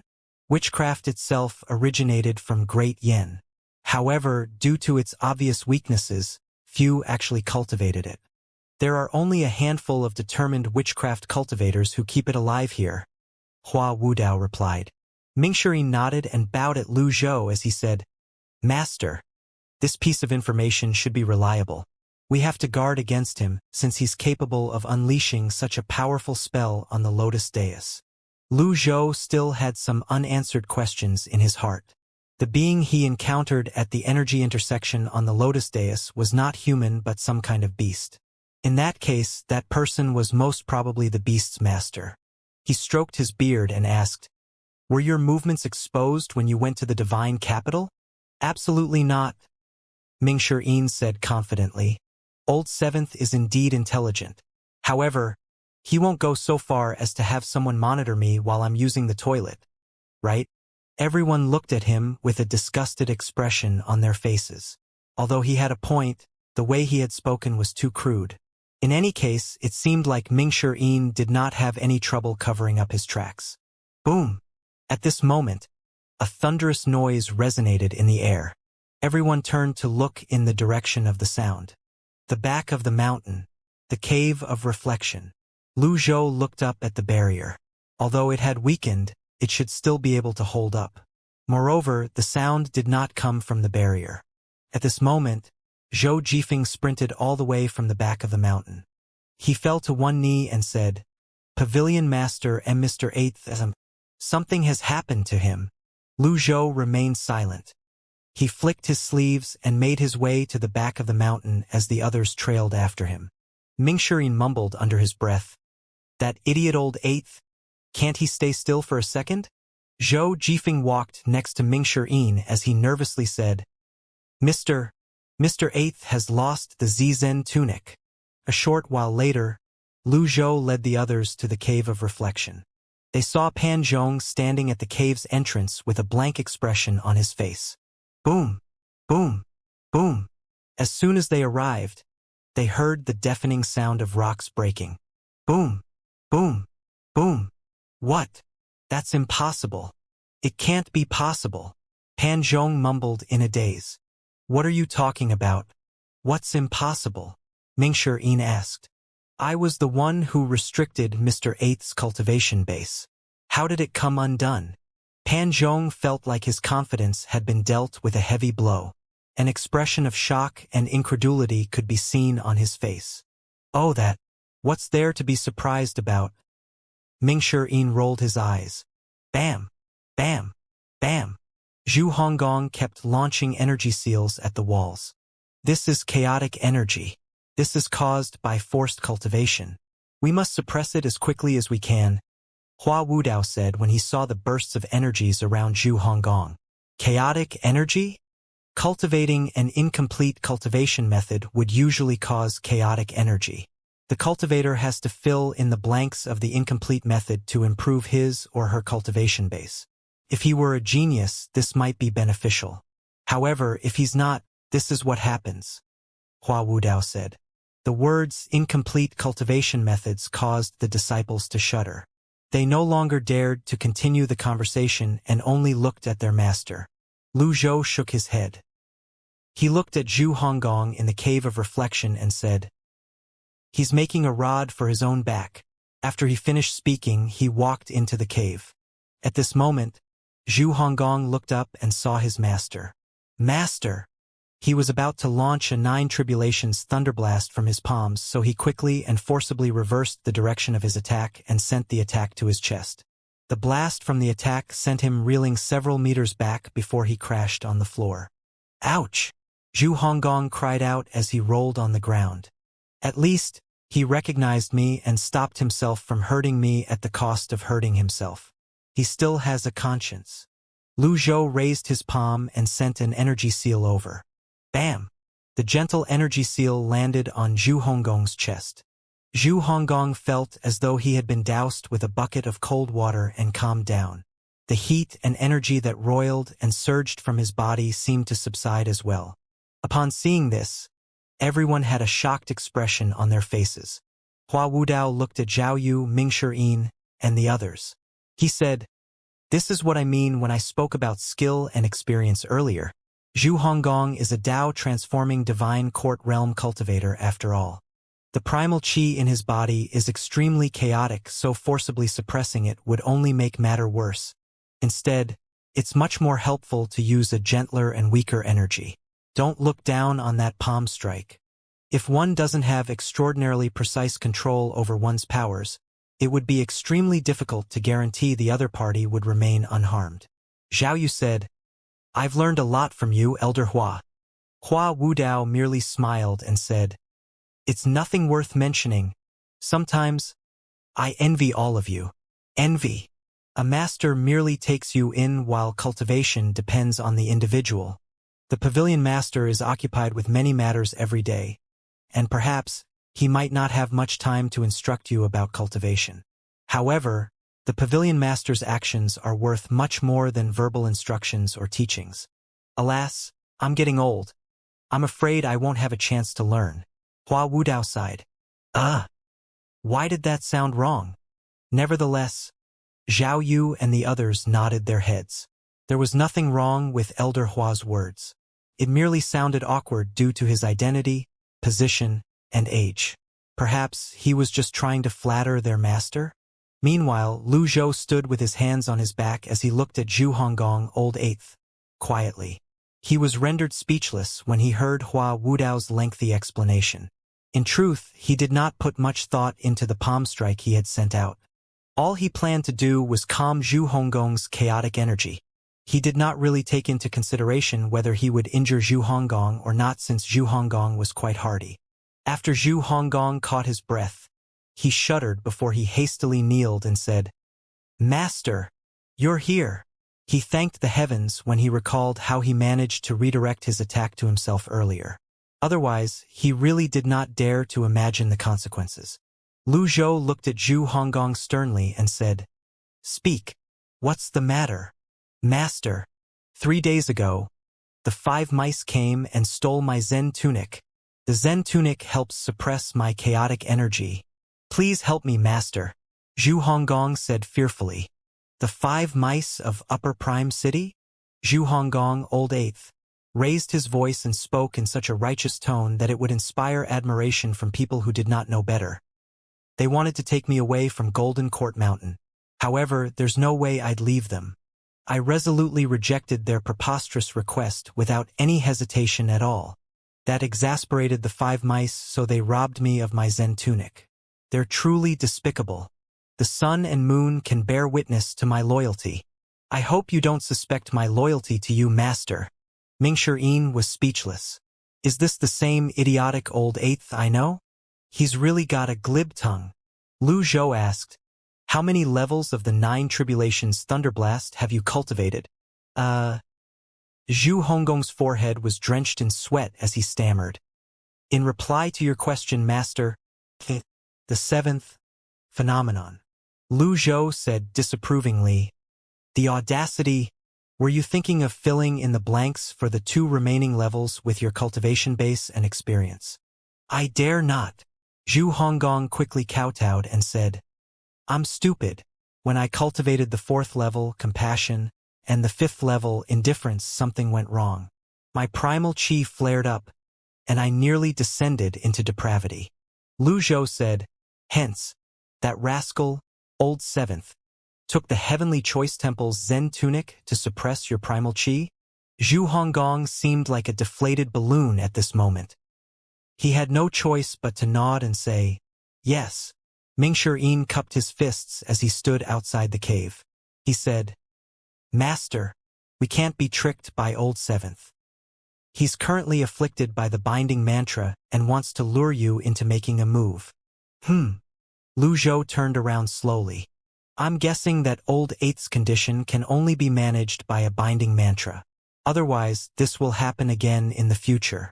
Since the binding mantra is cast by you, you'll naturally be the only one who's able to undo it. For this reason, I suspect that old 7th has planted some connective spell or seal on old 8th to break the mantra that has been placed on him. Mingshi said. The so-called connective spell was one of the arcane arts from the Taoist sections. The cultivators who were connected by this art could share the same damage or healing for a certain amount of time. Then, the Buddhist sects improvised on this art and developed the Buddha's Shine, which was a healing art with an area of effect that could treat many of the wounded at the same time. However, due to the large amount of power needed to cast this technique, it was rarely used. Zhu Honggong was rendered speechless by Mingshi words. Mingshi looked at Zhu Honggong as he ridiculed Si Wuya inwardly. Old 7th, you can't even fool me with this trick. Do you really think you can fool Master? Keep on dreaming. Mingshi has a point, Hua Wudao said in agreement. Lu Zhou did not nod nor did he shake his head. Instead, his gaze fell on old 8th, Zhu Honggong, as he said, Old 8th, I'm waiting for your explanation. Clearly, Si Wuya would not be able to come up with this method if Zhu Honggong did not agree to collude with him. Zhu Honggong's face was wet with tears as he said pitifully, Master, I'm wrongly accused. I'm wrongly accused. Wrongly accused, my ass. Old 7th has helped you many times. You have every reason to help in return, Mingshi said. Lu Zhou said, Inspect him. After all, an examination was all it took to see if this was true. If there really was a connective spell, Mingshi suspicion would be proven true. If there was none, then their suspicion was wrong. I'll do it. Duan Mushang tossed his overlord spear to Pan Zhong, who was standing at the side. Pan Zhong staggered, nearly falling from the weight of the overlord spear. Fortunately, he circulated his primal chi in time and managed to carry its weight. Mingshi made way for Duan Mushang to walk into the cave of reflection. With Duan Mushang's build, he easily picked up Zhu Honggong like an eagle catching a chick without even using any primal chi. He placed a palm on Zhu Honggong before his primal chi flowed through Zhu Honggong's body. He said sternly, Don't move. Zhu Honggong did not want to laugh before he could not help it. I'm not deliberately moving, third senior brother, but it. He laughed again before he said with difficulty. But it tickles. I can't help it. Inwardly, he thought to himself, Do you think I want this or that I know no shame? There's a crowd gathered here after all. No matter what, I'm still a disciple of the Evil Sky Pavilion. Duan Mushang ignored Zhu Honggong. He examined Zhu Honggong seriously and thoroughly. He would leave no stones unturned. Zhu Honggong did not dare to resist with his primal qi and allowed his senior brother to do as he pleased. After a few moments, Duanmushang completed the examination. He bowed at Lu Zhou and said, "Master, I've examined him and didn't find anything suspicious." Mingshi was stunned. "I'm done for. I was too paranoid. Master is definitely going to rebuke me." However, Lu Zhou shook his head and said, "This doesn't mean that spell won't be cast on him in the future. Old Fourth has a point. I'm wrongly accused." Zhu Honggong's face was wet with tears. He had never felt so aggrieved in his entire life. Mingshi sighed inwardly in relief before he said, "Old Eighth, you can save your breath and stop trying to talk your way out of this. The 5 mice took your Zen tunic away and didn't even bring you with them. Do you think Old Seventh will help you? He's only using you." Upon hearing the words Zen tunic, Zhu Honggong froze. He cherished that item the most. Taking the Zen tunic away as akin to taking his life away. All of a sudden, he looked up and said, "Master, I have something to say. Speak. I know you want to punish 7th senior brother. I have a plan," Zhu Honggong said. Mingshi was confused. Everyone regarded Zhu Honggong with complicated looks. He's trying to propose a plan with that brain of his? It doesn't sound reliable at all. You are proposing a plan? All you can come up with are rotten suggestions, Mingshi said mockingly. Zhu Honggong smiled sheepishly. He had already gotten used to being mocked, so he had developed a thick skin over the years. He said, "Master, I know where Old Seventh and the 5 mice usually meet." Zhu Honggong's words shocked everyone. Mingshi asked skeptically, "Based on Old Seventh's character, how could he have let you know about this secret?" Zhu Honggong said, "I accidentally found out about it. Moreover, 7th senior brother trusted me back then. So, that's why you turned the other way and are betraying him now?" Mingshi said, pouring a figurative bucket of cold water over Zhu Honggong. Zhu Honggong wanted to cry. "4th senior brother, can you stop saying these things? You'll be the cause of my death one day." "Where's this place?" Lu Zhou asked. Zhu Honggong's information might not mean anything, but it was better than nothing. Moreover, they had to guard against the possibility of that rascal Old Seventh setting up a trap. Even then, Lu Zhou was not particularly worried. All he needed to do was to see Wuxia. Plots and schemes were like a thin sheet of paper in the face of absolute power. Long Breeze Restaurant in Upper Prime City. Zhu Honggong hastily replied. The Black Knights had quelled a disturbance in Upper Prime City previously. But the 5 mice are bold enough to remain in Upper Prime City? Zhao Yu asked, surprised. The most dangerous place can also be the safest place. After all, nobody knew how the mice look like. Even if you ran into one of them on the streets, you probably won't even recognize them. "I'm not surprised they meet in Upper Prime City," Mingshi said. Lu Zhou turned to look at Mingshi and said, "Mingshi, yes, master. You'll go to Upper Prime City and bring Wuxia back." Lu Zhou continued to say, "Also, tell the 5 mice that they'd better come here and apologize or else." When Mingshi heard his master's "or else," he shuddered slightly. He could not afford to be careless with this task. Wuxia's cultivation base was restricted. It should not be difficult to capture him. He did not succeed in waiting for the hare by the stump back then. He had been feeling dissatisfied since then. Now that he had been given this information, he had to make good use of it. One should always learn from one's mistakes. 2nd senior brother was around that time. I wonder who's going to be by Old Seventh's side this time around. A peerless genius like Yu Shangrong could not possibly become a personal bodyguard to Wuxia after all. "Yes, master." Mingshi retreated to the side. It was already dark outside, and he was in no hurry to depart. Zhu Honggong kowtowed and said, "Master, does this count as a merit? Please, master, senior brother. Please help me retrieve my Zen tunic." Lu Zhou's gaze fell on Zhu Honggong as he said, "Rascal, since you'd withheld information, how do you think we should deal with you?" Zhu Honggong started. He no longer dared to make any request at this moment, and he hastily said, I've made a mistake. At this moment, realization finally dawned on the others. Zhu Honggong, Old Eighth, had known about the rendezvous point all along and had kept it from them until now. He obviously harbored selfish motives. 50 strokes of the plan. Old Third will be the executioner. Lu Zhou placed his hands on his back and turned around. Fear tightened its grip around Zhu Honggong when he saw his master showed no signs of leaving. Clearly, his master intended to supervise the punishment. These 50 strokes were definitely going to hurt way more than the 100 strokes he received previously. Yes, master. Shortly after, Duan Mushang returned to the Cave of Reflection with a rod in hand. Then, he lifted Zhu Honggong without any preamble and placed him on the stone table.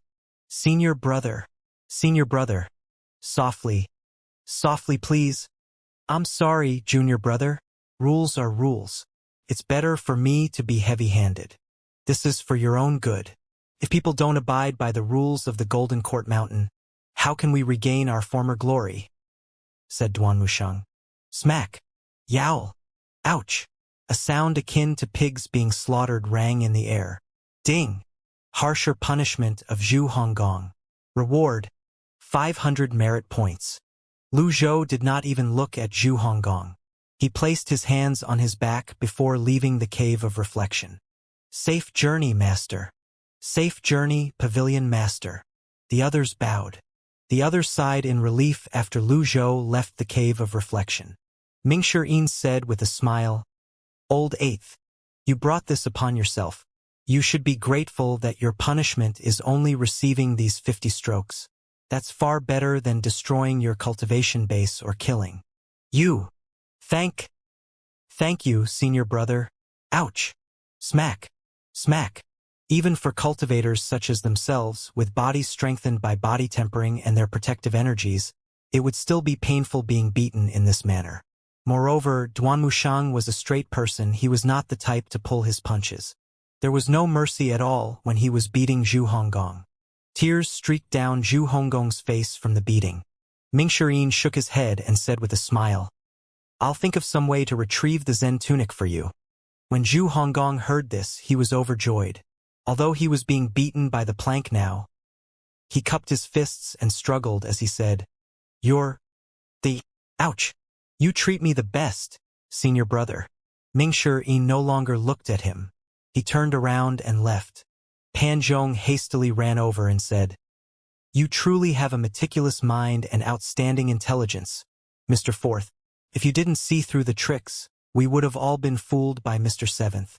The traitor. Is there anything else? Mingshi Yin found this strange. No, nothing. I genuinely admire you. That's all. There are no lies in my words, Pan Zhong said seriously. I like that. They're all flattery, but they sound so sincere, Mingshi said before vanished from sight in just a blink of an eye. Meanwhile, just outside of the secluded hut, Wuxia no longer attempted to break the binding mantra like he did before.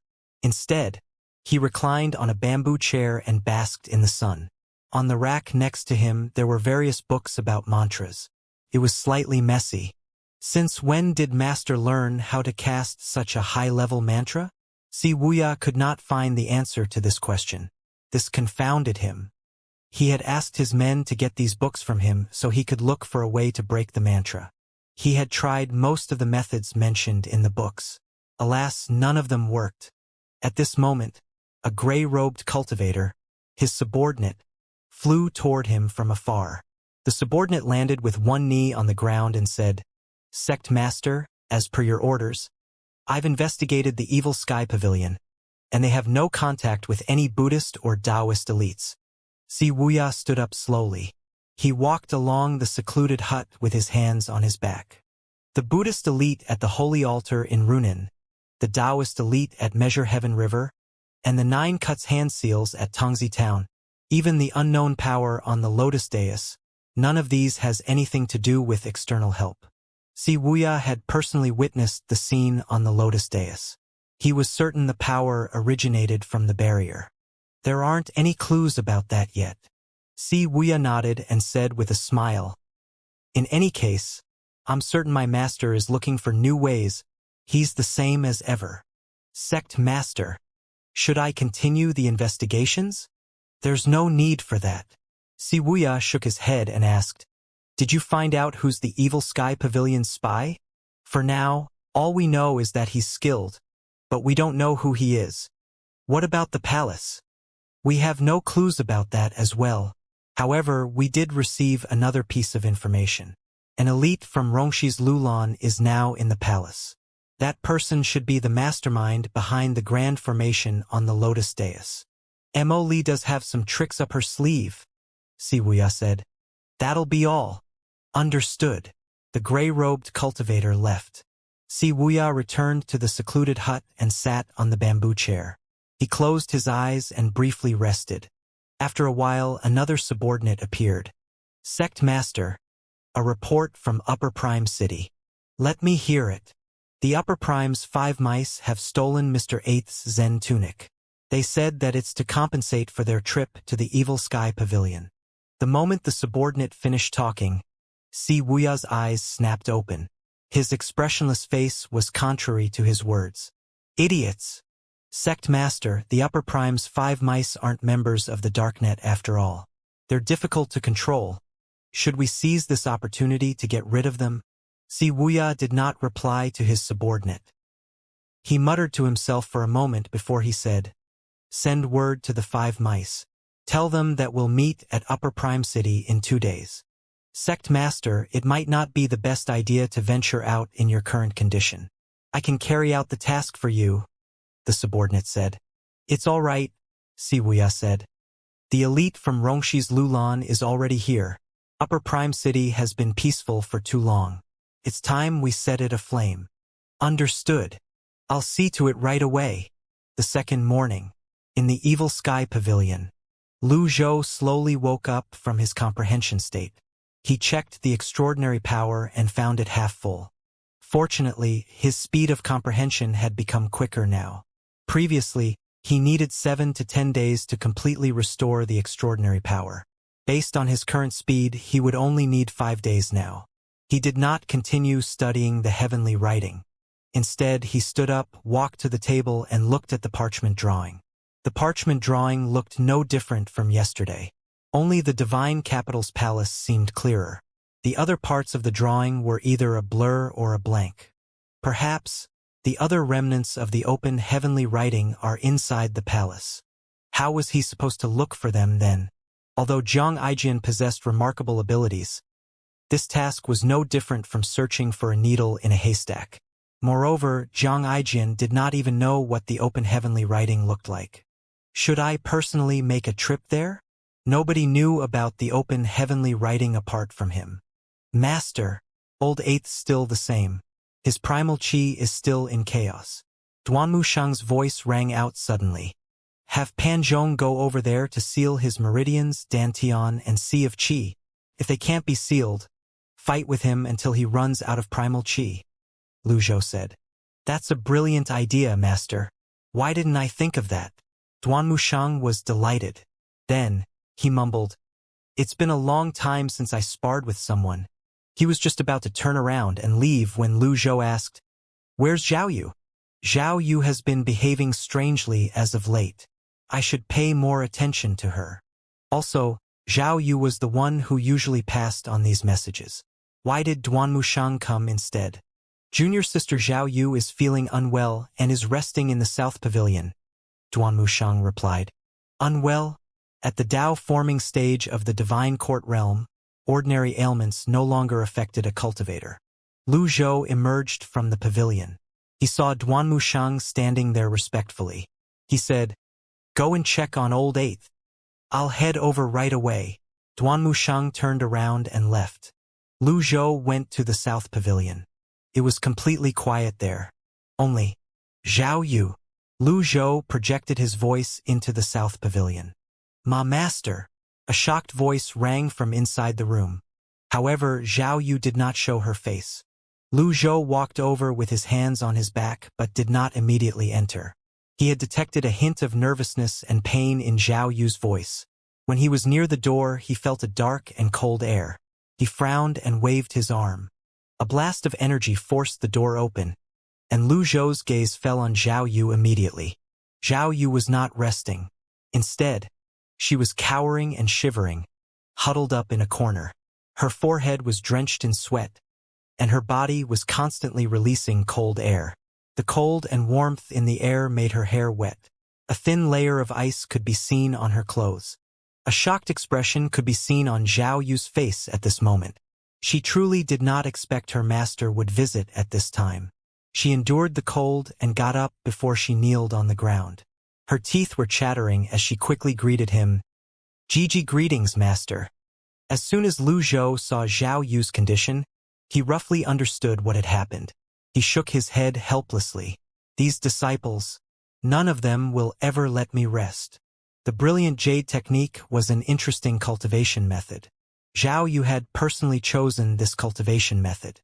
At full strength, if she used the circulation method, the surface of her body would go translucent, and she would appear like she was wrapped in a layer of cold fog. When the primal qi outside her body turned into energy, there would be an exchange between heat and cold. It was clear that Zhao Yu had met with an accident. There was nothing wrong with the way she had cultivated, but she had been too impatient and anxious to see results. Without sufficient protective energy to ward off the cold, she would only inflict pain upon herself if she forcibly cultivated. Lu Zhou stood before Zhao Yu. He said with a sigh, "Reason, I've made a mistake. I shouldn't have been so anxious to achieve a breakthrough." Zhao Yu said with a lowered head. "That's all. I dare not say." Zhao Yu stammered. "Spit it out." Zhao Yu nodded despite her apprehension and said, "I don't know what happened. Ever since I cultivated the completed cultivation method, the flow of my primal qi became turbulent. I can't cultivate as fast as I did before." Lu Zhou was puzzled when he heard this. Nothing of this sort had happened to his other disciples. In fact, the other disciples had gained a faster cultivation speed after they were given the completed cultivation methods. Zhao Yu had joined the pavilion before little Yuaner did. Even if she was not as talented as little Yuaner, she should not have been lagging that far behind. "Don't move." Lu Zhou raised his hand. A gentle primal qi rose from his palm before it landed on Zhao Yu. As Lu Zhou had expected, when the primal qi entered Zhao Yu's extraordinary 8 meridians, the cold air retaliated and tried to expel Lu Zhou's primal qi. "That's not right. This isn't the cold from the brilliant jade technique." This seemed unique and peculiar. It seemed to have existed in her for a long time now. Lu Zhou raised a palm again. "Raise your head." Although Lu Zhou's temper was much different from before, Lu Zhou's imposing manner and things he had done in the past made Zhao Yu feel nervous. After a brief moment, she lifted her head. Lu Zhou said, "Let me ask you, what cultivation method did you cultivate before joining the Evil Sky Pavilion?" Zhao Yu shook her head and said, "None. Don't lie to me." The eyes were the windows to the soul. Zhao Yu felt frightened seeing Lu Zhou staring at her with such intensity. She would not dare to lie. She said, "I'm telling the truth." Lu Zhou nodded. He stroked his beard and said, "I gave you the brilliant jade technique. How many levels have you mastered?" Zhao Yu replied, "I'm stupid and have only managed to master 6 levels. I'm not too familiar with the 7th level yet. The 8th and 9th levels that you taught me are difficult to understand, and I haven't got the time to cultivate them yet." In that case, the 2 final levels of the cultivation method were not responsible for her current state. At most, they might have only triggered the problem. The cold poison within Zhao Yu's body was the cause of her condition. Think about it again. Before you cultivated the brilliant jade technique, have you ever met with another cultivator and cultivated someone unknown cultivation method? Or were you wounded? Lu Zhou asked. The origin of the cold poison remained a mystery. However, there was no doubt that it did not just appear out of thin air. Zhao Yu was not the most talented among 9 disciples, but she was still better than those people outside. If she had cultivated properly, she would not have made a basic mistake such as this. It was likely that the cold poison was caused by someone else. Zhao Yu was lost in thoughts. After a while, she said softly, "I was 9 when I joined the pavilion. There are many things that I can't remember clearly." "What about the time before that?" Lu Zhou asked. It was easier to sort out the events after she joined the Evil Sky Pavilion. However, she would have to recall whatever happened before that. Zhao Yu was stunned. She appeared flustered. Lu Zhou said with a slightly pointed tone, "Are you hiding something from me?" "I dare not." Zhao Yu immediately bowed down and stammered, Someone told me that I was from the palace. However, I don't believe it." From when she began to speak until she finished, she kept shaking her head as though she was in denial. "Who told you this?" Lu Zhou asked. "I don't know him. However, I can tell he's an elite. He should be from the palace as well. I've just met Junior Sister Tianxin at that time. Junior Sister Tianxian asked me to activate the formation, and I met the person on Blue Sun Mountain." "You're aware of what happened after that, Master?" Zhao Yu replied. Lu Zhou would never forget how Yi Tianxin led a group of cultivators to ambush them on Blue Sun Mountain. Yi Tianxin was, perhaps, the boldest of his 9 disciples. Now that Lu Zhou had thought about it, he wondered if Yi Tianxin, who had been chased out of the Evil Sky Pavilion for such a long time now, was still alive. "Since you're from the palace, you should begin your investigation with the palace," said Lu Zhou. Zhao Yu had the opportunity to investigate the palace before this, but she gave the chance to Ming Shirin. "I abide by the Evil Sky Pavilion's rules. I've severed my ties with my past once I joined the Evil Sky Pavilion. I dare not violate that," Zhao Yu said. "If I'm not mistaken, the cold poison that's afflicting you is from the dark Yin Palm. That's an extremely dark Taoist seal. Aren't you going to find out about it?" Lu Zhou asked. Zhao Yu shook her head. Lu Zhou's gaze fell on the jade pendant that hung on Zhao Yu's waist. He recalled the scene when he recruited disciples. This was the jade pendant she had been carrying since she was a child. Now that he thought about it, it did seem suspicious.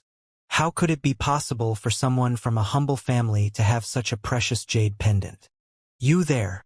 Your orders, Pavilion Master?" a female cultivator said from outside the door.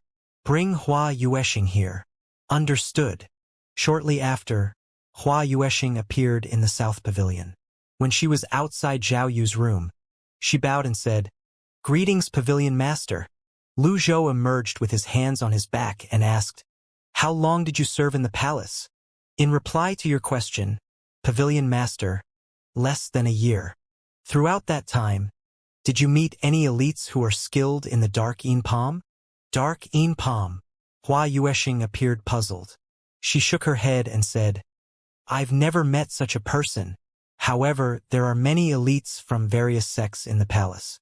It's not impossible that there might be an elite who's skilled in the Dark Yin Palm there." This answer was no different from not having an answer. "Forget it. You're dismissed." Lu Zhou waved his hand. "I'll take my leave then." Hua Yueshing turned around and left the South Pavilion. Outside the pavilion, she mumbled to herself, "The Pavilion Master is really gentle." Lu Zhou returned to the room. He looked at Zhao Yu's pale face and said, "Sit up straight." When Zhao Yu heard this, she was overjoyed. She hastily kowtowed and said, "Thank you, Master. Loyalty plus 5%. She hastily sat up straight and crossed her legs. Lu Zhou walked to her back and sat down with his legs crossed. His cultivation base was only at the Tao controlling stage of the Divine Court realm. Yet Zhao Yu was already at the Tao transforming stage of the Divine Court realm. Since she could not repel the cold poison, it was definitely impossible for him to do so. For this reason, he tried to use the extraordinary power. Even if he failed, it would be no loss to him. Only, don't resist. Understood. Lu Zhou raised his palm. Primal chi surged out of his palm like the tide. At the same time, he felt the extraordinary power of the heavenly writing following his command. It merged more smoothly with his primal chi now. Bam! His primal chi flowed through the door of the corporeal soul, the heart transporter, and other acupuncture points into her major meridians. Without any warning, Zhao Yu suddenly spat out a mouthful of blood. She merely grunted. She did not move away, nor did she resist without warning. Zhao Yu merely grunted. She did not dodge or resist. As expected, the cold poison retaliated at once. Lu Zhou said indifferently. Preposterous. A mere cold poison is trying to retaliate. The arrow that was knocked had to be fired. While Lu Zhou circulated his primal qi, the extraordinary power of the heavenly writing erupted. The transparent primal qi seemed to be tinged blue and was extremely magnificent. It looked like blue fireflies were hovering around his palm. In just a blink of an eye, the cold poison in Zhao Yu's meridians was gradually cleared by Lu Zhou's primal qi and the heavenly writing's extraordinary power. A thin layer of fog appeared on the surface of Zhao Yu's body, and heat rose from the top of her head. In just a short moment, the cold poison in Zhao Yu's meridians began to weaken at an alarming rate before it disappeared completely. Warmth spread through her body, and the thin layer of ice on her clothes and body quickly melted away from the heat. Meanwhile, Hua Yueshing, who had just left the South Pavilion, was lost in her thoughts. The more she thought about it, the more puzzled she became. Perhaps, during her stint in the palace, she was used to doing everything Lady Jade told her to without questioning the reason. Now that she had joined the Evil Sky Pavilion, she found herself doing the same thing. Hua Yueshing stopped in her tracks and mumbled to herself, "Why did the pavilion master ask me that question?" She scratched her head, unable to figure it out. At this moment, she saw Pan Zhong and Pan Lydian. Pan Zhong had seen Hua Yueshing standing outside the South Pavilion from afar. He walked over, cupped his fists, and said, "La Lady Hua, hello. What did you call me?" Hua Yueshing frowned. "Oh, that's not what I meant. Elder sister Hua." Pan Zhong corrected himself. Hua Yueshing felt speechless. Pan Lydian smacked Pan Zhong's neck, resenting Pan Zhong for failing to meet his expectations. He said, "Lady Yueshing." He corrected Pan Zhong's form of address and gave him a scornful look. His expression seemed to say that it was no wonder that Pan Zhong was still single. Pan Zhong cupped his fists awkwardly and said, "Lady Yueshing." Hua Yueshing was not a person who would fuss over minor matters. She cupped her fists at the two of them in response. Pan Zhong asked, "Have you seen the pavilion master? Do you have some business with him, senior?" Hua Yueshing looked at Pan Lydian and asked. Pan Lydian said, "I was fortunate enough to be gifted the sable magnolia. Now my Dantian Sea of Qi is open. I should thank him in person for this act of charity." "You've recovered your cultivation base, senior?"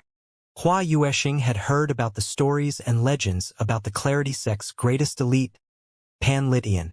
Such a person only existed in the stories her elders told her. When she heard that his cultivation base had recovered, she was naturally shocked. Pan Lydian shook his head and said, "I wouldn't say it's recovered. It'll take time. In 5 years' time, I should be able to regain my full strength." Pan Zhong nodded with a smile. Pan Lydian had been conversing with Pan Zhong lately. Hence, they had grown closer. However, Pan Lydian still refused to admit he was Pan Lydian. For this reason, Pan Zhong only thought this senior treated him better because they were both formerly from the Clarity Sect. They acted like long-lost acquaintances without regard for each other's ages. Sometimes they did not even act like a senior and a junior. Pan Lydian did not seem to mind it as well. "Congratulations, old senior," Hua Yueshing said. "You haven't told me where the pavilion master is. I went to the East Pavilion and the Great Hall, and yet I couldn't find him," Pan Lydian said. Hua Yueshing answered, "He's in the South Pavilion. He should be coming out soon." "Thank you. Thank you, Lady Hua. Damn it." Pan Zhong hastily gave himself a slap. It had been a slip of tongue. Hua Yueshing only looked on helplessly. She returned to the South Pavilion with both of them. Just as 3 of them arrived at the South Pavilion, a faint blue energy rippled out from Zhao Yu's body like a huge wave into the surroundings. "Look out!" Hua Yueshing, Pan Lydian, and Pan Zhong activated their protective energies at the same time. They formed transparent shields that protected them from the wave of energy. Bam! Alas, their barriers only lasted for mere seconds before they shattered like glass. The 3 of them staggered backward before the wave slowly subsided. They looked at Zhao Yu's room with a frightened expression on their faces. Pan Zhong was speechless. Han Yueshing was baffled. and she wondered out loud, "What power is this?" Pan Lydian stood up slowly. He looked at the barrier in the sky. The power of the barrier. No wonder. Why is the pavilion master using the barrier's power? Hua Yuexing could not understand this. She was not the only one who was confused. Even the knowledgeable and experienced Pan Lydian was puzzled. At this moment, Lu Zhou emerged from the room with his hands on his back. He swept his gaze across Hua Yuexing, Pan Zhong, and Pan Lydian before it lingered on Pan Lydian. How does it feel to have your cultivation base back? Although it was a long way to go before Pan Lydian would regain his full strength, at least he had hope now. Pan Lydian bowed and said, "I came to thank you for your kindness, Pavilion Master. From this day on, my life belongs to the Evil Sky Pavilion." Hua Yuexing and Pan Zhong looked at Pan Lydian in unison. Lu Zhou noticed that Pan Lydian's loyalty was steadily increasing as well. His words were a testament to his attitude. When Pan Lydian said this, he was neither servile nor domineering, neither rushed nor slow. He was calm and collected. There was power in his words when they were said with this attitude. A person's resilience would reveal itself in the midst of difficulties, while a person's loyalty would reveal itself in the midst of hardships. Pan Lydian was the first person who had stated his loyalty with such words.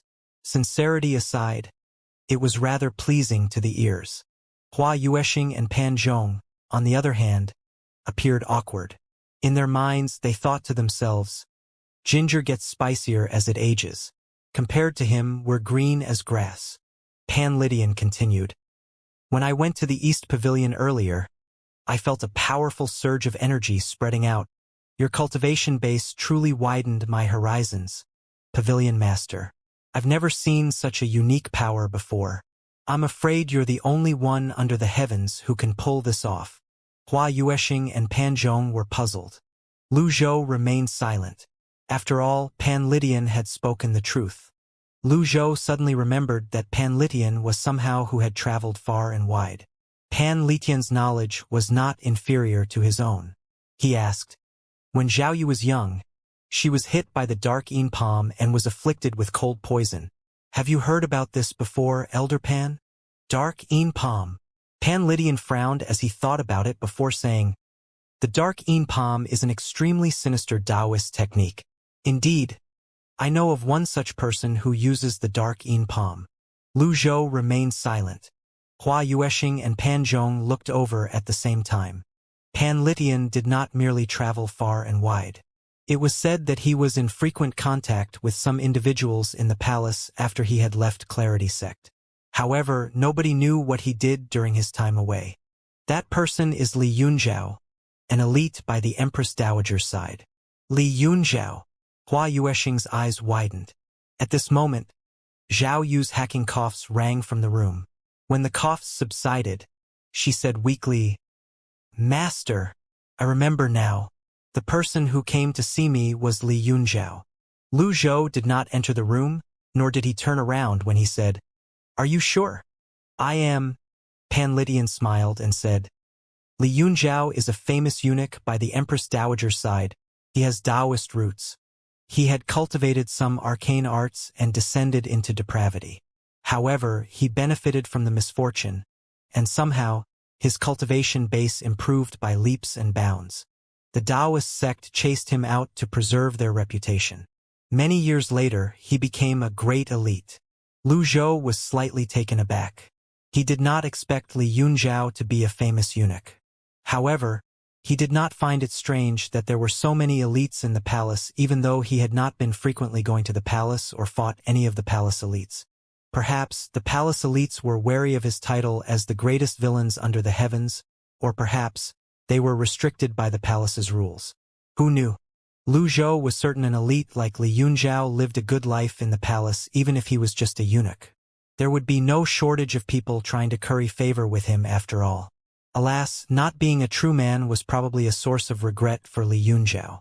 Finally, Lu Zhou said, "Why would Li Yunzhao harm you when he had looked for you previously?" "I don't know. The cold poison within Zhao Yu's body had just been dispelled, so she was still weak. Even her voice sounded weak when she spoke. Lu Zhou shook his head and said, "Forget it. Rest for 2 days." He waved his arm and left the south pavilion after he finished speaking. Zhao Yu rose to her feet with great difficulty. A stunned expression could be seen on her face as she walked to the door and looked at her masters retreating back. His words had greatly shocked her. Master is concerned about me?" Zhao Yu coughed again before her breathing began to gradually stabilize. "It's gone." She was greatly surprised. Previously, she was unaware that she was afflicted with a cold poison. She had assumed it was the effect of the brilliant jade technique. The heat and the cold she felt were in line with the brilliant jade technique after all. After cultivating it to its peak, the layer of frost on her skin would be able to intimidate her enemies. Apart from that, she really did not expect the cold poison was from the dark Yin palm. Zhao Yu circulated her primal qi again and let it course through her extraordinary 8 meridians. It flowed smoothly without obstructions. The self-healing effects from her primal qi was a lot more obvious now. When she recalled her master's words earlier, she felt remorseful. Compared to this, the sufferings she had endured before seemed insignificant. Ding! Instructing Zhao Yu. Reward: 200 merit points. What was considered as instructing? A senior instructing a junior, and the strong instructing the weak. That was instruction. When Lu Zhou received the notification, he was slightly surprised, but he did not find it strange. He continued on his way to the Great Hall as Pan Litian and Pan Zhong followed after him. After Lu Zhou entered the Great Hall, he slowly sat down before asking, "Elder Pan, do you know Li Yunjiao well?" Pan Litian cupped his fists. "I've been in contact with people from the palace after I left the Clarity sect. To tell you the truth, I joined the army back then and went to the front lines. I killed countless enemies at Rongxi. For this reason, I seldom run into people from the palace. I don't know much about Li Yunjiao." Pan Zhong was slightly startled when he heard this. He did not expect this dirty-looking beggar to have such a glorious past that was worth bragging about. Although cultivators joining the army were not a rare occurrence, most cultivators chose to focus on cultivating. Usually, there would only be 5 to 6 cultivators, a grand cultivator, and 100 to 1,000 mortal commanders in a 10,000-strong army. Most of the cultivators were not very talented in cultivation and had merely undergone body tempering and mystic enlightening. Hence, they chose to join the military in hopes of bagging achievements. However, it was unexpected for an elite like Pan Litian to join the army as well. With your cultivation base, you could have turned the tide of the battle. Surely it would have been easy for you to achieve glory when warring at the front line. Lu Zhou asked. What he meant to ask was why Pan Litian was an old beggar when he had definitely contributed greatly to the war. After I left the Clarity sect, my cultivation base quickly weakened. At that time, I stopped being an elite, Pan Litian said. Pan Zhong exclaimed in shock. Old Pan, did the Clarity sect do something to you? Pan Litian had gotten accustomed to this form of address. He replied, There's no point talking about it. Lu Zhou said, In any case, I'll have to personally visit the divine capital. Upon hearing this, Pan Litian was quick to reply, I'm willing to accompany you. Lu Zhou nodded and said, You're dismissed. I'll be taking my leave. I'll be taking my leave as well. Pan Litian and Pan Zhong left the Great Hall after that. Lu Zhou stroked his beard as he observed the two of them. He was slightly surprised at how easily they had gotten along and their smooth transitions to the Evil Sky Pavilion. Well, in any case, that was how a person from the Evil Sky Pavilion should be. Lu Zhou called out softly, Yuaner. Master. Little Yuaner skipped into the Great Hall as she waved her nirvana sash around. Is there any news about Old Fourth? No. Fourth senior brother only departed to Upper Prime City early in the morning. He should just be arriving now, Little Yuaner said. Lu Zhou stroked his beard and nodded, still seated. After a while he said, I'm tired. Oh, I'll be taking my leave.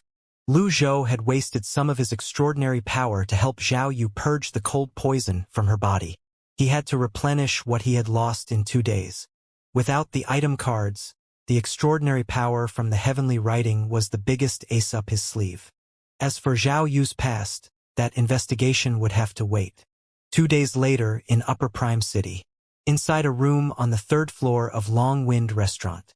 Si Wuya leaned against the railing as he looked at Upper Prime City through a window. Upper Prime City was once the temporary capital of Great Yen.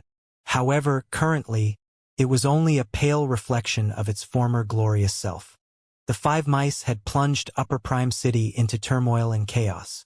On top of that, the rebel army had also caused a disturbance here and nearly destroyed the city.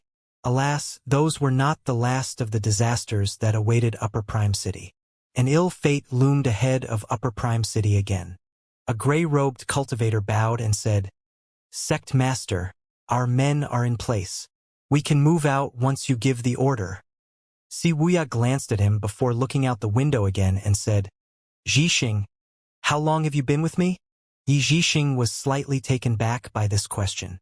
He did not know why his sect master would ask him such a question. However, he replied, 10 years.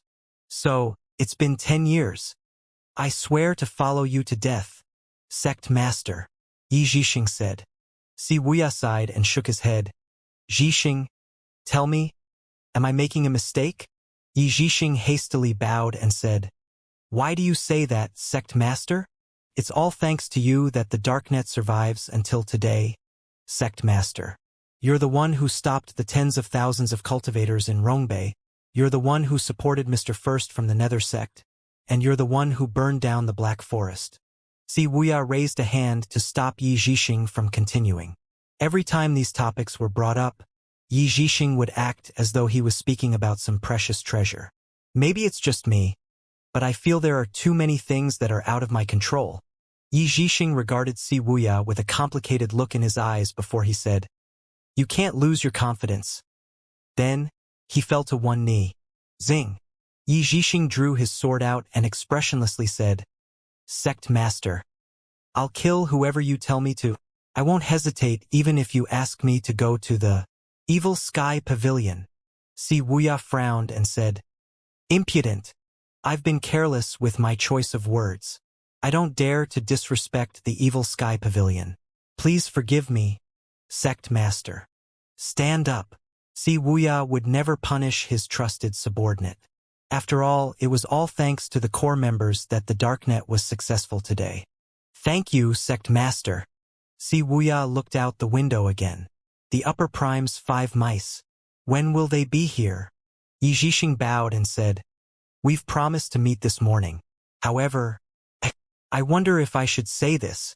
Speak. The 5 mice have robbed Mr. Eighth's Zen tunic without your approval. This will surely anger the old senior. Mr. Eighth has always been... Yi Zhixing paused. He was looking for a word that sounded better than cowardly but to no avail.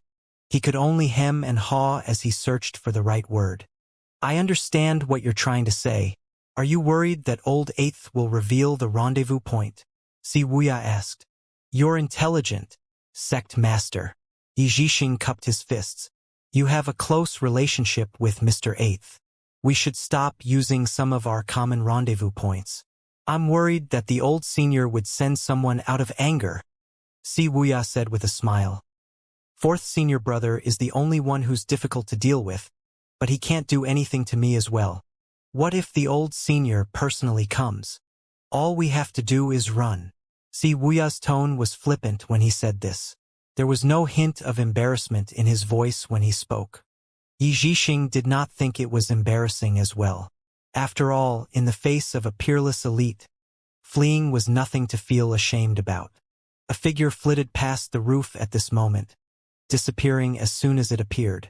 A few afterimages appeared in its wake before disappearing like the wind as well. It seemed to deliberately appear in Si Wuya's sight. The others did not seem to notice it.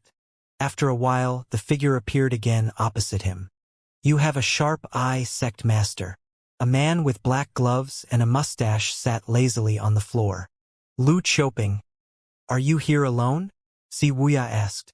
Yes, I'm enough. Big brother said you're too cunning. Who knows if you'd set a trap to catch all of us in one fell swoop. Lu Choping, who was sitting lazily on the floor, was one of the 5 mice who was skilled in escaping. Si Wuya said, So, How's it going to be? According to our rules, you'll have to compensate us, regardless if we fail or succeed, Lu Qiuping said with a smile. Yi Zhixing scoffed. According to the Darknet's rules, those who failed their missions should be punished. How dare you ask for payment? I'm not one of you. Your rules don't apply to me. We're not members of the Five Mice as well, so don't go applying your rules on us, Yi Zhixing retorted. Are you looking for a fight? Zing. Yi Zhixing drew his sword. The sword glinted coldly in the light. It reflected the sunlight onto Lu Qiuping's face. Lu Qiuping continued sitting as he chuckled. Hey, I'm just kidding. There's no need for you to draw your sword. Surrender the Zen tunic, Si Wuya demanded. The Zen tunic is with Big Brother. It's not with me. Don't give me that look. I only came here to greet you. You're a disciple of the Evil Sky Pavilion after all. Since we can't cross you, we can only hide from you. From this day on, all ties between us are severed. We don't owe each other anything, Lu Qiuping said. Upon hearing this, Si Wuya's expression remained unchanged. The reason I contacted you was because I believed in your abilities, and I'd hoped you'd be of some use. Despite Si Wuya's blank expression, Lu Qiuping could sense the abnormalities in Si Wuya's voice. I had no intention of holding the failure of your mission in the Evil Sky Pavilion against you, but you shouldn't have taken the Zen tunic of all things. What do you mean? Si Wuya flicked the wine cup in his hand. The wine cup drew a perfect arc in the air and fell on the streets. Crash! It shattered. Yi Zhixing steeled his gaze as his sword vibrated. Zing! The entire room was shrouded in an unique energy. Lu Qiuping's expression changed drastically. He stomped his feet and leaped up into the air with nimble movements at lightning speed. A flash of green energy in his palm repelled the energy that shrouded the room. Two gray-robed figures approached him. Bam! Lu Qiuping fell. However, he managed to pass through the roof, as slippery as an eel. Yi Zhixing exclaimed in surprise. As expected of a member of the Five Mice, Si Wuya was in no hurry. He remained seated as though nothing had happened. We can make our move now. Understood. Yi Zhixing produced a black cylinder from his pouch, lit it at the window, and a projectile was fired. A deafening whistle sounded in the air, accompanied by a flash of light. This caught the attention of the pedestrians on the street. All of them stopped to look. There were dozens of small groups that consisted of cultivators at several corners on the street who began to move. They did not attack the common folk as they headed to a specific location. Upper Prime City was plunged into chaos at this moment. The instant Lu Qiuping, one of the Five Mice, landed, he saw two gray-robed cultivators coming at him. Si Wuya, just you wait. His voice had barely faded when he turned around and bumped into someone. A man with a mustache wearing clothing of the other region grabbed Lu Qiuping's arm and spoke stiltedly in Great Yan's language. Why you bumped into me? Get out of my way. Scram. Crack. The man in the other region clothes put more force into his grip. Ah! Lu Qiuping felt as though his bone was shattered. The man in the other region clothes hastily said, I am sorry. I didn't do it on purpose. Lu Qiuping wanted to cry. He was no idiot. There was no way this person was immortal if he could easily break the arm of a cultivator who had undergone body tempering. However, he had no time to waste with this man. His pursuers were hot on his heels. He would be done for if he was caught. He turned, wanting to flee. Don't go. The man in the other region clothes did not loosen his grip. Lu Qiuping's expression darkened as he said, Big brother, can you please release your grip on me now? I can't. The gray-robed cultivators were already on the ground as they flanked both of them. Upon seeing this, Lu Qiuping knew things were not looking good for him. There was a flash of green in his hand as he drew closer to Lu Qiuping. The man in the other region clothes widened his eyes. Oh no, are you planning to kill me? Despite his words, his grip tightened even more. Crack. With that, Lu Qiuping's entire arm was broken. The blade in his hand, which shone with a strange light, fell to the ground. He shrieked. He wanted to move, but he could not at all. No matter how he pulled and struggled, he could not free his arm at all. Only, the gray-robed cultivators approached them and cupped their fists. "Thank you for helping us, strong man." The man in other region clothes waved his hand and said, It's nothing. May I know your name? Since you helped us capture this thief, we'll surely visit you to thank you." "Why, you're welcome. My surname is Ri." As soon as that man in the other region clothing finished speaking, Yi Zhixing supported Si Wuya as they emerged from the third floor's window and descended slowly. Tears streamed down Lu Choping's face as he endured the pain in his arm and said, "St strong man. Surely we can discuss this?" Smack. The man from the other region slapped Lu Choping and said, "I have nothing to say to you." Lu Choping could have sworn that he saw stars after he was slapped. His cheek stung from the hit. The initially quiet street began to turn lively. The occasional sounds of fighting and swords clanging rang in the air. Soon after, a fire broke out. Smoke billowed in the sky above the city. After Si Wuya landed, he smiled faintly before he said, "Fourth senior brother, why the disguise?" "Fourth senior brother?" An expression of shock appeared on the two gray-robed cultivators and Yi Zhixing's faces. Lu Choping, whose arm was broken, looked up frightfully.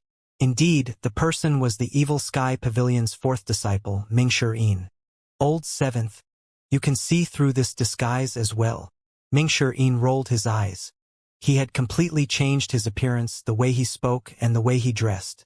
However, Si Wuya still managed to see through the disguise with just a glance. "There aren't many who would go by the surname Ri," Si Wuya said. Mingshi did not dwell on the matter. Instead, he said, "Old Seventh, I caught a mouse for you. Aren't you going to thank me?" Lu Choping's knees gave way. If Mingshi had not been holding his arm with a death grip, he would have fallen a long time ago. He felt as though he was going to wet his pants. Si Wuya said, "Thank you, fourth senior brother." Lu Choping said, "Big brother, one should spare a life whenever possible." "Shut up." Mingshi glared at Lu Choping and said, "You dare ask me to spare your life after stealing from the Evil Sky Pavilion? Keep on dreaming." Lu Choping looked at Si Wuya and said, "The Five Mice has no quarrel with the Darknet. I'll tell you what, there's no need for any payment between us. Rules are written by men and can be changed by men. What do you say?" "Ouch!" Lu Choping cried out in pain when Mingshi tightened his grip on his arm again. Mingshi voice was deep as he said threateningly, "I'm not from the fucking Darknet. Stop talking about stupid rules or the Darknet." Lu Choping was rendered speechless. Si Wuya spread his arms in a helpless gesture. The Evil Sky Pavilion's disciples who left the pavilion founded their own organizations and did not join each other's sections. Mingshi was not a member of the Darknet, so the rule did not apply to him. Even if he were a member of the Darknet, he was still likely to not follow the rules. He asked, "Where's the Zen tunic?" Lu Choping said as he endured the pain, "I don't have it. I'm only here to meet Sect Master C.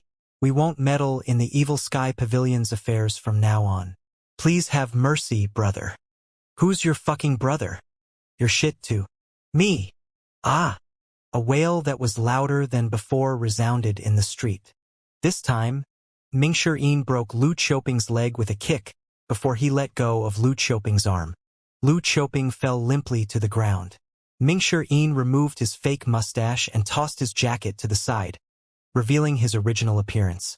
Then, he said with a smile, "Keep an eye on this mouse. I have business with your sect master." Yi Zhixing raised his sword and said, "Mr. Fourth, please forgive me for not being able to agree to your request." "Get lost," Mingshi said with a straight face. After all the delay, he was getting impatient. Si Wuya said calmly, "Zhixing, stand down." "Sect master, are you going to disobey me?" "I dare not." Yi Zhixing retreated to the side. Si Wuya walked over with his hands on his back and stood in front of Mingshi. There was barely half a meter between them. When Mingshi saw Si Wuya put his hands on his back, he followed suit. He felt more like an elite in this pose. Si Wuya smiled and said, "Fourth senior brother, would you care to take this inside?" "Spare me. Second senior brother isn't here today. Nobody's here to protect you." Mingxirin was determined to capture Si Wuya this time. "Perhaps you'll change your mind after listening to me, fourth senior brother. In that case, I won't listen. I know you're good at leading others astray. I say, even without your cultivation base, your subordinates are still so loyal. What have you been feeding them?" Mingxirin said before he turned to look at Yi Zhixing and said, "Hey there, you with the sword. Are you interested in joining the Evil Sky Pavilion?" "No, wait, you aren't qualified. Forget it." Yi Zhixing was puzzled. Si Wuya said, "Since you know my cultivation base has been sealed, senior brother, do you think I'd leave myself vulnerable?" The smoke grew thicker. The sounds of fighting nearby intensified as well. Some cultivators that could fly took their fights to the skies. Mingxirin was baffled. "Why is Upper Prime City suddenly in chaos?" Yi Zhixing said, "Mr. Fourth, to tell you the truth, we have 3,000 men here in Upper Prime City at the moment." Mingxiyin's expression remained calm as he said disapprovingly, "Are you trying to threaten me? You're a bunch of insignificant small fries. Old Seventh. Let's hear what kind of marvelous story you've come up with this time." Si Wuya said, "This way, fourth senior brother." They went up the stairs of Long Wind Restaurant. Two gray-robed cultivators guarded Lu Qiuping. They did not give him an opportunity to run away. The Long Wind Restaurant was deserted. The two of them sat down opposite each other. "Speak," Mingxirin said impatiently. Si Wuya waved his hand. A subordinate served them tea. Si Wuya said, "Actually, I knew you would come, senior brother. And yet, I chose to come to Upper Prime City anyway. Do you know why? I'm not a tapeworm in your stomach. How would I know? Upper Prime City is now in chaos. General Shang, who's stationed here, will definitely be flustered," Si Wuya said. When Mingxirin heard this, he said, "What are you trying to do? Fourth senior brother. If I were to tell you, will you give up on capturing me? Tui, do you think you have the right to bargain with me? You might not believe this. However, I came to Upper Prime City to help Master," Si Wuya said. "I wonder why I'm having difficulties believing your words," Mingxirin said sarcastically. "The Evil Sky Pavilion's barrier is weakening. The Noble Path is eyeing the Evil Sky Pavilion as though it's their prey." Si Wuya raised his teacup, took a sip and said, "My men are everywhere. I received some news." "What news?" "The palace is organizing an unprecedented mission to annihilate the Evil Sky Pavilion." Despite his words, Si Wuya was exceptionally calm. From his expression, it was clear that it did not matter to him if Mingxirin believed him or not. He continued drinking from his teacup casually. "The Evil Sky Pavilion is no stranger to all these vengeful and futile missions. We'll kill them as they come," Mingxirin said. Si Wuya shook his head and said, "I'll admit that Master is still powerful. However, even if you can fend them off this time, do you think you can fend them off forever? Senior brother, I'm sure you know the answer as well as I do. There's no need to fool yourself." Mingxirin fell silent. Si Wuya continued to say, "Apart from the siege by the 10 great sects, the palace had a hand in the incidents at the Measure Heaven River's Chunju, Tongzi Town's 10 shamans, and the grand formation on the Lotus Dais. Mo Li alone has brought so many troubles to the Evil Sky Pavilion. The Evil Sky Pavilion is too eye-catching lately. All the factions who have conflicts in the palace are now united against the Evil Sky Pavilion. Let alone 5 years. Do you think the Evil Sky Pavilion would still be as glorious in 2 years' time?" Mingxirin said with a frown, "We'll talk about the future in the future." "The future?" Si Wuya shook his head. "If it were anybody else, I would have been too lazy to explain. However, since you're my senior brother, I have no choice but to be honest with you. Moreover, you're intelligent, so I won't be able to fool you. You can save your flattery for someone else," Mingxirin said. Si Wuya smiled. He poured a cup of tea for Mingxirin. "Currently, the 10 great sects on the Noble Path aren't what they once were. The Clarity sect is gone, and the righteous sect is barely staying afloat with Zhang Yunshan's help. The 5 Buddhist sects put their own safety above everything else. With Master's powers, I don't think they'll dare to make any movement in the near future. However, the palace isn't like the 10 great sects. You must know what's keeping Great Yen going until this day. The answer was obvious. If the palace's strength was inferior to the 10 great sects, the elites of the 10 great sects would have taken control of the palace. Is the palace that powerful? Mingshi asked skeptically. Do you know what moves the human heart? Si Wuya asked confidently. Mingshi shook his head. Power, status, gold, wealth, women, cultivation base, cultivation methods, reputation, treasures that could be encountered but not sought, and the world. How profane and materialistic. Men aren't saints. How many of us aren't materialistic? If you're not, why don't you give me your separation hook? 4th senior brother. Si Wuya chuckled as he said, I'm just joking. Anyway, back to the topic, the palace is able to provide all these things, therefore they're able to attract many elites from all over the world.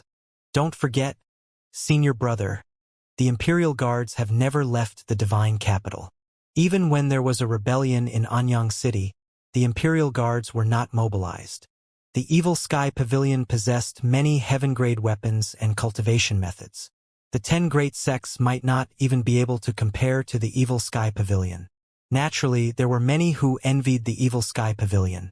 Mingshi shook his head and said, At the end of the day, you're trying to say that the Evil Sky Pavilion will, one day, fall, am I right?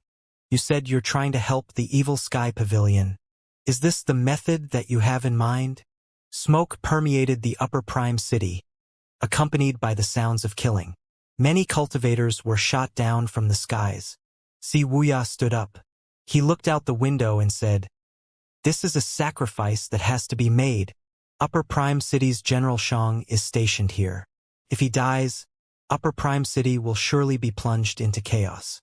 Wei Zhuoyan has led the 3 armies to Liang Province. The palace will not mobilize the Imperial Guards, so they'll probably mobilize other forces to quell the disturbance here. With this, the palace naturally won't have time to deal with the Evil Sky Pavilion. If it doesn't work the first time, I'll do it the second time. If the second time doesn't work, I'll do it 10 times. I'll continue doing it until it works. Mingshi spat out the water he just drank. He laughed before he said, This is your grand plan? Maybe I'll believe you if I lose my brain. He thought to himself, With great difficulty you created such a vast network of information and founded the Darknet. You have capable subordinates in your sect as well. And yet, you're telling me this is all you're up to? I'd be a fool if I believe you. Si Wuya had expected Mingshi to doubt him. He poured Mingshi another cup of tea. He continued talking in a strange tone. If 10 times won't do, I'll try 100 times. An ant hole can cause the collapse of a great dike. A 100-feet room can burn from smoke from a gap. When that day comes, no one would be a threat to the Evil Sky Pavilion. Mingshi was puzzled. After a moment's silence, he smacked the table in front of him. He chuckled and said, I think I understand now. I didn't know that you had such ambitions. Do you think that everything will go according to your plan?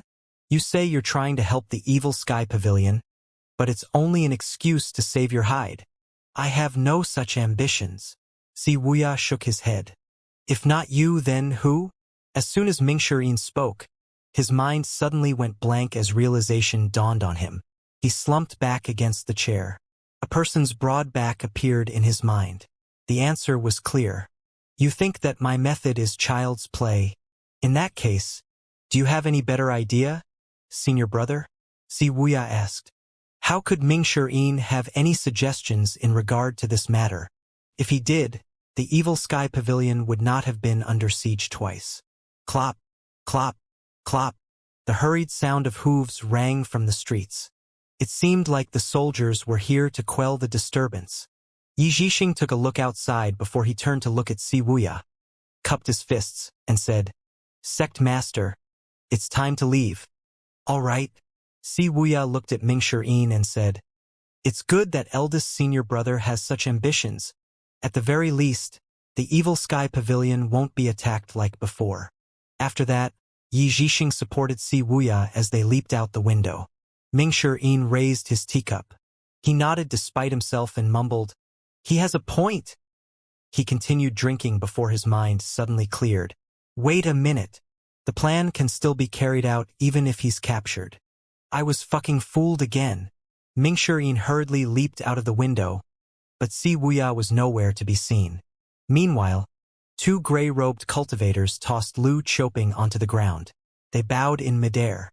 "Mr. Fourth, there's no need to give chase. I've never seen the sect master telling another person this much. In truth, even if the sect master didn't explain himself, you still wouldn't be able to capture him." Whiz, whiz, two four-leaf avatars appeared. Mingshi looked at them disdainfully when the two avatars combined and became a six-leaf avatar. They unleashed a grand technique and a burst of light flashed before they disappeared before Mingshi eyes. Mingshi glanced at Lu Choping and asked in a deep voice, "What are you looking at? Do you want me to gouge your eyeballs out?" "No, don't. And Mr. Fourth, please don't." Lu Choping wanted to cry, but no tears came out. At this moment, Mingshi saw a familiar-looking messenger bird flying toward him from afar. "HM? A letter from Junior Sister." The messenger bird recognized Mingshi and flew toward his raised hand, and a letter appeared in his hand. A frown appeared on Mingshi face when he read the letter's content. "No way. Master's going to the Divine Capital?" What kind of place was the Divine Capital? It was a place where elites gathered. It was where the Imperial Guards were stationed. According to Si Wuya, Old Seventh, the various factions in the palace were united to deal with the evil sky pavilion. Was it not akin to walking into a lion's den if his master were to go to the Divine Capital now? Which idiot was it that gave Master this idea? Mingshi destroyed the letter and grabbed Lu Choping's collar before he flew toward the Divine Capital. As Mingshi flew above the city, he saw the city was in complete chaos. He shook his head and sighed. To prevent himself from being mistaken as an enemy, he circulated his primal chi and rose even higher up into the sky. He looked in the direction of the Divine Capital and cursed under his breath. "It's so fucking far away." Lu Choping continued to plead, "And Mr. Fourth, please spare me." Mingshi scoffed before he said, "You dare steal my junior brother's Zen tunic?" Then, he chuckled. However, a hint of anger could be heard in his chuckle. Lu Choping broke out in cold sweat. He hastily said, "I'll ask my big brother to return the Zen tunic. It can be done. It can be done." Mingshi shouted, "Silence." Half a day later, in the forest outside of the Divine Capital, Wuxia descended slowly. "Master, the Divine Capital is up ahead." Little Yuaner leaped off Wuxia. Lu Zhou looked in the direction of the Divine Capital. He stroked his beard and nodded. Little Yuaner ran up to Wuxia's side. She supported Zhao Yu, who had leaped down, and said, "What did I tell you, Senior Sister Zhao Yu? Wuxia is much more comfortable than the flying chariot." Zhao Yu nodded. Perhaps she had just recently recovered. Her expression was slightly unnatural. She looked in the direction of the Divine Capital before she said hesitantly, "Master, are we really going to the Divine Capital?" Lu Zhou said apathetically, "This is related to your past. We can't afford to be careless." Since her master had already spoken, Zhao Yu did not voice her opinion. Zhao Yu was not overly interested in this trip to the Divine Capital. She was barely freed from the cold poison after all. She was more interested in cultivating more than anything else. Little Yuaner, on the other hand, was more eager to go out and play than cultivating. The Divine Capital was one of the busiest places in Great Yen after all. She had been wanting to visit the capital for a long time now. It was a pity, prior to this, that her master did not bring her here. Now that she had the chance to visit, how could she not feel delighted? They kept a low profile. The three of them did not travel in the flying chariot. Moreover, it was damaged and needed repair. When three of them entered the city, amazing architectures, organized streets, and the bustling crowd exceeded their expectations. Even Lu Zhou was surprised. However, he had no interest in these things. He ordered, "Let's go." Little Yuan had no choice but to calm her excitement and helplessly followed her master.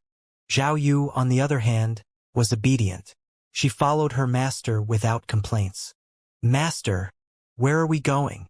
Little Yuan asked. "The Prince of Qi Mansion."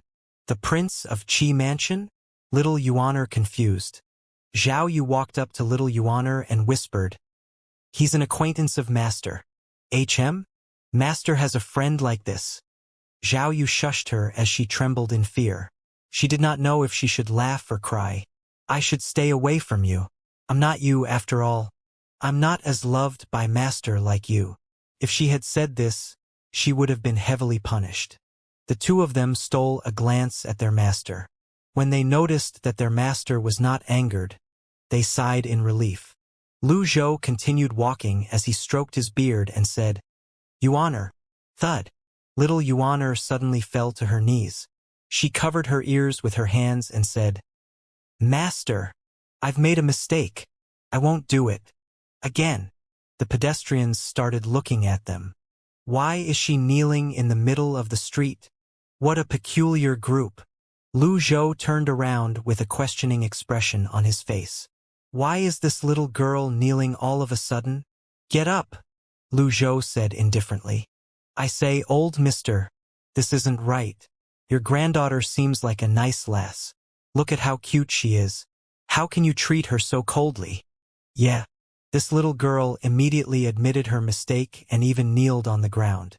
"Compared to the ungrateful brat in my house, she's an angel."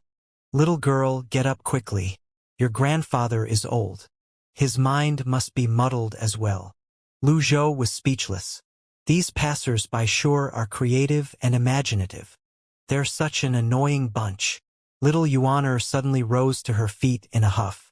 She stomped her foot on the ground. Boom! The ground cracked. The crowd immediately stepped back. They were so shocked that their mouths were agape. What the? How contrary to her appearance. What a fierce young lady. One more word about my grandfather, and I'll beat you up, Little Yuan said angrily. The crowd immediately scattered.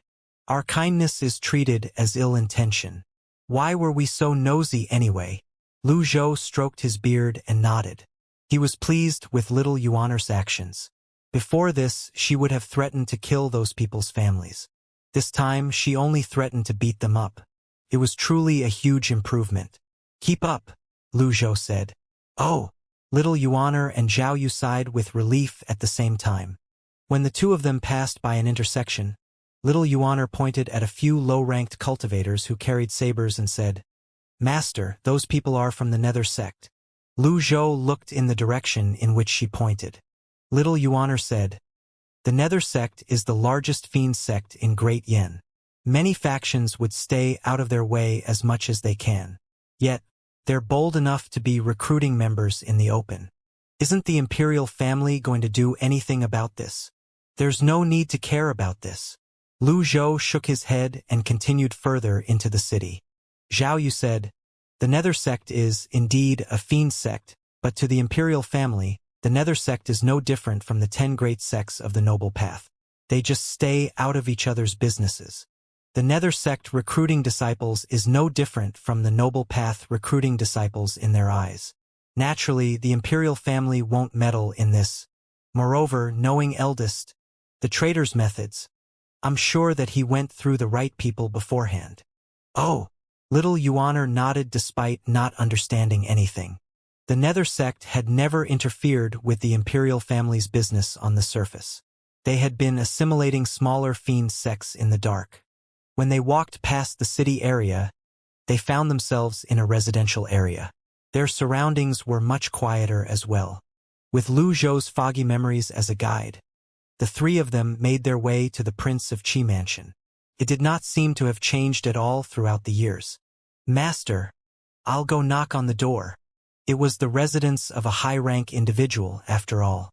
The number of steps before the door alone was more than that of ordinary homes. Before she could even knock, the doors creaked and swung open slowly. Several house servants emerged from the Prince of Qi Mansion. Eventually, An aged butler stepped forward and asked, "Who are you?" Little Yuan turned to look at her master. "Where's Qin Jun?" Lu Zhou asked calmly. The butler was incensed.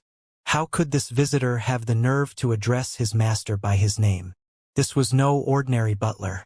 He had been in the Prince of Qi mansion for 2 decades and was deeply loved by the members of the mansion. He was meticulous and thorough with his work. He remembered most of their visitors, up to their appearance and preferences. He was also a man who could read other people. He narrowed his eyes as he sized Lu Zhou up. "HM?" The butler's eyes suddenly widened. He seemed to have some recollection of this man. He no longer dared to act carelessly. He bowed and greeted Lu Zhou. "Greetings. If I'm not mistaken, you're from the Golden Court Mountain, right, old mister?" This butler was highly intelligent and a high EQ. He did not ask for a name, nor did he mention Lu Zhou's name and bring up the title of the greatest villain. Instead, he only asked about the place Lu Zhou was from. That way he could avoid offending Lu Zhou. Lu Zhou stroked his beard and nodded. "You recognize me?" Upon receiving confirmation from Lu Zhou, the old butler did not hesitate. Thud. He fell to his knees immediately, kowtowed and said, "Greetings, O old mister." As smart as he was, he carefully avoided using titles that might offend the guests. Little Yuan and Zhao Yu were startled by this sight. Their master was widely known in the world as the greatest villain and had a bad reputation. Even those who had nothing to do with the evil sky pavilion would do their best to avoid him when they heard his name. And yet, this old butler kneeled and kowtowed. It seemed like their master did have some special relationships with this place. Zhao Yu said, "Answer the question." Little Yuan nodded and Parat Zhao Yu. "Answer the question." There were many rules in the palace. They were not even in the imperial city yet, but people here would kneel at a moment's notice. The old butler said, "I have seen old Mister's portrait in my master's room." "My portrait?" Lu Zhou searched his memories. He remembered the scene where he met the Prince of Qi, Qin Jun, for the first time. He did not recall leaving behind any portraits. He guessed Qin Jun must have hired an artist to draw it. "Oh, well, that's unimportant." Lu Zhou had used the reversal cards, and there had been some changes in his appearance, but his bearing did not change. This old butler was, indeed, special for being able to recognize him. If he had more reversal cards in the future, he would grow younger. At that time, most people would be hard-pressed to recognize him. "This way please, old mister." The old butler knew how to treat his guests well. He knew the status of his guests and did away with announcing their arrival beforehand. He hastily got to his feet and made an inviting gesture. Lu Zhou nodded, pleased. Then he strode into the Prince of Qi mansion. In the living room, the old butler served them the best tea the mansion had to offer. Lu Zhou did not mind these things. Instead, he asked, "Where's Qin Jun?" The old butler stood at the side and spoke respectfully. "To answer your question, old mister, my master has gone to the imperial city. He would be back in half a day. Meanwhile, please make yourself comfortable." The butler's voice had barely faded when an energetic and loud voice rang in the air. "Old Hong, I was told we have a few honored guests." The old butler, Hong Fu, turned around and looked out the door. "Young master, young lady."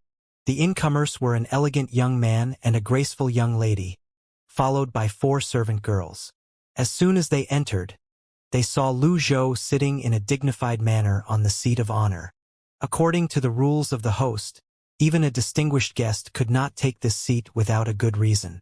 However, before the young man could speak, Hong Fu said, "Young master, we must be respectful.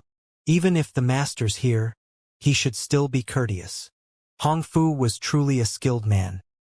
He knew the young master was immature and was quick to act recklessly, so he had spoken first before the young master could say anything to cause unnecessary trouble. The young man, Qin Shua, nodded and toned down his haughty demeanor. Old Hong had served the mansion for many years and had always been a cautious man. Based on his words, it was obvious they had to treat this guest with respect. Therefore, although Qin Shua did not know this guest, he bowed at Lu Zhou and said, Greetings, old mister. Lu Zhou raised his teacup and paid no heed to him. He found it meaningless to talk to people of no importance. Qin Shua's attention was drawn to the tea. Was this not Big Red Robe, the tea that his father loved the most? Even if a notable person from the imperial city was here, his father would not easily serve them the Big Red Robe that he had been keeping for a long time. Hong Fu's expression froze for a second before he walked up and made an inviting gesture. Young master, the old mister has traveled far to be here. Why don't you adjourn to another place? Old Hong, you. Listen to me this once.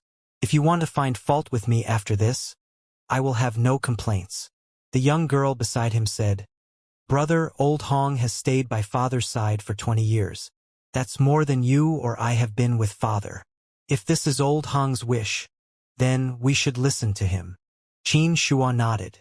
He bowed deeply at Lu Zhou, Zhao Yu, and little Yuaner again. Have a good rest, old mister.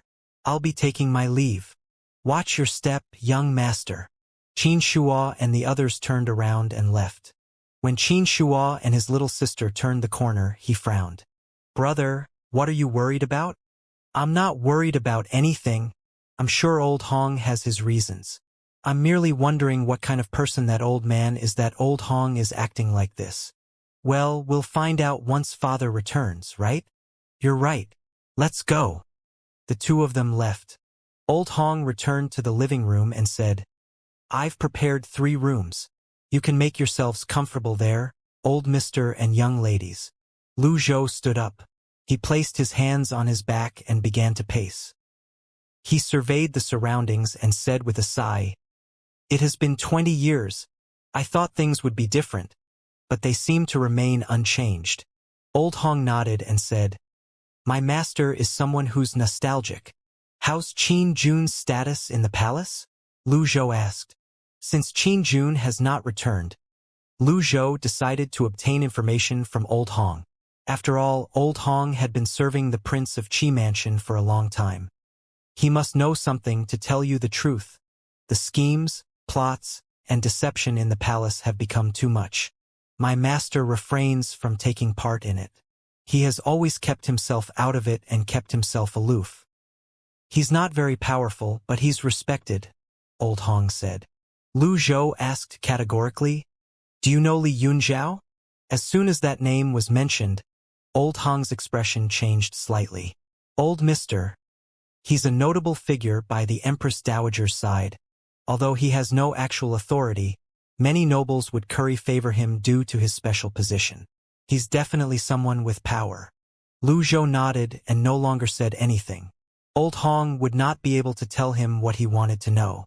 Meanwhile, Mingshi flew with Lu Qiuping, one of the 5 mice, in tow. Halfway along his journey, he became exhausted. What's master thinking by going to the divine capital at this time? It's too far away. He has a mount and I have nothing. When will I get there? Lu Qiuping smiled ingratiatingly and said, In that case, you can just let me go like a fart. I guarantee that I'll return the Zen tunic right away. Shut up. Do you think it's as simple as the Zen tunic? Mingshi tightened his grip on Lu Qiuping again. Lu Qiuping broke out in sweat from the pain. He pulled a face and said, There are so many treasures in the Evil Sky Pavilion. Surely you won't miss one item? Why do we have to do this? If I die, my big brother will be furious. My second, third, and fourth brother are much more accomplished in stealing than I am. They'll surely avenge me. When will this vicious cycle end? Ah.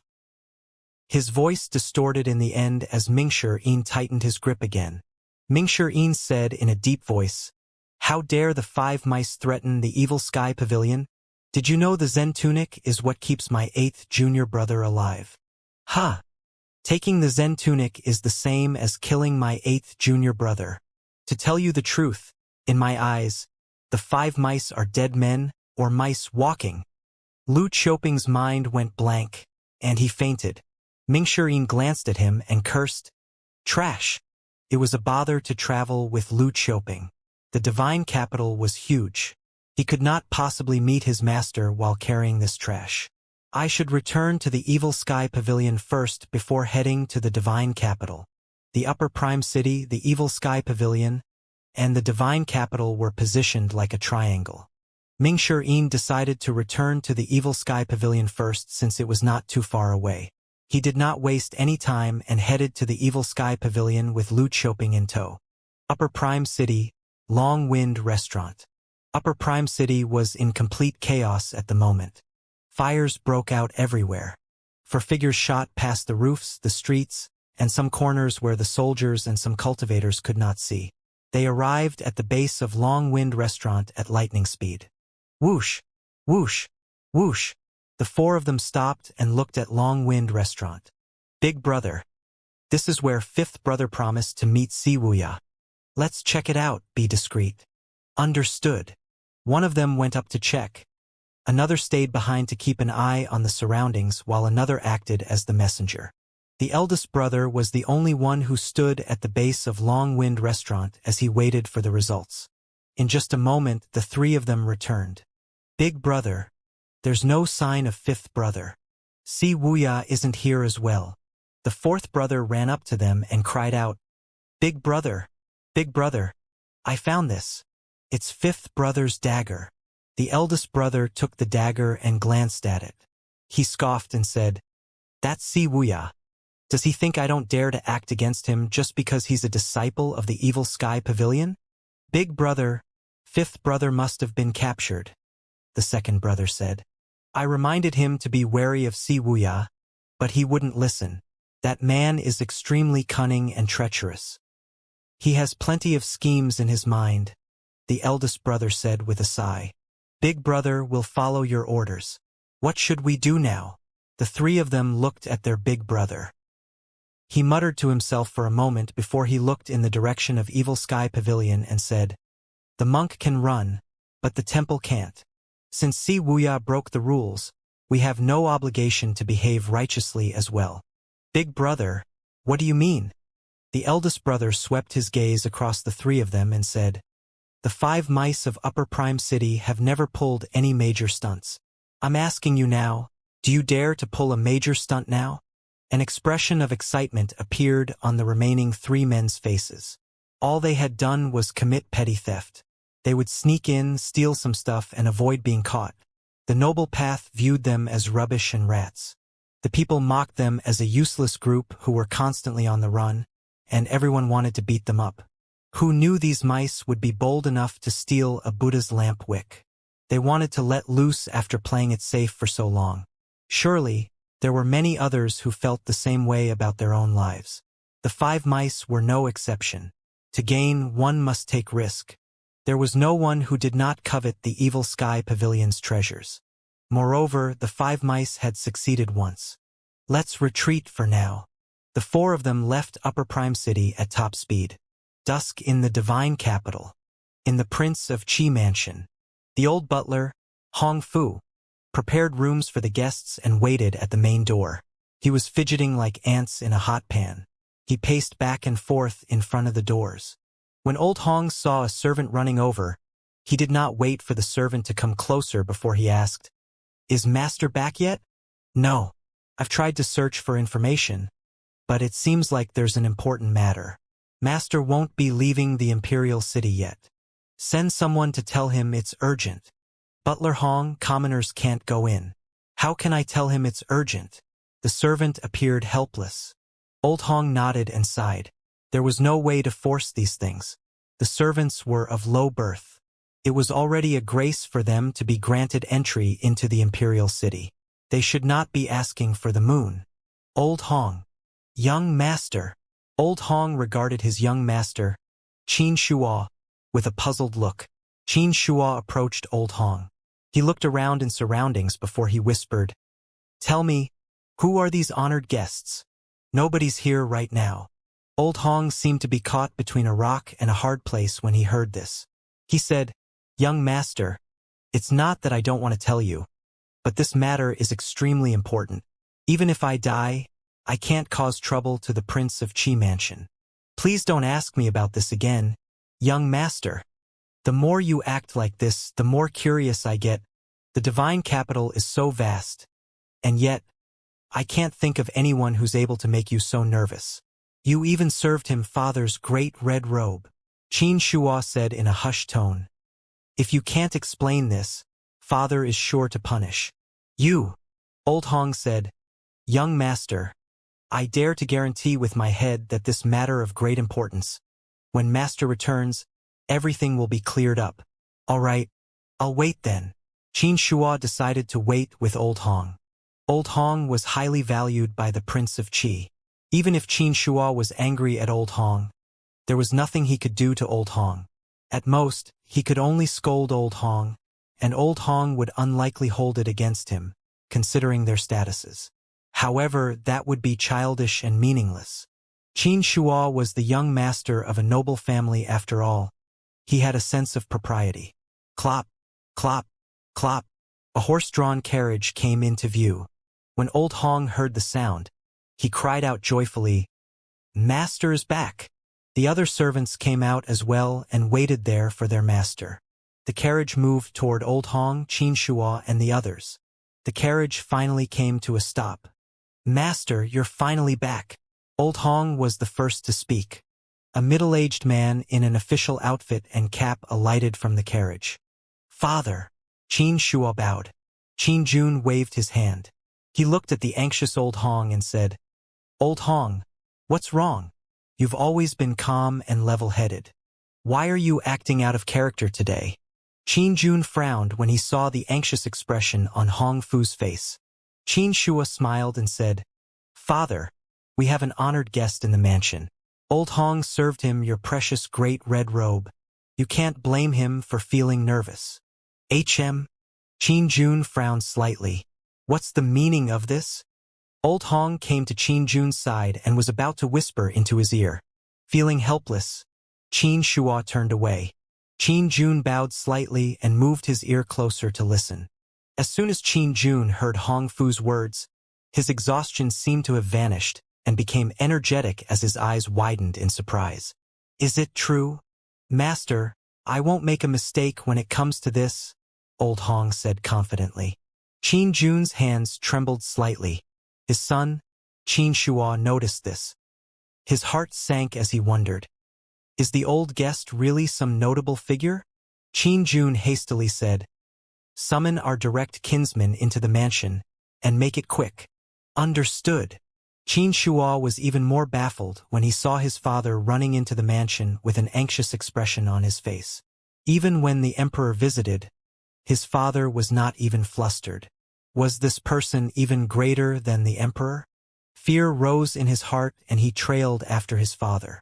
He was a direct member of the family, so he naturally had to be there as well. The sun was setting. The Prince of Qi's direct kinsmen had gathered in the courtyard in neat rows in a short amount of time. His wife, concubines, and the elite cultivators appeared confused. Why did Master summon all of us here? I heard that there are some important guests in the mansion. However, is there a need to make a big deal out of it? Moreover, this is too sudden. They remembered that the last time they laid out such a big welcome party was when the emperor visited. How could they not feel puzzled? Silence. Jun's voice rang in everyone's ears. Without my permission, no one is to speak. The others bowed. Jun turned around and headed toward the courtyard where Lu Zhou was staying. The others followed carefully behind him. They soon arrived at the courtyard. Old Hong spoke softly. The old mister is inside. Jun nodded. He walked up to the doors. Then he bowed deeply and said, Greetings, old mister. The entire place was as quiet as a graveyard. The others could not understand why their master was behaving so respectfully. They wondered about the identity of the person in the room. Who was it that warranted such respect and courtesy from their master? Naturally, none of them dared to verbalize their thoughts. They kept quiet and waited for the reply. Enter. The voice was calm and light. Soon after, he added, Alone. Understood. Jun dared not be careless. He turned, waved his hand dismissively and said, That's all for today. Go back to whatever you're doing. After going through so much trouble to summon everyone here, they were now dismissed without being given a reason. They became even more confused. Even then, nobody dared to disobey their master. When the courtyard was finally cleared, Qin Jun respectfully opened the door. When he walked up to Lu Zhou, he kept his back bent as he looked at the floor and greeted him. "Greetings, old mister." Then, Qin Jun stole a quick glance at Lu Zhou was admiring the paintings and literary works in the room. It's him. Although Qin Jun had already been told about Lu Zhou's arrival, he still felt nervous. Lu Zhou scanned the works in the room and quickly lost interest. "If you like them, old mister, I can give it to you as a gift from my humble mansion," Qin Jun said. Lu Zhou had no care for these secular things. He shook his head and said, "Sit." "I dare not. I'll stand." Qin Jun's heart trembled in fear. "It's been 20 years. Has your cultivation base improved?" Lu Zhou asked, not bothering to probe Qin Jun's cultivation base. "Thanks to your instructions many years ago and after diligently cultivating, I managed to enter the divine court realm. I'm not talented. I'm afraid I've disappointed you, old mister," Qin Jun said. Lu Zhou nodded. He walked up to the table and sat down. He looked at Qin Jun. "I'm honored that you came to visit my mansion. If there's anything you need, old mister, I'll do my best to help you," Qin Jun said bluntly. "I'm pleased with your achievements." Lu Zhou did not beat around the bush as he said, "Do you know Li Yunzhao?" When Qin Jun heard this, he was slightly stunned. He asked, "Li Yunzhao is a prominent figure by the Empress Dowager's side. It's only natural for me to know who he is." "Very well," Lu Zhou continued to say. "Tell him to meet me here." Stunned, Qin Jun hesitated about the question he wanted to ask.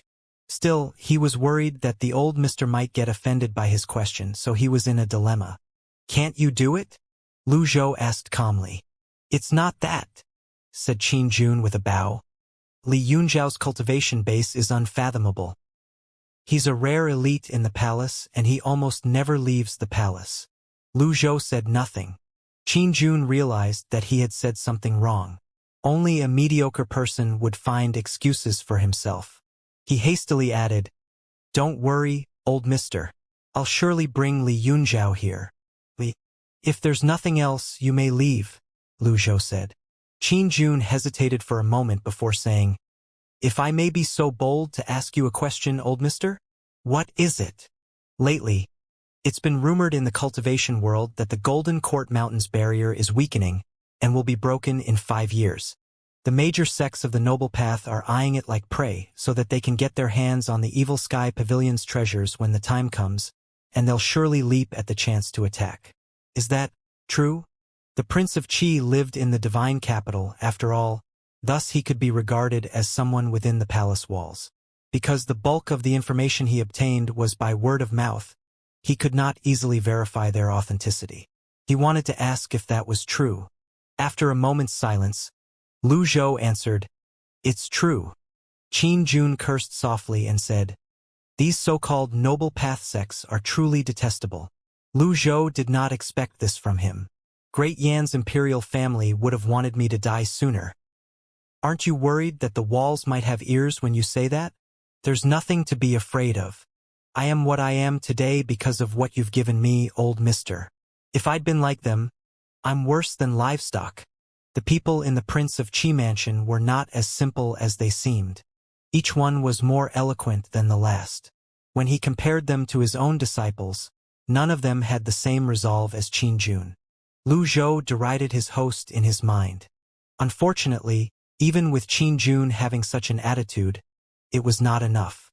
Moreover, his cultivation base was only in the divine court realm. "I was just using you back then.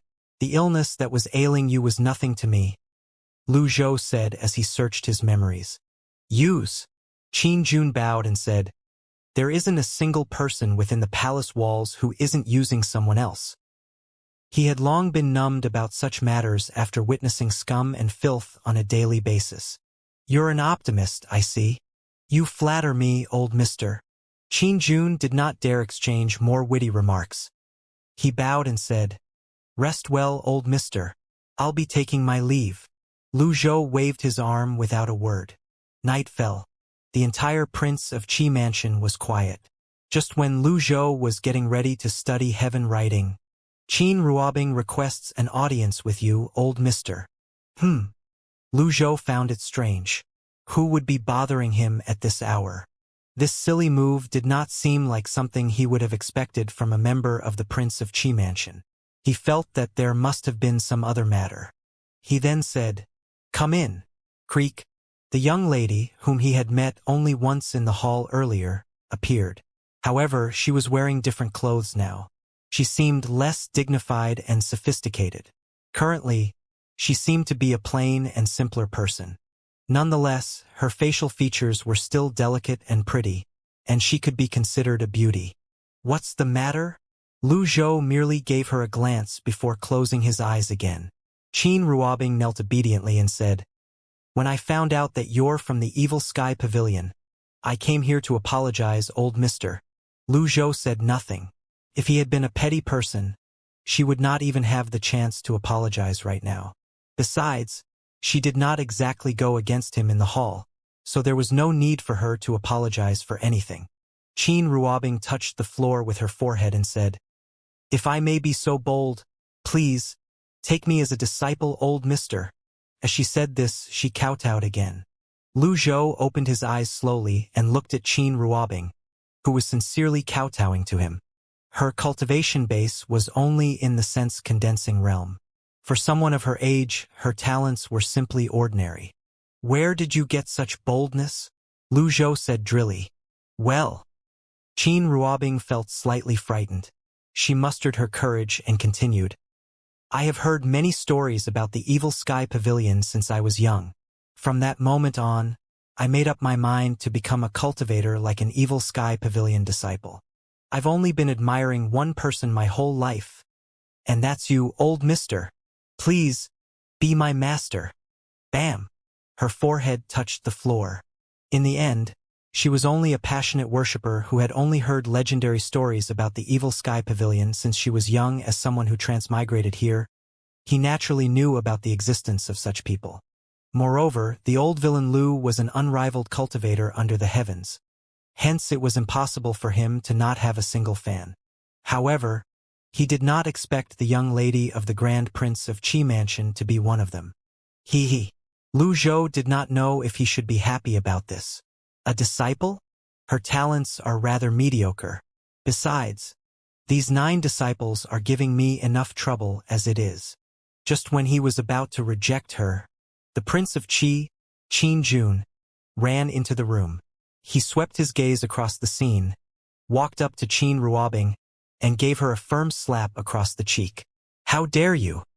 Who gave you permission to intrude upon the old mister's room?" Qin Ruobing was stunned. Having never been hit her entire life, she did not expect her father to hit her now over something like this.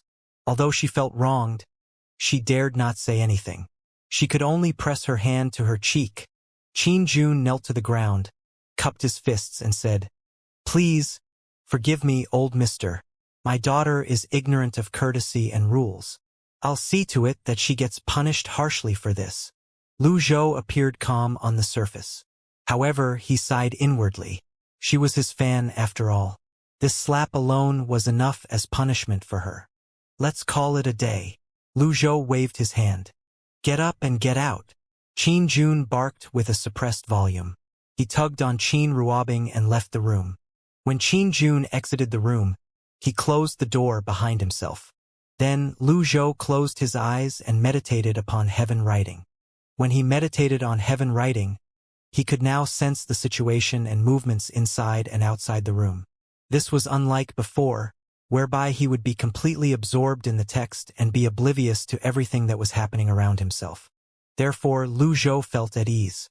On the morning of the next day, when Lu Zhou opened his eyes, he sensed that someone was waiting for him outside his room. He asked in a deep voice, "What is it?" "I'm the butler Hong Fu. The master has left the mansion early in the morning for the imperial city. He shall be back in less than 2 hours. You can count on that old butler to get things done right." In truth, Lu Zhou knew that he had been waiting outside his door for about an hour now. Since the butler was unsure of a cultivator's habits, he had chosen to wait here ahead of time. Lu Zhou got off the bed with his hands behind his back. He waved his hand and a gust of energy opened the doors. 2 hours, Lu Zhou mumbled. Hong Fu hastily bowed and said, Eunuch Li is a prominent person by the Empress Dowager's side. He'll have to obtain the Empress Dowager's permission to leave the palace. Lu Zhou nodded. Without caring about the method Qin Jun would employ, he walked out calmly. Refreshed after a night's rest, he now had roughly half of his extraordinary power's full capacity. 2 hours later, a voice could be heard from outside the living room. Eunuch Li, this way, please. Lu Zhou looked outside the doors of the living room. Little Yuaner and Zhao Yu flanked him. The butler Hong Fu bowed and said, Old Mister, Eunuch Li is here. At this moment, in a tall hat, dressed in long robes with silver hair and a bony build, Li Yunzhao appeared at the door. This was the elite cultivator by the Empress Dowager's side, Eunuch Li of the Dark Yin Palm. His appearance surprised Lu Zhou slightly. He seemed to be born and dressed like a eunuch. Li Yunzhao was in no hurry to enter the room. Instead, he paused deliberately. After another minor eunuch that seemed to be in his 40s caught up with him, Li Yunzhao entered the room. Qin Jun hastily said, This is the old mister about whom I mentioned. When Li Yunzhao looked up with his hands behind his back, their eyes met. He had spent his days living well within the palace's borders. Even though he was well informed, he had never seen the Evil Sky Pavilion's master in person before.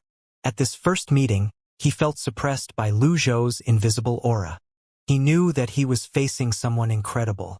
This was not an aura that originated from cultivation base alone. It was an aura that someone of a higher status radiated. The 3-foot ice was not formed overnight. Li Yunzhao had only felt such pressure from the emperor. Are you Li Yunzhao? Lu Zhou addressed him by name right away. Before Li Yunzhao came, Qin Jun had told him about him, so he knew who this person was. Therefore, he was not angered. I am. Lu Zhou kept his gaze straight as he summoned Zhao Yu. Zhao Yu stepped forward from the side and said, Yes, master. She knew what her master meant. She turned to face Li Yunzhao and said, The person who found me near Blue Sun Mountain is this man. When Li Yunzhao saw Zhao Yu, he frowned slightly and said, You. Ignoring him, Zhao Yu returned to her spot and kept quiet. Lu Zhou said drily, Speak. Li Yunzhao smiled as he cupped his fists and said, I might have come ill-prepared.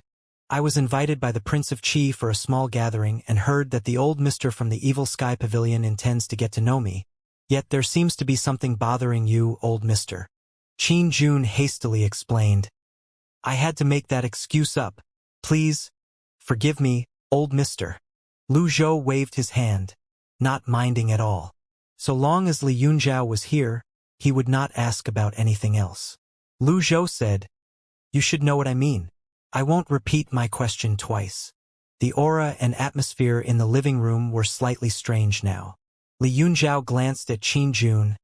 I know about the Evil Sky Pavilion, and I know about its 9 disciples. I didn't expect you to personally come to the divine capital, old mister. If there's anything you want to know, ask away. I shall tell you everything and anything that you want to know. Li Yunzhao's voice was sharp and thin, making anyone who heard him have goosebumps. Lu Zhou nodded with a pleased expression and said, Is Zhao Yu from the palace? She is. Did you leave the Dark Yin Palm's cold poison in her body? I did. Your reason being? Li Yunzhao paused. His answer did not come as forthrightly as before. This question seemed to have touched upon some important matter. Old mister, about the reason I can't speak of it. And I won't. Li Yunzhao replied. When Lu Zhou raised his right hand, there was a flash of radiance in the dimly lit room. There seemed to be a blue vortex in his palm. Li Yunzhao's eyes widened and he took 3 steps back. Old mister. Pavilion master. Lu Zhou pushed his palm forward. The vortex shot out toward Li Yunzhao. Boom! A purple bolt of lightning smashed through the ceiling and converged with the vortex. It hit Li Yunzhao. When the powerful impact directly penetrated the dark Yin energy seal which he prided himself in, he reeled and crashed into the courtyard. A round opening appeared above their heads. Nobody seemed to have seen how Lu Zhou made the attack. This peerless elite from the palace did not even have the chance to show off his skills like an elite before he was sent flying from a single blow. It was a single technique. The little eunuch who followed him turned to look with wide eyes. Li Yunzhao crashed to the ground. Blood trickled down the sides of his lips. He panted heavily while his eyes were filled with disbelief. As he pressed his chest with one hand, he pushed himself off the ground with the other. The entire living room and courtyard were as silent as a graveyard. Because the commotion had been extremely loud, the guards of the Prince of Qi mansion hurried over. "Get lost!" Qin Jun barked. The guards quickly turned around and left the courtyard. Who would dare butt in when the Evil Sky Pavilion was the one making a move? Li Yunzhao coughed and somehow managed to stand. He appeared calm but was overwhelmed with fear in his heart. The divine capital was full of elites. Even so, Li Yunzhao had thought that nobody could defeat him with a single move. "I've learned my lesson." Li Yunzhao cupped his fists. After being attacked, he was willing to accept it. Qin Jun remembered his question yesterday. In hindsight, it seemed to be an overly stupid question. The prominent person by the Empress Dowager's side could not even withstand a single blow. Lu Zhou appeared calm. This thunderblast was a minor lesson to him. "Speak." His expression remained calm. Li Yunzhao shook his head helplessly and said, "I heard that the Evil Sky Pavilion Master's methods are shocking, and I've always wanted to have a chance to spar with you, Pavilion Master. Even if I lose, I'll accept the outcome willingly. As for this thunderblast, it's my loss." He paused before continuing. "When Princess Yunzhao was in labor, there was a red moon. It was a bad omen, and I was tasked to get rid of the embodiment of ill portent." This statement contained loads of information. Zhao Yu shuddered. Her face went ghastly pale as she asked, "Princess Yunzhao is my mother?" "That's right." A single rock gave rise to 1,000 waves. Qing Jun, the butler Hong Fu, the minor eunuch, and little Yuaner were beside themselves with shock. Li Yunzhao straightened his robes, knelt to the ground, and said, "Although you weren't officially bestowed the title or claimed by your own family, I should still pay you homage. No matter what, I shall kowtow." This kowtow practically confirmed Zhao Yu's identity. It should be known that the person kowtowing was the prominent figure by the current Empress Dowager's side, Li Yunzhao.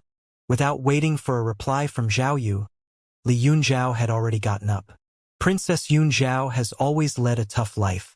I couldn't bear to end the life of her offspring just like that. Hence I didn't follow through and merely left the dark Yin palm," said Li Yunzhao. As Lu Zhou stood up slowly, everyone's attention was on him now. Lu Zhou walked forward with his hands behind his back. He walked up to the door of the room and said, "The Crimson Moon? Who told you to kill her?" "Well..." Li Yunzhao hesitated once more. "Are you not going to speak?" Lu Zhou said. "Why do you have to put me in such a tight spot, old mister? Zhao Yu is my disciple. Are you saying that I shouldn't be looking out for my own disciple?" Lu Zhou said. Zhao Yu's heart was stirred. "It's not that I'm not willing to tell you, but the imperial concubine who meant to do Princess Yunzhao harm has passed away. All I want is for this matter to be settled and for everyone to move on," said Li Yunzhao. "I persuade with reason. The reason is now clear. Alas, you won't listen." Lu Zhou stroked his beard and stepped forward. Li Yunzhao frowned. Once bitten, twice shy.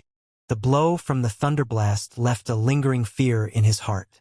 "I was careless and was hit by the thunderblast just now. Do you think that I'd have no tricks up my sleeves after living inside the palace for so many years? I know about the Evil Sky Pavilion's strength. You leave me no choice but to retaliate." His body burned with vigorous primal qi which naturally condensed into energy. The Prince of Qi, Qin Jun, felt extremely awkward. This was the divine capital after all. If two great elites fought here in the divine capital, it would surely cause a great disturbance. In order to maintain peace in the divine capital, the capital's guards would also be mobilized. If they could not stop it, the Imperial Guard would move out until the battle between the cultivators was settled. The divine capital was a flourishing place with crouching tigers and hidden dragons. Even then, how did it manage to avoid fights that broke out over vast areas? It was all thanks to the imperial city's guards. Otherwise, the divine capital would have been flattened by the cultivators a long time ago. The terrifying thing was that, with the imperial city as its center, there was the 10-terminal formation which was collectively laid out by cultivators who were skilled in formations. The presence of the 10-terminal formation was enough to intimidate the cultivators in the imperial city to not make any rash moves. That was why Qin Jun did not want to see these two elites fight. Say, can't we talk things through? Unically? Qin Jun did his best to dissuade them.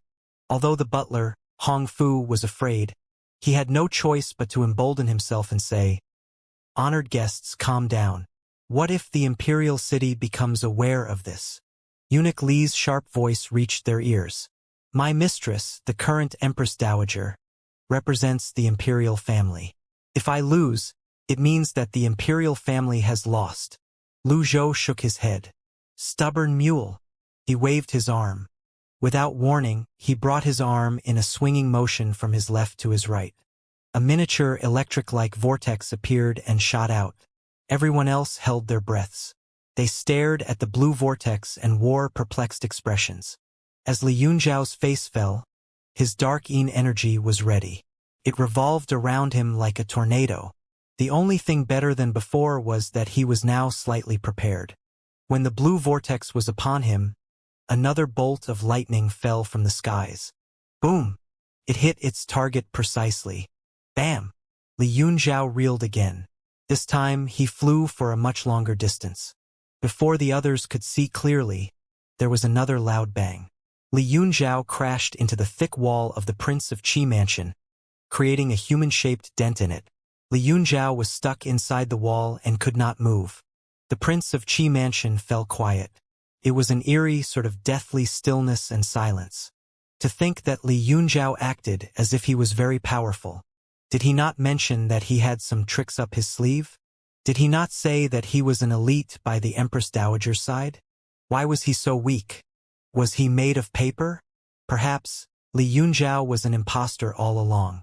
Was he a cultivator who was merely masquerading as a person who had actual abilities? The others were puzzled. Lu Zhou was the only person who appeared calm. This card merely pushed him back and did not kill him. Old eunuch, if you actually triggered the 1% kill rate, you can't blame me. Eunuch Li. Qin Jun was the first person to break the silence. He voiced out his question carefully. Crash. Surprisingly, Li Yunzhao walked out of the wall. The rubble slid off him. His eyes were slightly listless while his lips were trembling. Then, with a muffled grunt, fresh blood trickled out. This time, he was injured as he had triggered the 30% chance of harming the target. You've got some luck for staying alive. Lu Zhou stroked his beard as he looked at the eunuch as if nothing had happened.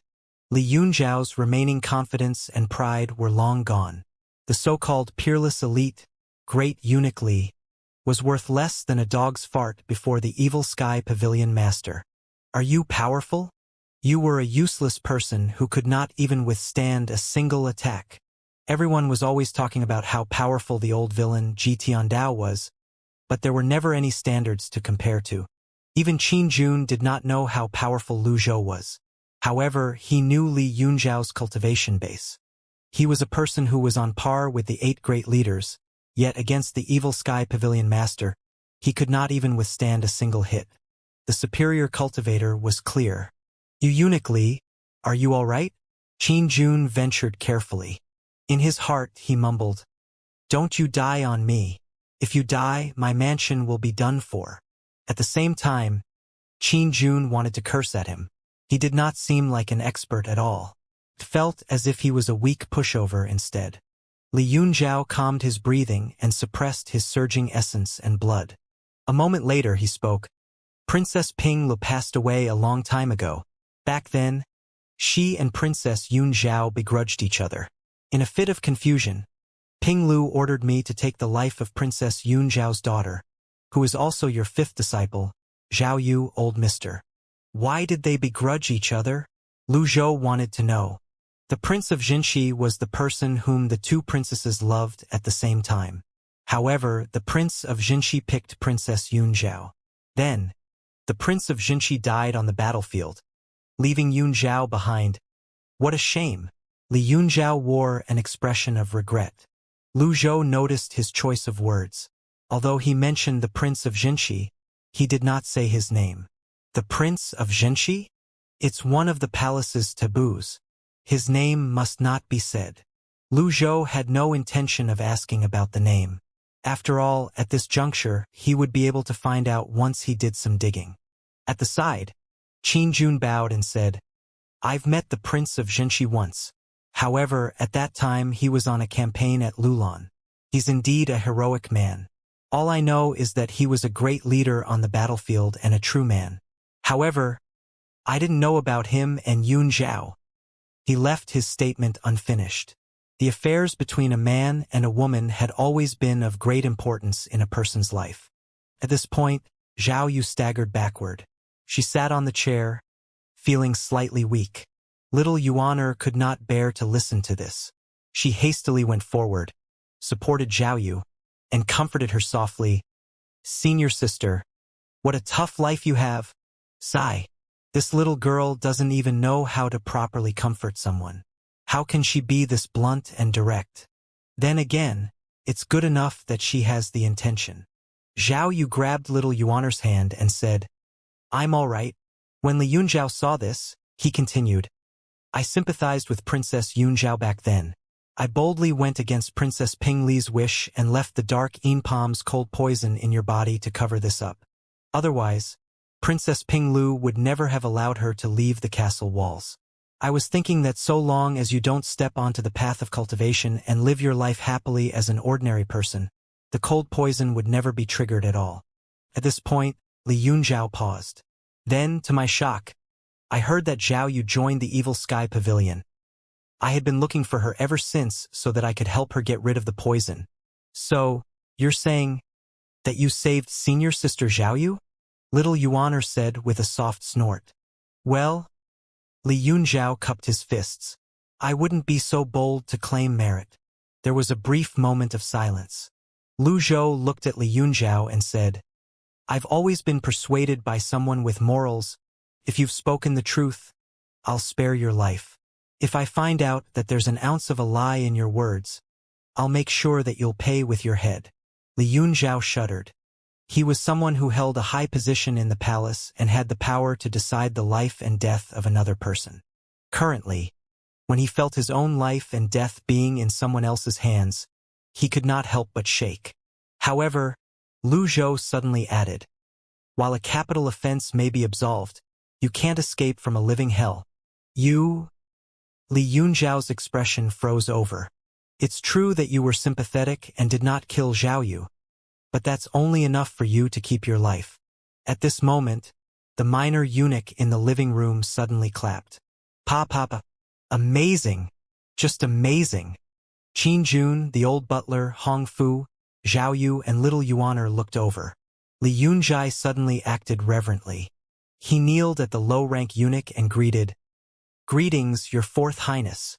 Fourth Highness.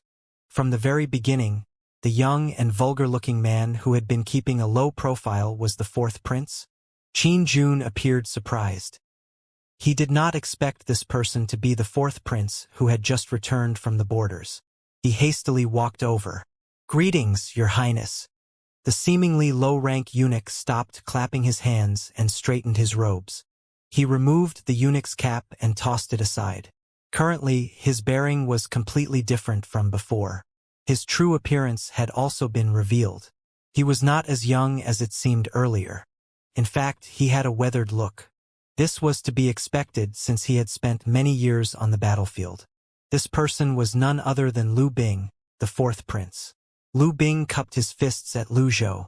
Your methods are breathtaking, old Mr. Li Yunzhao is at least a six-leaf nascent divinity tribulation realm elite. And yet, he couldn't even take a single hit from you. You're Lu Bing, the fourth prince? Lu Zhou asked. I am. Are you planning on standing up for Li Yunzhao? Lu Zhou could sense that Lu Bing's aura was not particularly dense.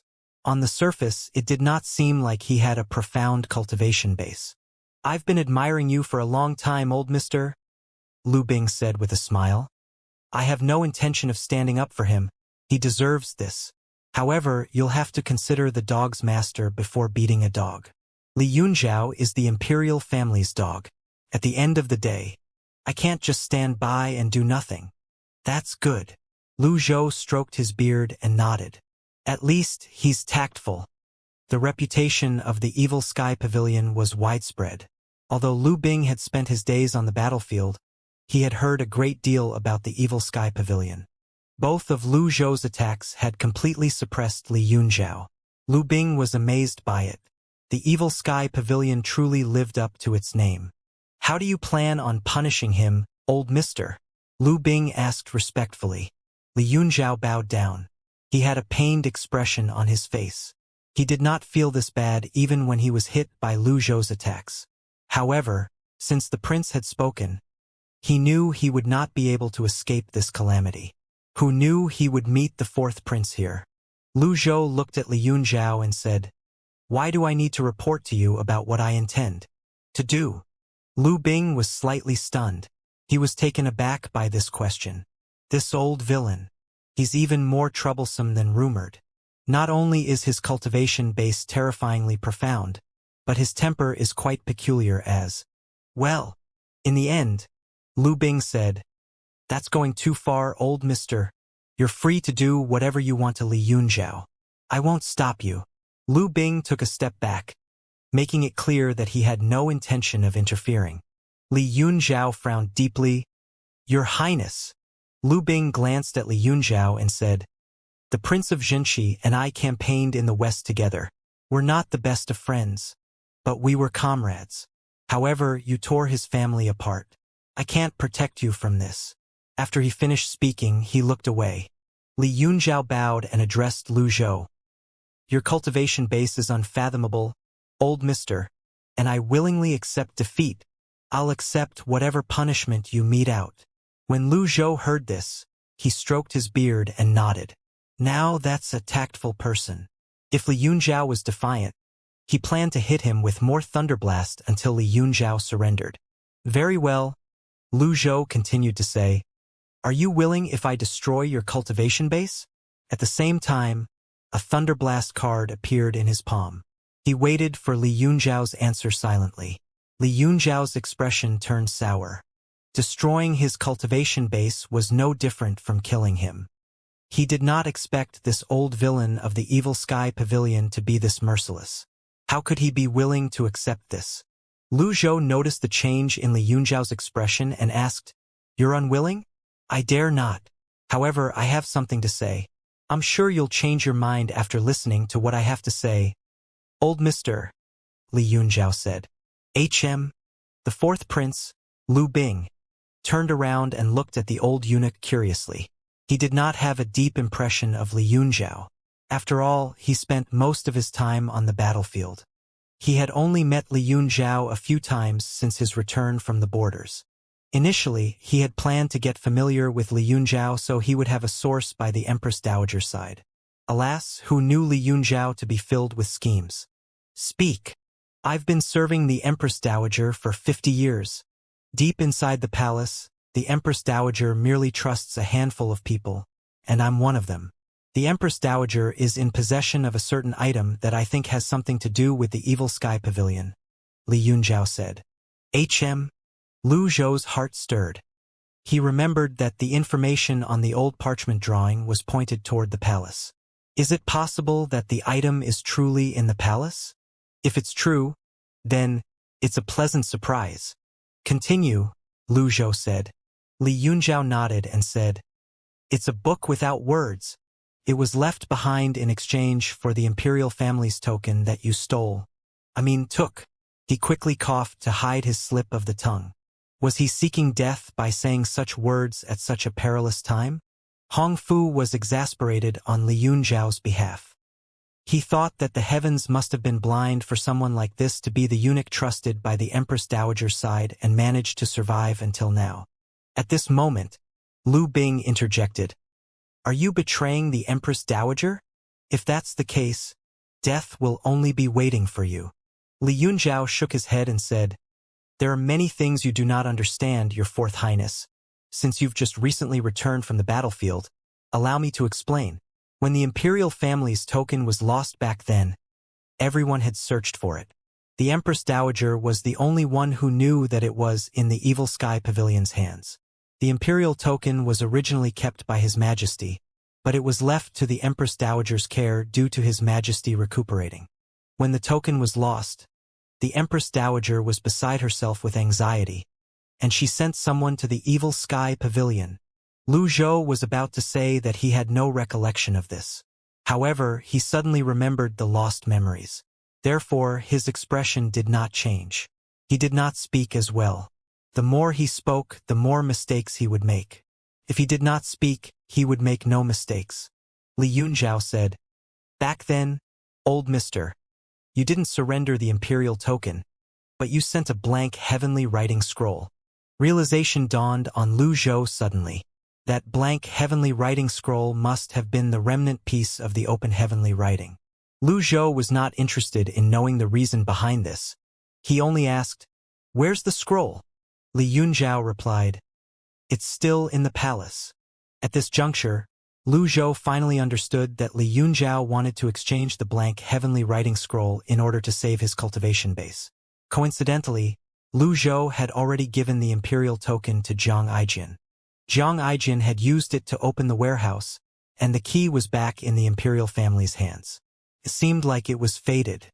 Lu Zhou did not turn around. He said, "Zhao Yu." "Yes, master. You're the victim here. You'll decide his fate." Since Lu Zhou had already discovered the blank heavenly writing scroll was in the palace, he had many ways to retrieve it. He had no need for Li Yunzhao. For this reason, he gave Zhao Yu permission to decide on Li Yunzhao's fate. Everyone looked at Zhao Yu. "Savisi." Zhao Yu bowed and said, "What belongs to you should be taken back, master. He did somehow save my life. If he's lying about that, we can always kill him in the future." "That's right." Little Yuaner nodded vehemently. When Lu Zhou heard Zhao Yu's words, he was pleased that this disciple of his had turned out this way. She was finally considerate enough to think about her master. Little Yuaner, on the other hand, was still a work in progress. "Li Yunzhao, did you hear that?" Lu Zhou asked. "I understand. This time tomorrow, I'll be bringing the item to you, old mister," Li Yunzhao said. At this very moment, from the tower opposite the Prince of Qi mansion, a hidden golden weapon was fired. The target was Li Yunzhao. The assassin vanished as soon as he fired the weapon. Li Yunzhao's expression turned unsightly. He flipped backward in the way as energy erupted from his body. The fourth prince, Lu Bing, frowned and said, "Li Yunzhao, it seems like you're completely trusted." Bam! The energy-wrapped weapons collided with Li Yunzhao's palm. He intercepted the weapons with his bare hand. Clearly, the assassin had underestimated Li Yunzhao. Even though he was injured, he was not someone who could be killed by these hidden weapons. Li Yunzhao turned to look as he tossed the weapon aside and said, "There's no need to be surprised. It's just someone with ulterior motives who wants to get me out of their way. This has happened far too often." Lu Zhou looked at the hidden weapon which was now lying on the ground. For the weapon's might to be accentuated to such a degree, the assassin was no ordinary elite cultivator. As expected, Great Yan's divine capital was full of crouching tigers and hidden dragons. Nobody was actually fazed by this. Since Lu Bing's mental qualities were much tougher than the common man, he merely glanced at it and said, "An assassin?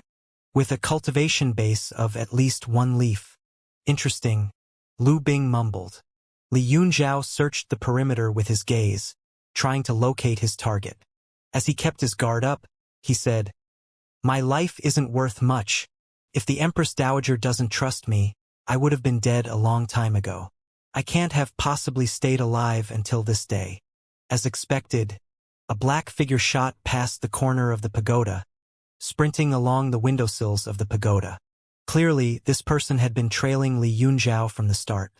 Li Yunzhao was so exasperated that his voice changed as he shouted, "Despicable vermin!" His sharp tone sounded peculiar when he uttered a curse, but it somehow emphasized how angry he was. Just when the others felt helpless, Lu Zhou said, Yuan. Yes, master. Catch him. Yes, master. Little Yuan was exceptionally pleased to receive such an order for the first time. The reason why Lu Zhou had given this mission to Little Yuan was that Little Yuan was the bane of mice like these. She also had many treasures.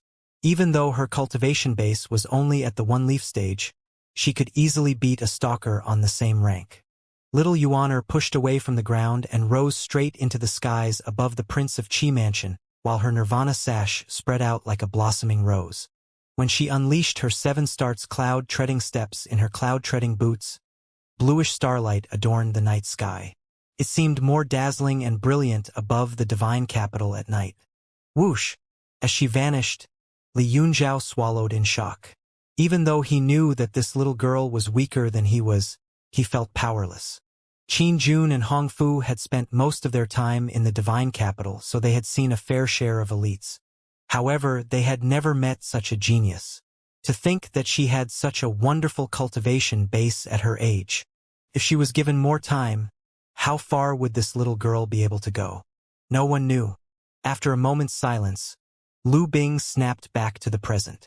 With a clap of his hands, he said, I heard that the Evil Sky Pavilion's disciples are all amazing in their own right. I now see that it's true. I'm duly impressed. You sure chat a lot, said Lu Zhou.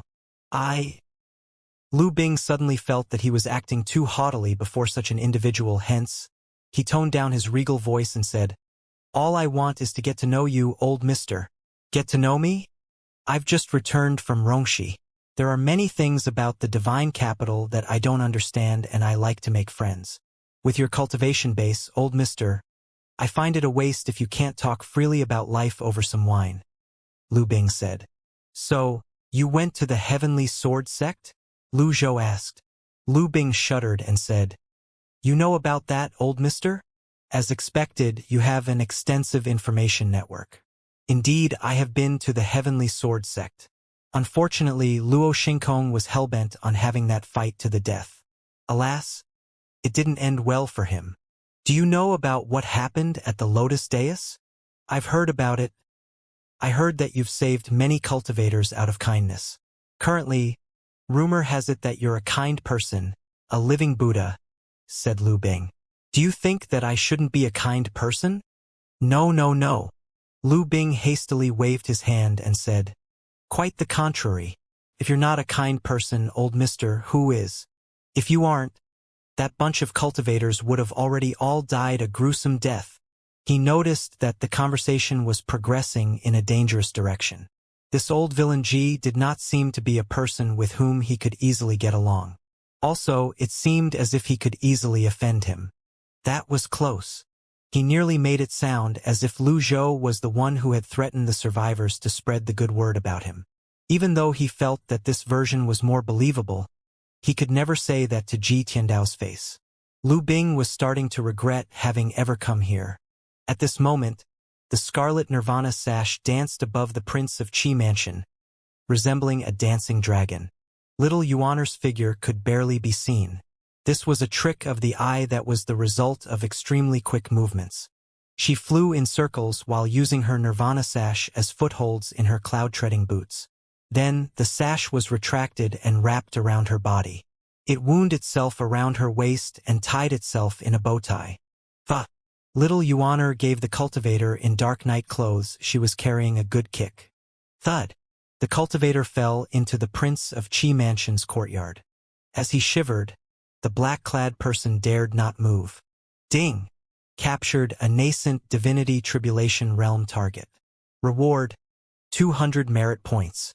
Li Yunzhao gave the person a sweeping gaze. He exclaimed in shock. His sea of qi has been destroyed. This! Little Yuaner slowly descended.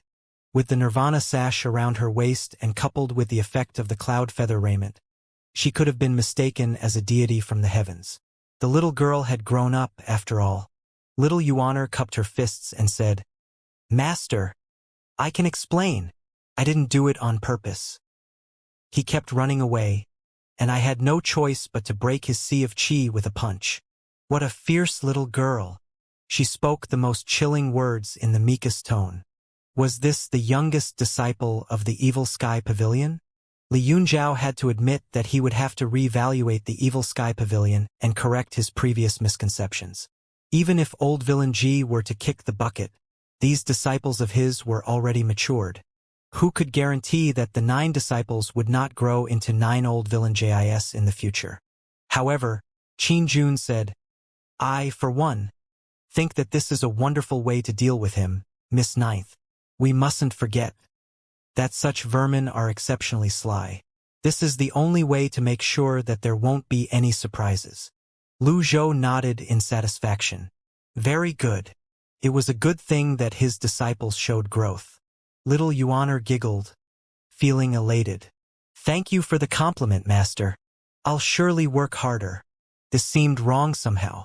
Li Yunjiao and the 4th prince, Lu Bing, were speechless. Little Yuaner walked up to the man, placed her hands on her hips, and demanded, Who sent? You. The black-clad person said nothing. If you're not going to talk, I'll take you back to the Evil Sky Pavilion and have my 3rd senior brother. No, my 4th senior brother torture the living hell out of you. My 4th senior brother has methods of torture that you could never think of. Crunch. The black-clad person's eyes widened, and his head lolled to the side. Li Yunjiao bent down and checked for his breath. He's dead. Huh? Dead? What a coward. Little Yuaner was flustered. She looked at her master innocently as she was worried that her master might blame her for this. Li Yunjiao said, He bit off his own tongue. He was carrying poison in his mouth. People like him live on the edge of a knife on a daily basis, and they're prepared to throw their lives away. Once they're captured by the enemy, they will take their own lives. Lu Zhou shook his head and sighed. What a shame. I should have let little Yuaner end him. That way I could have at least get some merit points out of him. Is there something wrong about the way I'm teaching my disciples? Qin Jun's brows relaxed. A dead assassin was better than one that had escaped assassin. After all, he was the one who had invited Li Yunjiao over.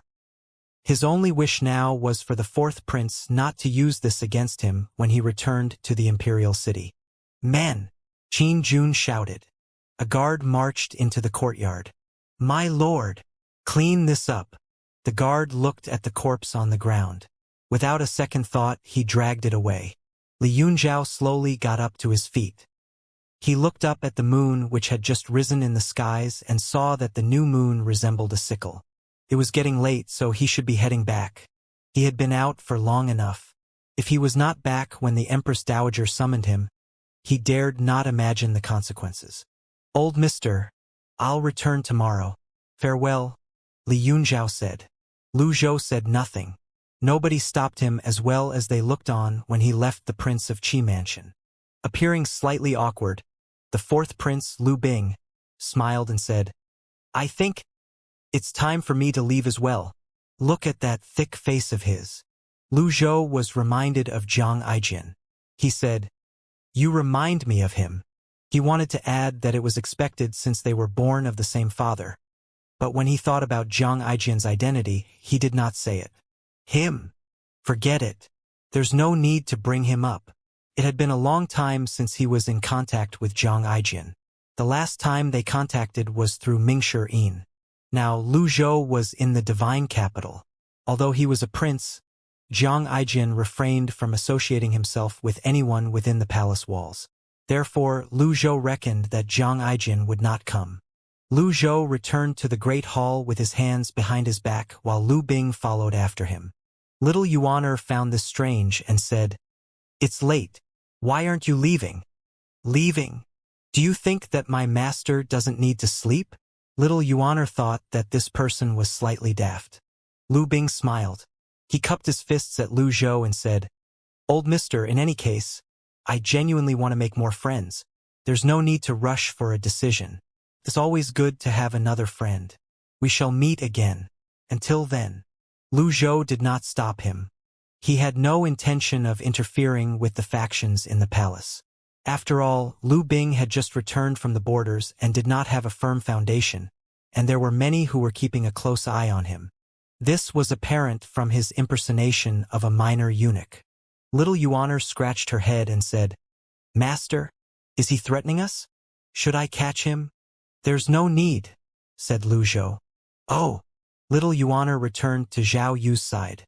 When she glanced at her senior sister and remembered her tragic past, she said with a sigh, "Senior sister, now that I think about it, I've had a happier life than you." Lu Zhou was taken aback.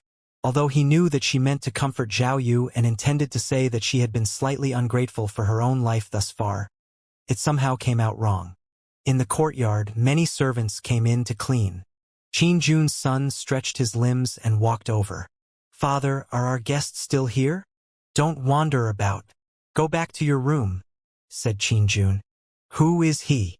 Qin Jun turned to look in the direction of the great hall. Then, he looked at the damaged wall and said, "The guy your little sister won't stop talking about." Qin Shua stood riveted to the ground. He was dumbstruck. Qin Jun was too lazy to explain. Thus he ordered a nearby servant, "Bring him back to his room. How will such a coward be able to inherit this mansion?" "Understood." When the courtyard was nearly cleaned, Qin Jun went into the main hall with the butler, Old Hong. "Old Mister, I didn't know that the fourth prince would be coming as well." "Please forgive me," said Qin Jun. "Don't you know him?" Qin Jun sighed. "The fourth prince is usually at the borders. He was very young when he left. Now that he's returned as a middle-aged man, his appearance has changed a lot.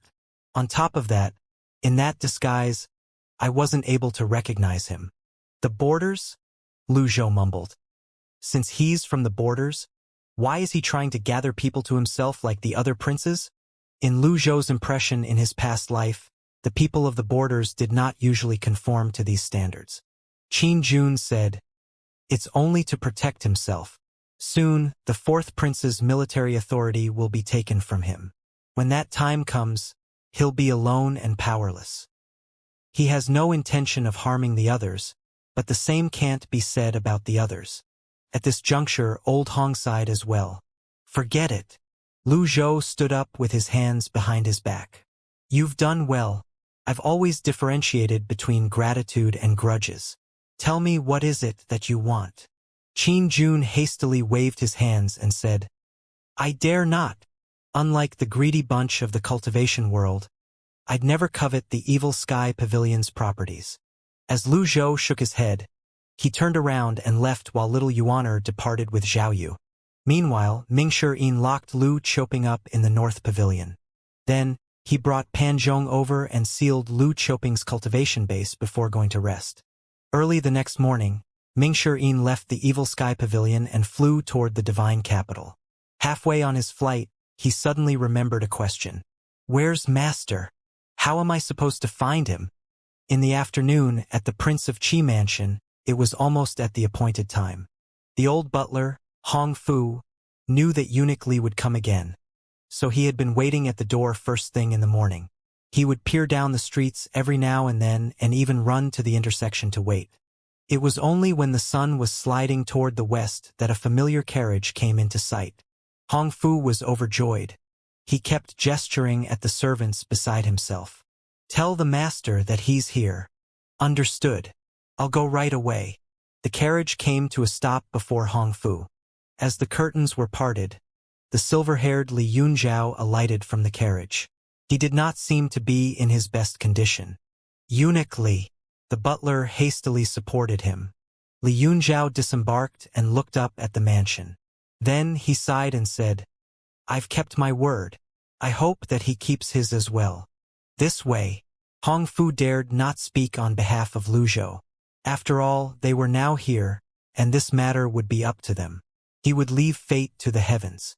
Li Yunzhao produced a brocade box as he followed Hong Fu into the mansion. Only, shortly after, they entered the main hall. When he saw the stately and unmoving Lu Zhou, Li Yunzhao dared not act carelessly.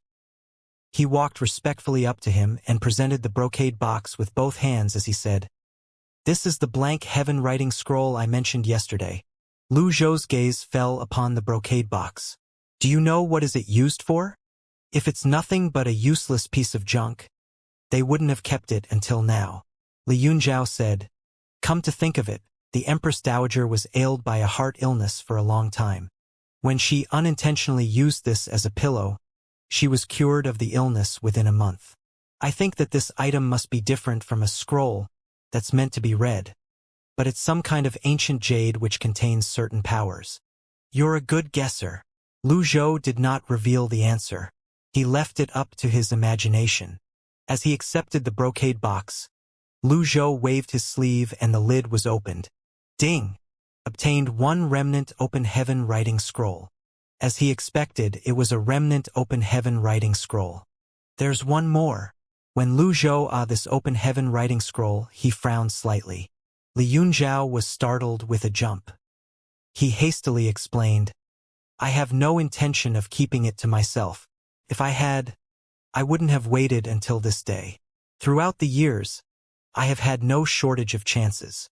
Lu Zhou did not direct the statement at Li Yunzhao. He was merely talking to himself. Open heavenly writing remnant middle piece. This meant there was another piece outside. That was strange. Did old villain Ji only give one? It should be in the palace as well. Where is the final piece, I wonder? Unfortunately, Lu Zhou did not have the parchment drawing with him. Otherwise, he could have compared it for clues. However, it was useless to dwell on it now. He would find out once he returned. Finally, he said to Li Yunzhao, It has nothing to do with you. Li Yunzhao was slightly stunned. He did not dare to ask any more questions and respectfully retreated to the side. Lu Zhou put the remnant piece away. This was connected to his next power. It was a guarantee of improvement in his strength, so he had to treat it cautiously. Li Yunzhao asked tentatively, What about our promise from before? He was anxious. After all, it would be no surprise if a villain went back on his words. Lu Zhou glanced at him and said, I've always kept my promises. You've done well. Li Yunzhao relaxed. He cupped his fists at Lu Zhou. I have another request, old mister. What is it? When I left the palace, I told the Empress Dowager that I would be bringing the scroll back. The Empress Dowager had asked me repeatedly about this, and I could not find any good reason to take the scroll away. Out of ideas, I used Princess Zhao Yu as an excuse. The Empress Dowager wants to meet Zhao Yu, Li Yunzhao said. Lu Zhou looked at him. Li Yunzhao hastily explained.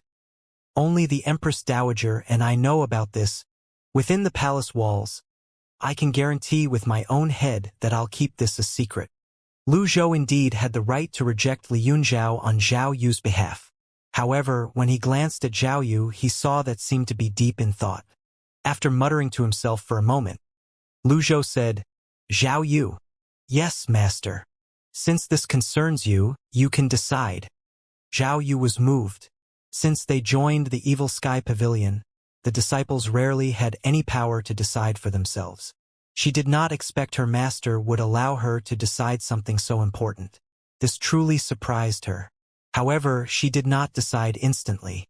She gave it some thought before finally replying, Master, I'd like to go and have a look. Go then. When Zhao Yu heard this, she walked to Lu Zhou and respectfully kowtowed to him. When Lu Zhou looked at Zhao Yu, he could see her loyalty rising quickly. He waved his hand. Li Yunzhao said, I'll guarantee her safety with my life. I'll be taking my leave for now, master. Li Yunzhao made an inviting gesture, and Zhao Yu walked out the door. The two of them soon vanished from sight. Qin Jun said, I didn't expect Princess Yunzhao's orphan ended up being your disciple. The heavens are making a fool out of us. I don't care whose orphan she is, Lu Zhou said. You're right, old mister. Lu Zhou was just about to return to his room to meditate on the heavenly writing when a servant rushed in from outside and said, My lord, a letter for you. Qin Jun frowned and said, A letter for me? The divine capital was huge. If it was from his colleagues, they would not have used this method to contact him. Qin Jun opened the letter and read it. Realization suddenly dawned on him. He hastily bowed and said, Old mister, it's for you. Allow me. Little Yuaner leaped forward. She opened the letter and read it aloud. Old senior. I'm at the Mausoleum of Swords. There might be something you're looking for here. Your disciple sure is persistent. Ha ha ha. She knew who this letter was from immediately. Lu Zhou frowned. Mausoleum of Swords? Qin Jun cupped his fists and said, The Mausoleum of Swords is near the Imperial Crypt. It's said that it's a place of extreme yang, and there are many swords buried there. The mausoleum itself is of the Yin attribute, and the balance between Yin and Yang created a wonderful environment to nurture good swords. Hence, every decade or so, there would be cultivators trying their luck at the mausoleum. With this explanation, it was clear that Jiang Aijin had gone looking for good swords. After all, he would never let an opportunity like that go to waste. He loved swords to the bones and valued the sword as much as his own life. Lu Zhou remained silent as he rose to his feet with his hands on his back and left the main hall. Rest well, master. Rest well, old mister. On his way back to his room, Lu Zhou took out the open Heavenly Writings remnant piece from the brocade box again. The moment he touched it, the scroll dissolved into spots of starlight and floated toward him. In that instant, the remnant piece vanished. Lu Zhou probed the Heavenly Writings power. There was no new power. He sat down cross-legged as he muttered, Looks like I'll have to wait until I've found the last piece. Lu Zhou no longer dwelled on this and began to meditate on the Heavenly Writing. Night fell. The divine capital was silent. A green-robed man carrying a sword hovered near the Prince of Qi mansion. He saw a carriage speeding toward the imperial city on the street of the divine capital. Li Yunzhao was standing on the carriage and urging the steeds on. Yu Shangrong smiled faintly as he shook his head and said, Congratulations, junior sister. He looked toward the southwest of Great Yen before looking at the new moon and murmured to himself, You're luckier than I am. All of a sudden, Yu Shangrong burst forth with a terrifying sword qi that stirred up a gale before it shot into the distance. Shadows of swords covered the skies. There were thousands upon thousands of them. Like a crushing wave, they shot forward into the night sky. The sword devil's destiny. The ink-colored energy blades seemed to have eyes of their own as they shot toward the black-clad cultivators lying in wait in the surroundings. Whoosh! Whoosh! Whoosh! Ah! Sword! It's Sword Devil. It's Yu Shangrong. It's too late. The rain of blades fell upon them and pierced the chests accurately. Corpses fell from the roofs to the ground. These people did not even have a chance to resist. When the rain of blades stopped, the corpses of the black-clad cultivators were strewn across the streets. Zing!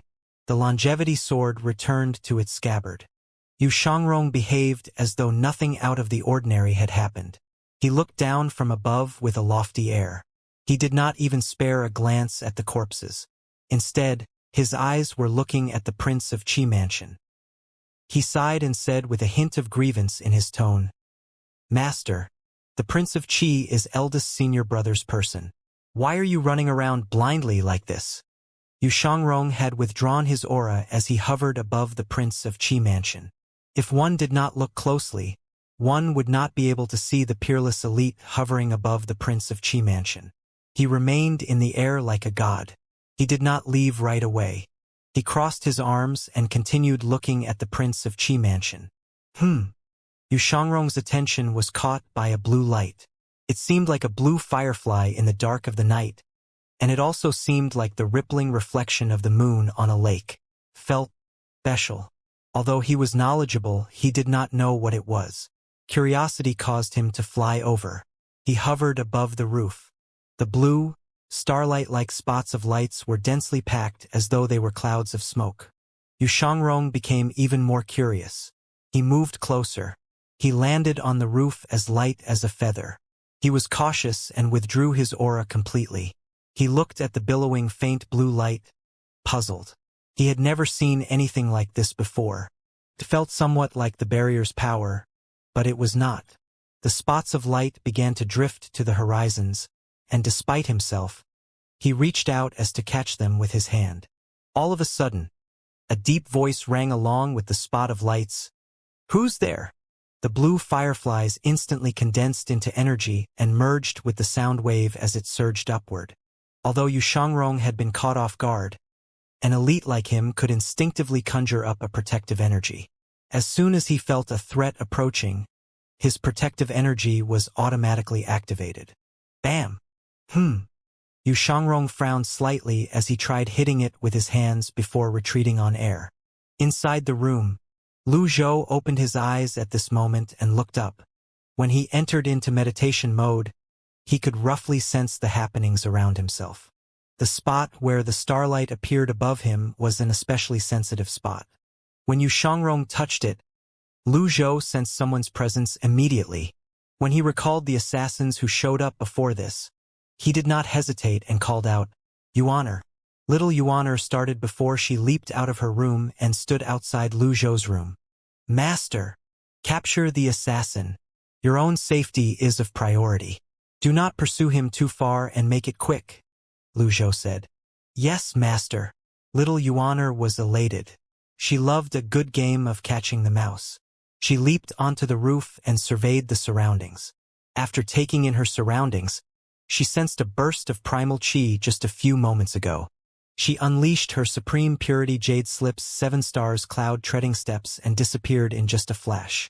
Lu Zhou's sound technique had alerted the Prince of Qi, Qin Jun, so he had naturally hurried over.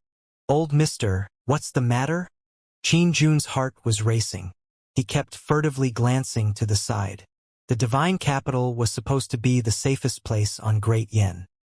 He did not expect there to be so many troubles ever since the old mister's arrival. "You should all head back." Lu Zhou projected his voice. Qin Jun and the others were slightly taken aback. However, they did not dare to ask too many questions. He only replied, "All right." He felt slightly helpless. He looked at the roof and felt uneasy. In the end, he sent some of his men to investigate the surroundings and increased the patrol. Meanwhile, little Yuaner left afterimages in her wake as she sped through the silent and dark streets. She gave chase all the way to the middle of the street where the primal Chi's aura suddenly vanished. Where is he? Little Yuaner found this strange.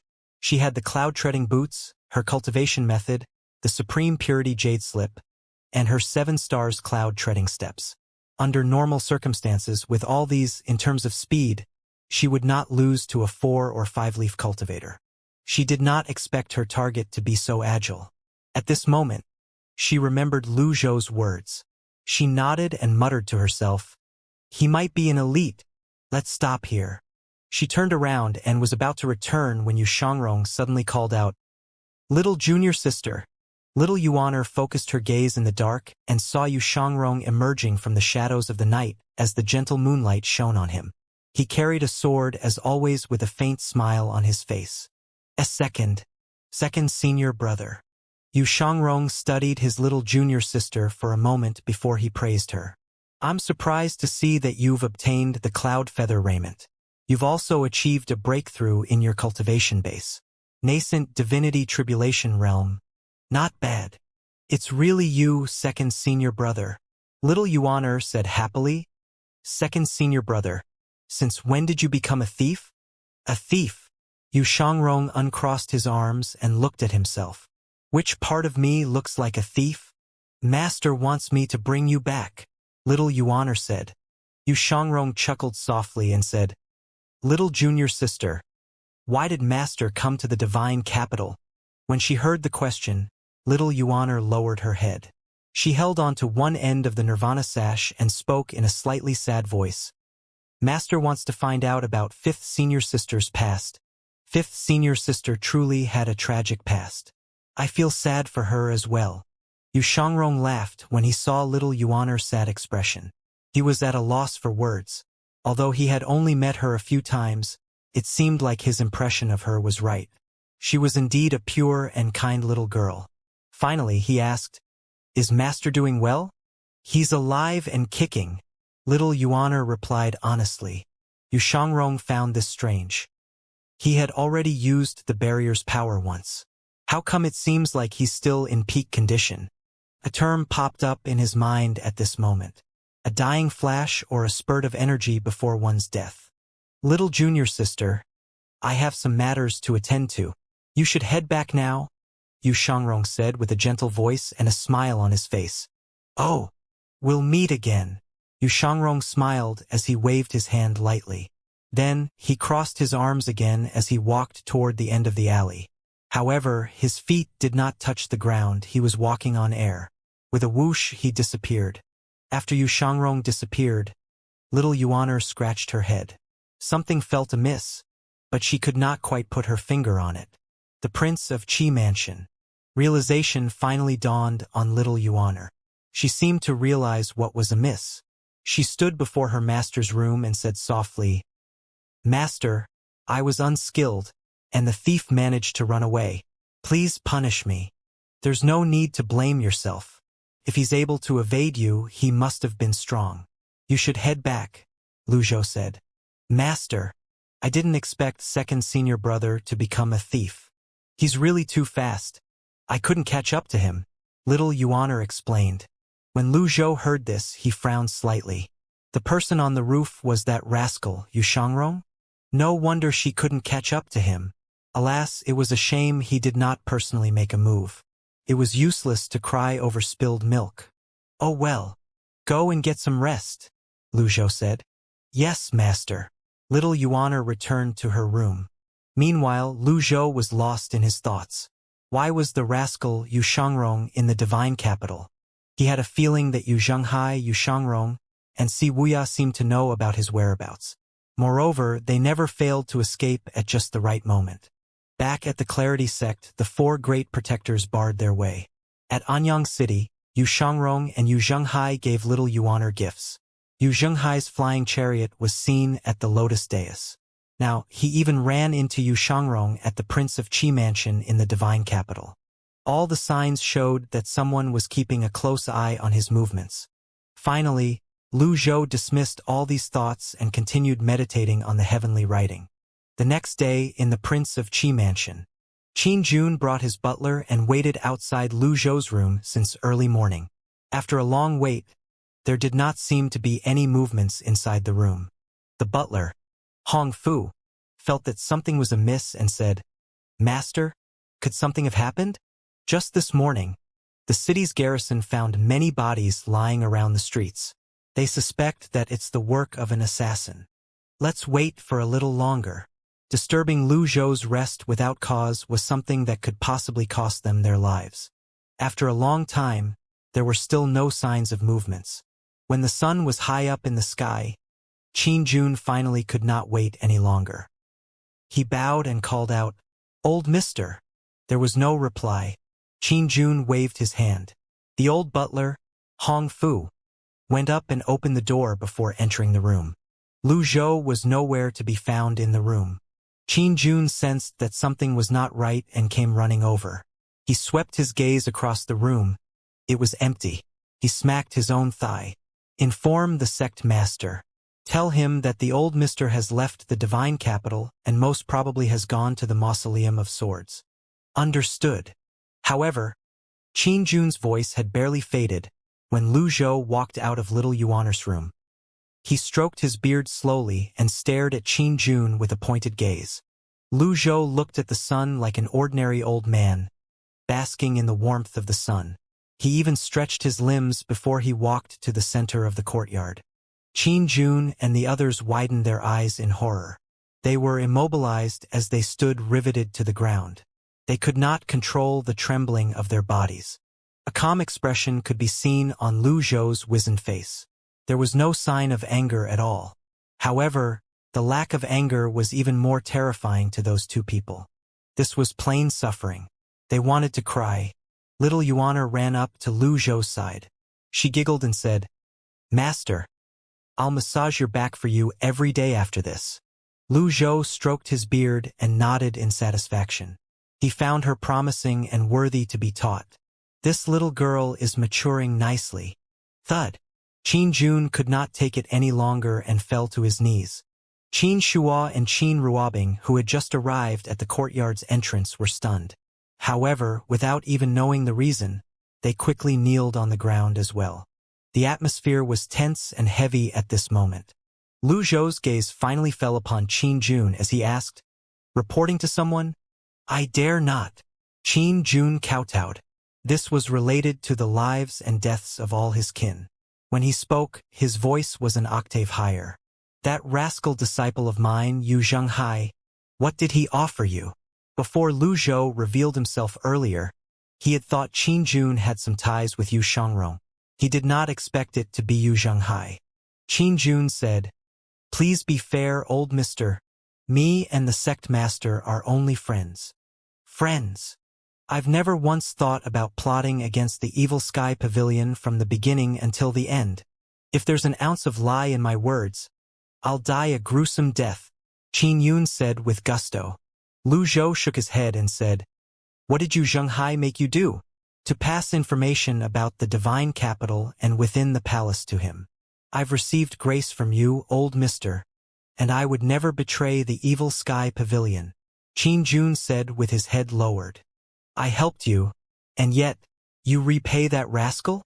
Qin Jun's mind went blank. No matter how he went about it, this did not seem right. This made him fall limply on his butt. The old butler, Hong Fu, mustered up his courage and said, "If I may be so bold as to speak, I'd gladly pay for the sins with my life after I have my say." Honestly, Lu Zhou would not deign to give a person like Hong Fu a second glance under any other circumstances. However, this butler was indeed different from the other mortals. From the moment Lu Zhou stepped into the Prince of Qi mansion, Hong Fu's performance had been stellar. Therefore, Lu Zhou had a good impression of him. "Speak." The old butler gathered up his courage and said, "Sect master, you had no idea that you'd come to the divine capital. If my master had wanted to disclose this information, there would have been no need to wait until this day. It's true that my master has been in contact with Sect Master Yu. However, my master told Sect Master Yu directly that he would never do anything that would harm the Evil Sky Pavilion. Otherwise, he wouldn't cooperate with Sect Master Yu. Your portrait has always been kept in my master's study." He looked upon it fondly and frequently as he reminisced about his past. That sounded awkward. Lu Zhou was a man, but he was thought about and looked at fondly by another man. Truly awkward. Outwardly, there were no changes in Lu Zhou's expression. He had to dig out more information from Qin Jun. Hong Fu gestured to the servant beside him. The servant hurried into the study and returned with a portrait in his hands. It was a portrait of Lu Zhou, although he looked more weathered and wrinkled there. The portrait did capture his natural charm, though. Little Yuaner received the portrait. She looked at it and said with a smile, "Master, this is a bad drawing. It looks nothing like you." Lu Zhou looked at the preface on the side. "Respected teacher Ji Tiandao. Forever 23 springs old." There was a poem scribbled at the side that he thought would be a waste of time to read. He waved his arm and a gust of energy wrapped around the portrait. Smash! The portrait was reduced to dust before it scattered in the wind. "How dare this rascal call me his respected teacher? This goes against the heavenly energy. Please, forgive me, old mister." Qin Jun and Hong Fu kowtowed and did not dare to move, their foreheads touching the ground. When Lu Zhou had spoken those words, his tone was deceptively calm. He was not truly angered. He was just inspired at that moment to say that. However, the words had another, deeper meaning. He knew that Yu Zhenghai was planning on obtaining everything under the heavens. In that case, would Yu Zhenghai not covet the treasures in the Evil Sky Pavilion? In regard to Hong Fu's words, Lu Zhou thought Hong Fu had a point. If Qin Jun had any ulterior motives, he would have notified Yu Zhenghai right away. There was no need to wait until this moment. "The reason why I wanted to notify Sect Master Yu when I thought you left, old mister, is due to 2 sentences Sect Master Yu had said to me," Hong Fu said. "What did he say?" "I daren't say." Lu Zhou remained silent.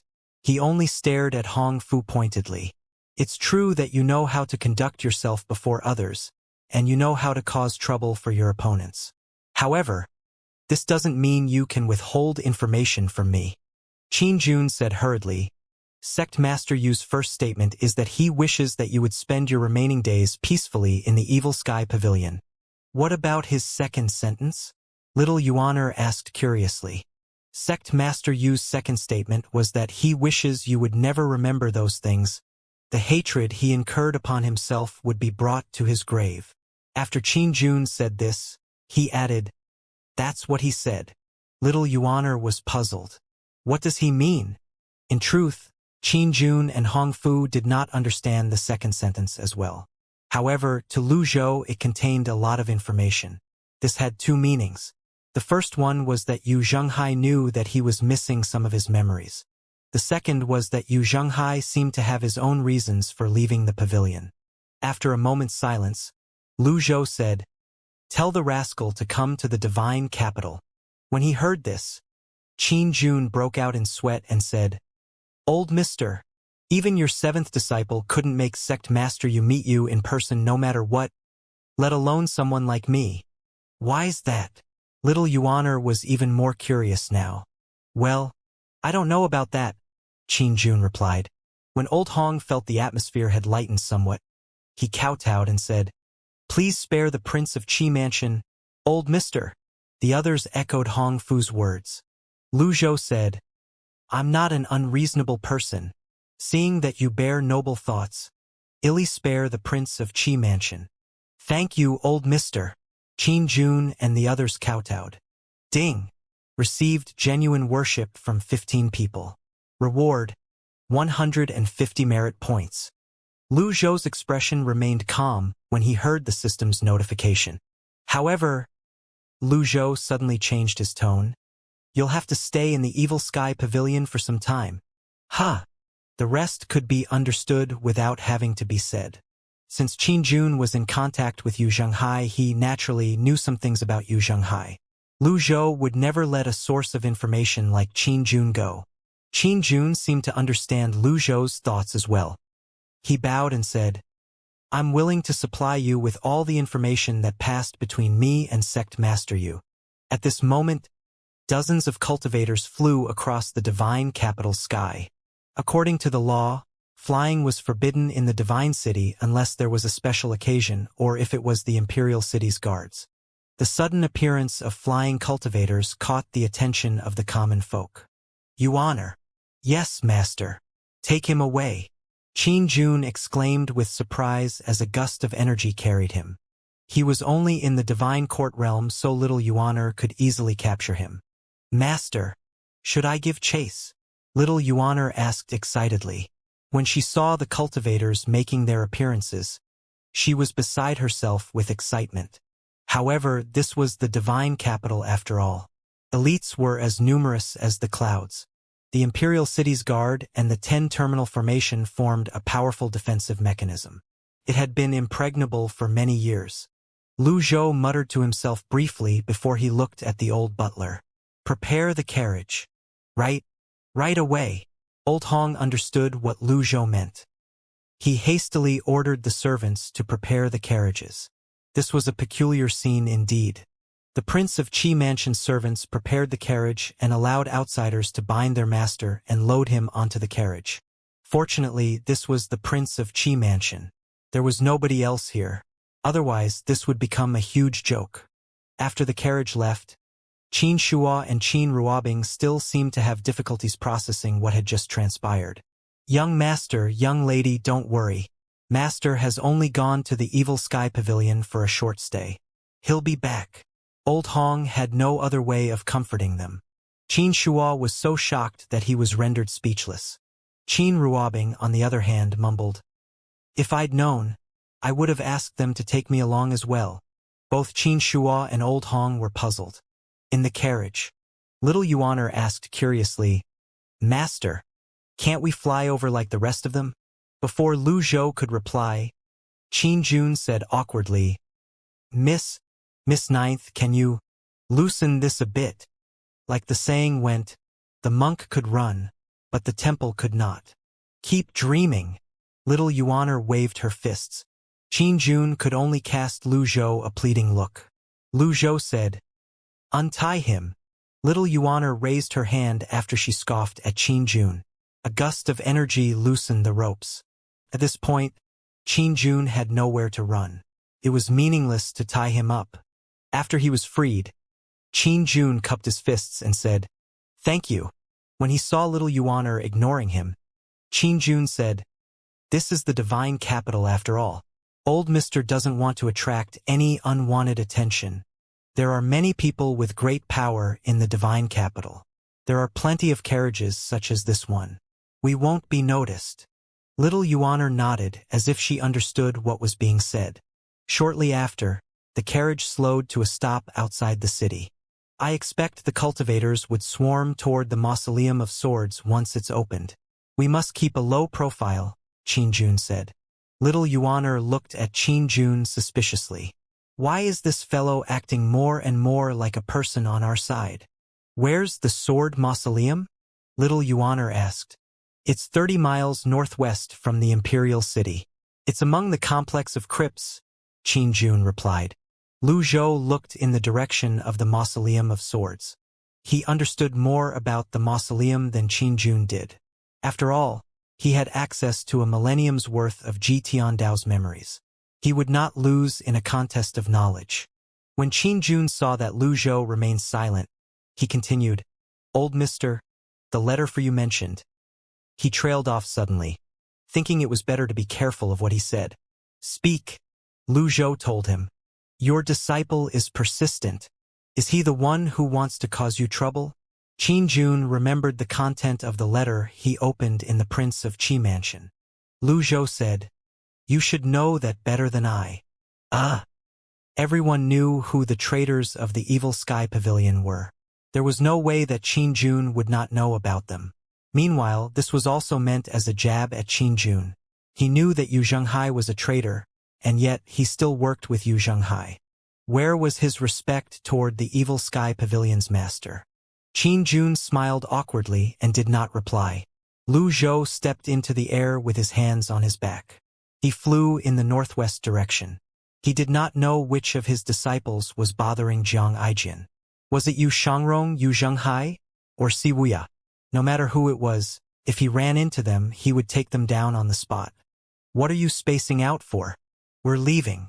Little Yuaner had already stepped into the air. When she turned around and saw Qin Jun standing there in stunned silence, she urged him on. Qin Jun stepped into the air at once. He followed them and said, I'm coming. At this moment, he had lost all bearing of a prince. Qin Jun and Little Yuaner followed Lu Zhou. Little Yuaner was a nascent divinity tribulation realm cultivator, after all. Also, she had the cloud-treading boots. Her speed was fast. Qin Jun, on the other hand, felt touched when he noticed that Lu Zhou's speed was almost the same as his own. Old mister is adjusting his speed in consideration of me. I really don't deserve this. Although the three of them did not fly at the speed of a nascent divinity tribulation realm cultivators, they arrived quickly since the Mausoleum of Swords was not too far away. A short while later, the three of them landed near a mountain range which extended for several miles. Lu Zhou stroked his beard with one hand and placed the other hand on his back as he observed the mountains. After Qin Jun descended, he said, It should be near Purple Sun Mountain. Let's go. Lu Zhou walked along the winding mountain path. A while later, they heard what seemed to be a heated argument. The darknet is too despicable. The Mausoleum of Swords should be open to everyone. And yet, they barred everyone from entering. Well, they are villains after all. Don't forget that the darknet's master is Si Wuya. He's the seventh disciple of the Evil Sky Pavilion. I'll accept it if it's the old villain Ji, but not Si Wuya. He's nothing but a traitor. At this moment, Lu Zhou and the others turned the corner and saw the group of cultivators. There were about 50 of them gathered there. Their cultivation bases were of different realms. There were some in the Mystic Enlightening realm, the Brahman Sea realm, and the Divine Court realm. There was also one at the nascent Divinity Tribulation realm. Jiang Aijian? He was squatting alone on a rock and carried his sword in a lazy manner. He looked at the path that was blocked with a boulder. Jiang Aijian. Jiang Aijian shivered and slid off the rock. He turned to look around him. Who would recognize me and call out to me in this wilderness? After a while, Old senior? Long time no see. Oh, how I miss you so. Heh, little girl, you seem taller than before. Jiang Aijian extended a hand and walked up to them without a hint of shame. Little Yuaner rolled her eyes at him and looked in the other direction. Lu Zhou looked at the barred path and asked, What's all the commotion about?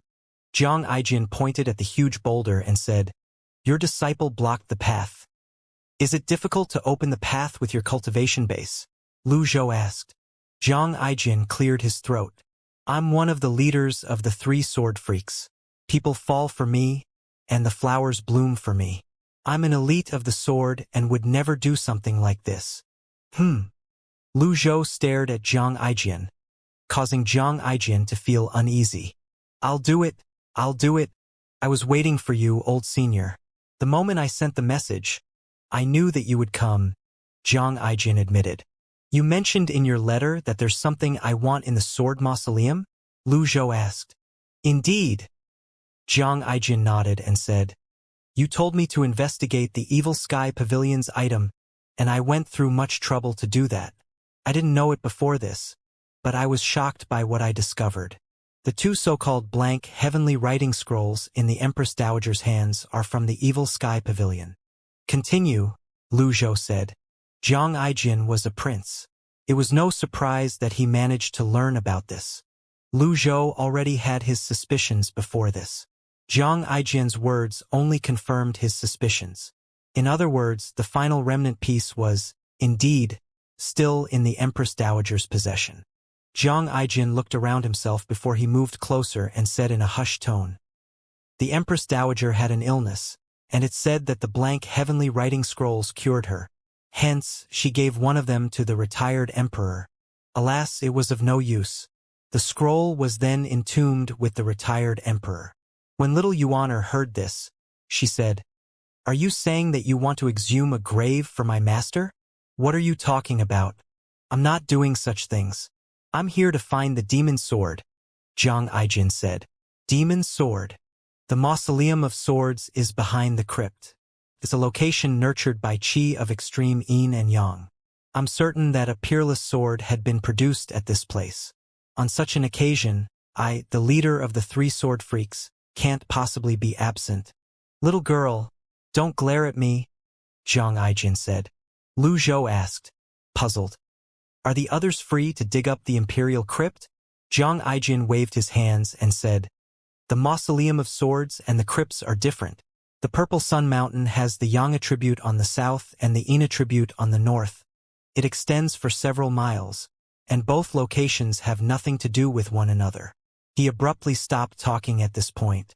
He suddenly remembered the old senior before him had to be even more knowledgeable than he was, and yet, he went on and on about what he knew. He felt as though he had made a fool out of himself. Lu Zhou looked at Jiang Aijin and said, "Indeed, both locations aren't the same, but they're both in the Purple Sun Mountain. Perhaps they might have been connected a long time ago. Are you going to just stand there?"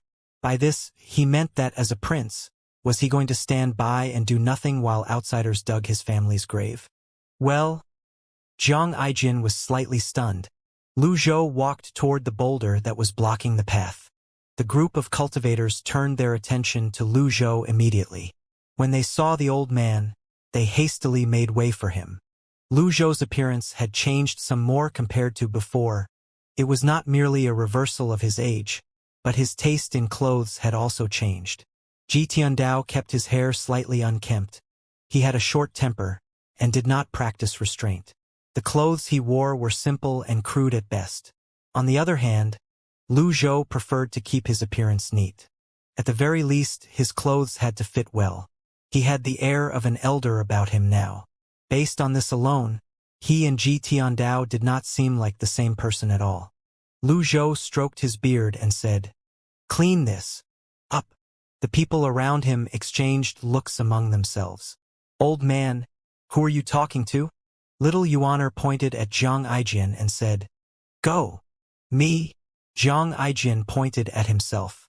"Yes, you." Jiang Aijin wanted to cry. "Very well. For the demon sword, I'll bear with this for now." He pushed away from the ground and spread his arm before unsheathing Dragon Song. Upon seeing this, the cultivators were in awe and made way for him immediately. What a powerful person! Didn't he say there's nothing he could do about this earlier? This aura. Nascent Divinity Tribulation Realm. He's a nascent Divinity Tribulation Realm elite. As soon as Dragon Song was unsheathed, A ring of golden light surrounded the sword, and a huge energy blade appeared. Zhang Aijin slashed downward with his sword. Boom! The energy blade collided with the boulder. Rubble and debris shot up everywhere. The cultivators activated their protective energies to defend themselves against the ricocheting rubble and debris. A short while later, the air cleared, and they could see clearly again. The boulder had been sliced apart by Dragon Song. Zhang Aijin was pleased with his own handiwork. He descended slowly. When he landed, he ran his hand through his hair and returned Dragon Song to its scabbard before saying, "I can't help it.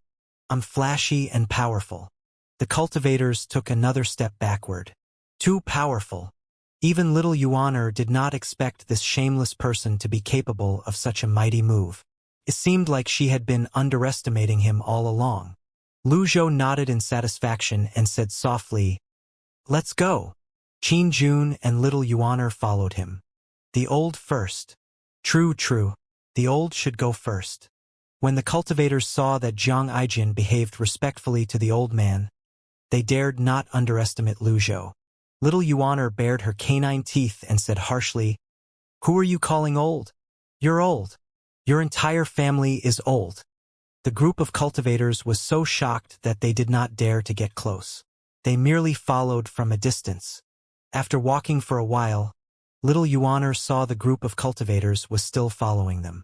She said, "Master, they're so annoying. Should I chase them away?" "There's no need for that." Lu Zhou stroked his beard and looked ahead. There are many swords in the sword mausoleum. Their cultivation bases aren't enough to move the demon sword. On the contrary, if they remove enough swords from the mausoleum, the sword formation would be weakened. Zhang Aijin said, "You've got a point, as expected of old senior. You're highly knowledgeable. I'm impressed." "Brown noser." Little Yuaner pulled a face at him.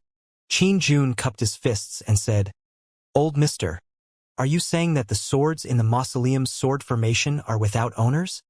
"They're without owners, and they easily recognized new owners. We'd need some energy to destroy them," Lu Zhou said. "I see. I've learned something new from you again." Qin Jun bowed. The group of cultivators behind them overheard their conversation and was delighted. A few of the bolder cultivators bowed at Lu Zhou and the others. "The old mister is right. We must work together in the Mausoleum of Swords. There's strength in numbers. Our cultivation bases are weak and can only obtain ordinary swords. The old mister's cultivation base is profound, and he'll obtain the better swords. This is perfect. The old mister is kind and magnanimous, unlike the despicable Wuxia who's a selfish prick." Little Yuaner looked at her master with an awkward expression on her face. Lu Zhou was not angered. The rascal deserved to be cursed for what he did. Perhaps they found Lu Zhou approachable. The cultivators grew bolder. They closed their distance and some even walked with them. Shortly after, they arrived at the entrance to the Mausoleum of Swords. The mausoleum is up ahead. The entrance is barred again. Why is he doing this? It only troubles others and serves himself. Lu Zhou ignored their discussion. He calmly said, "Zhang Aijin." "What?" "Deal with this." "Me again." Zhang Aijin felt everyone's eyes on him. "Fine, I'll do it." He thought to himself, "Sigh, this is far from what I've planned." Like before, Zhang Aijin easily removed the obstacle. Qin Jun said, "He must be doing this to buy time. These boulders can't stop stronger cultivators. It's clear that he's doing this to buy time. The demon's sword can't be easily obtained," Zhang Aijin said confidently. "You're right. However, you forget that Wuxia is the Evil Sky Pavilion's 7th disciple." Qin Jun retorted. Zhang Aijin was rendered speechless and was flustered by Qin Jun's words. "Please don't speak if you're lacking in conversational skills." Lu Zhou remained silent. Instead, he walked ahead of the others with his hands on his back into the Mausoleum of Swords. Little Yuaner hastily followed him. The cultivators swarmed into the mausoleum. The moment they entered, mountainous piles of swords came into view. Various swords were sticking out of the sword mounds. They were of various sizes and lengths. The cultivators were captivated by this sight. Jian, on the other hand, shook his head. They're all third-rate items. He could hardly wait to get his hands on the demon sword. To him, the swords here were unrefined and common. Only the demon sword in the sword formation was the greatest beauty in his heart. It was the only sword he fancied here,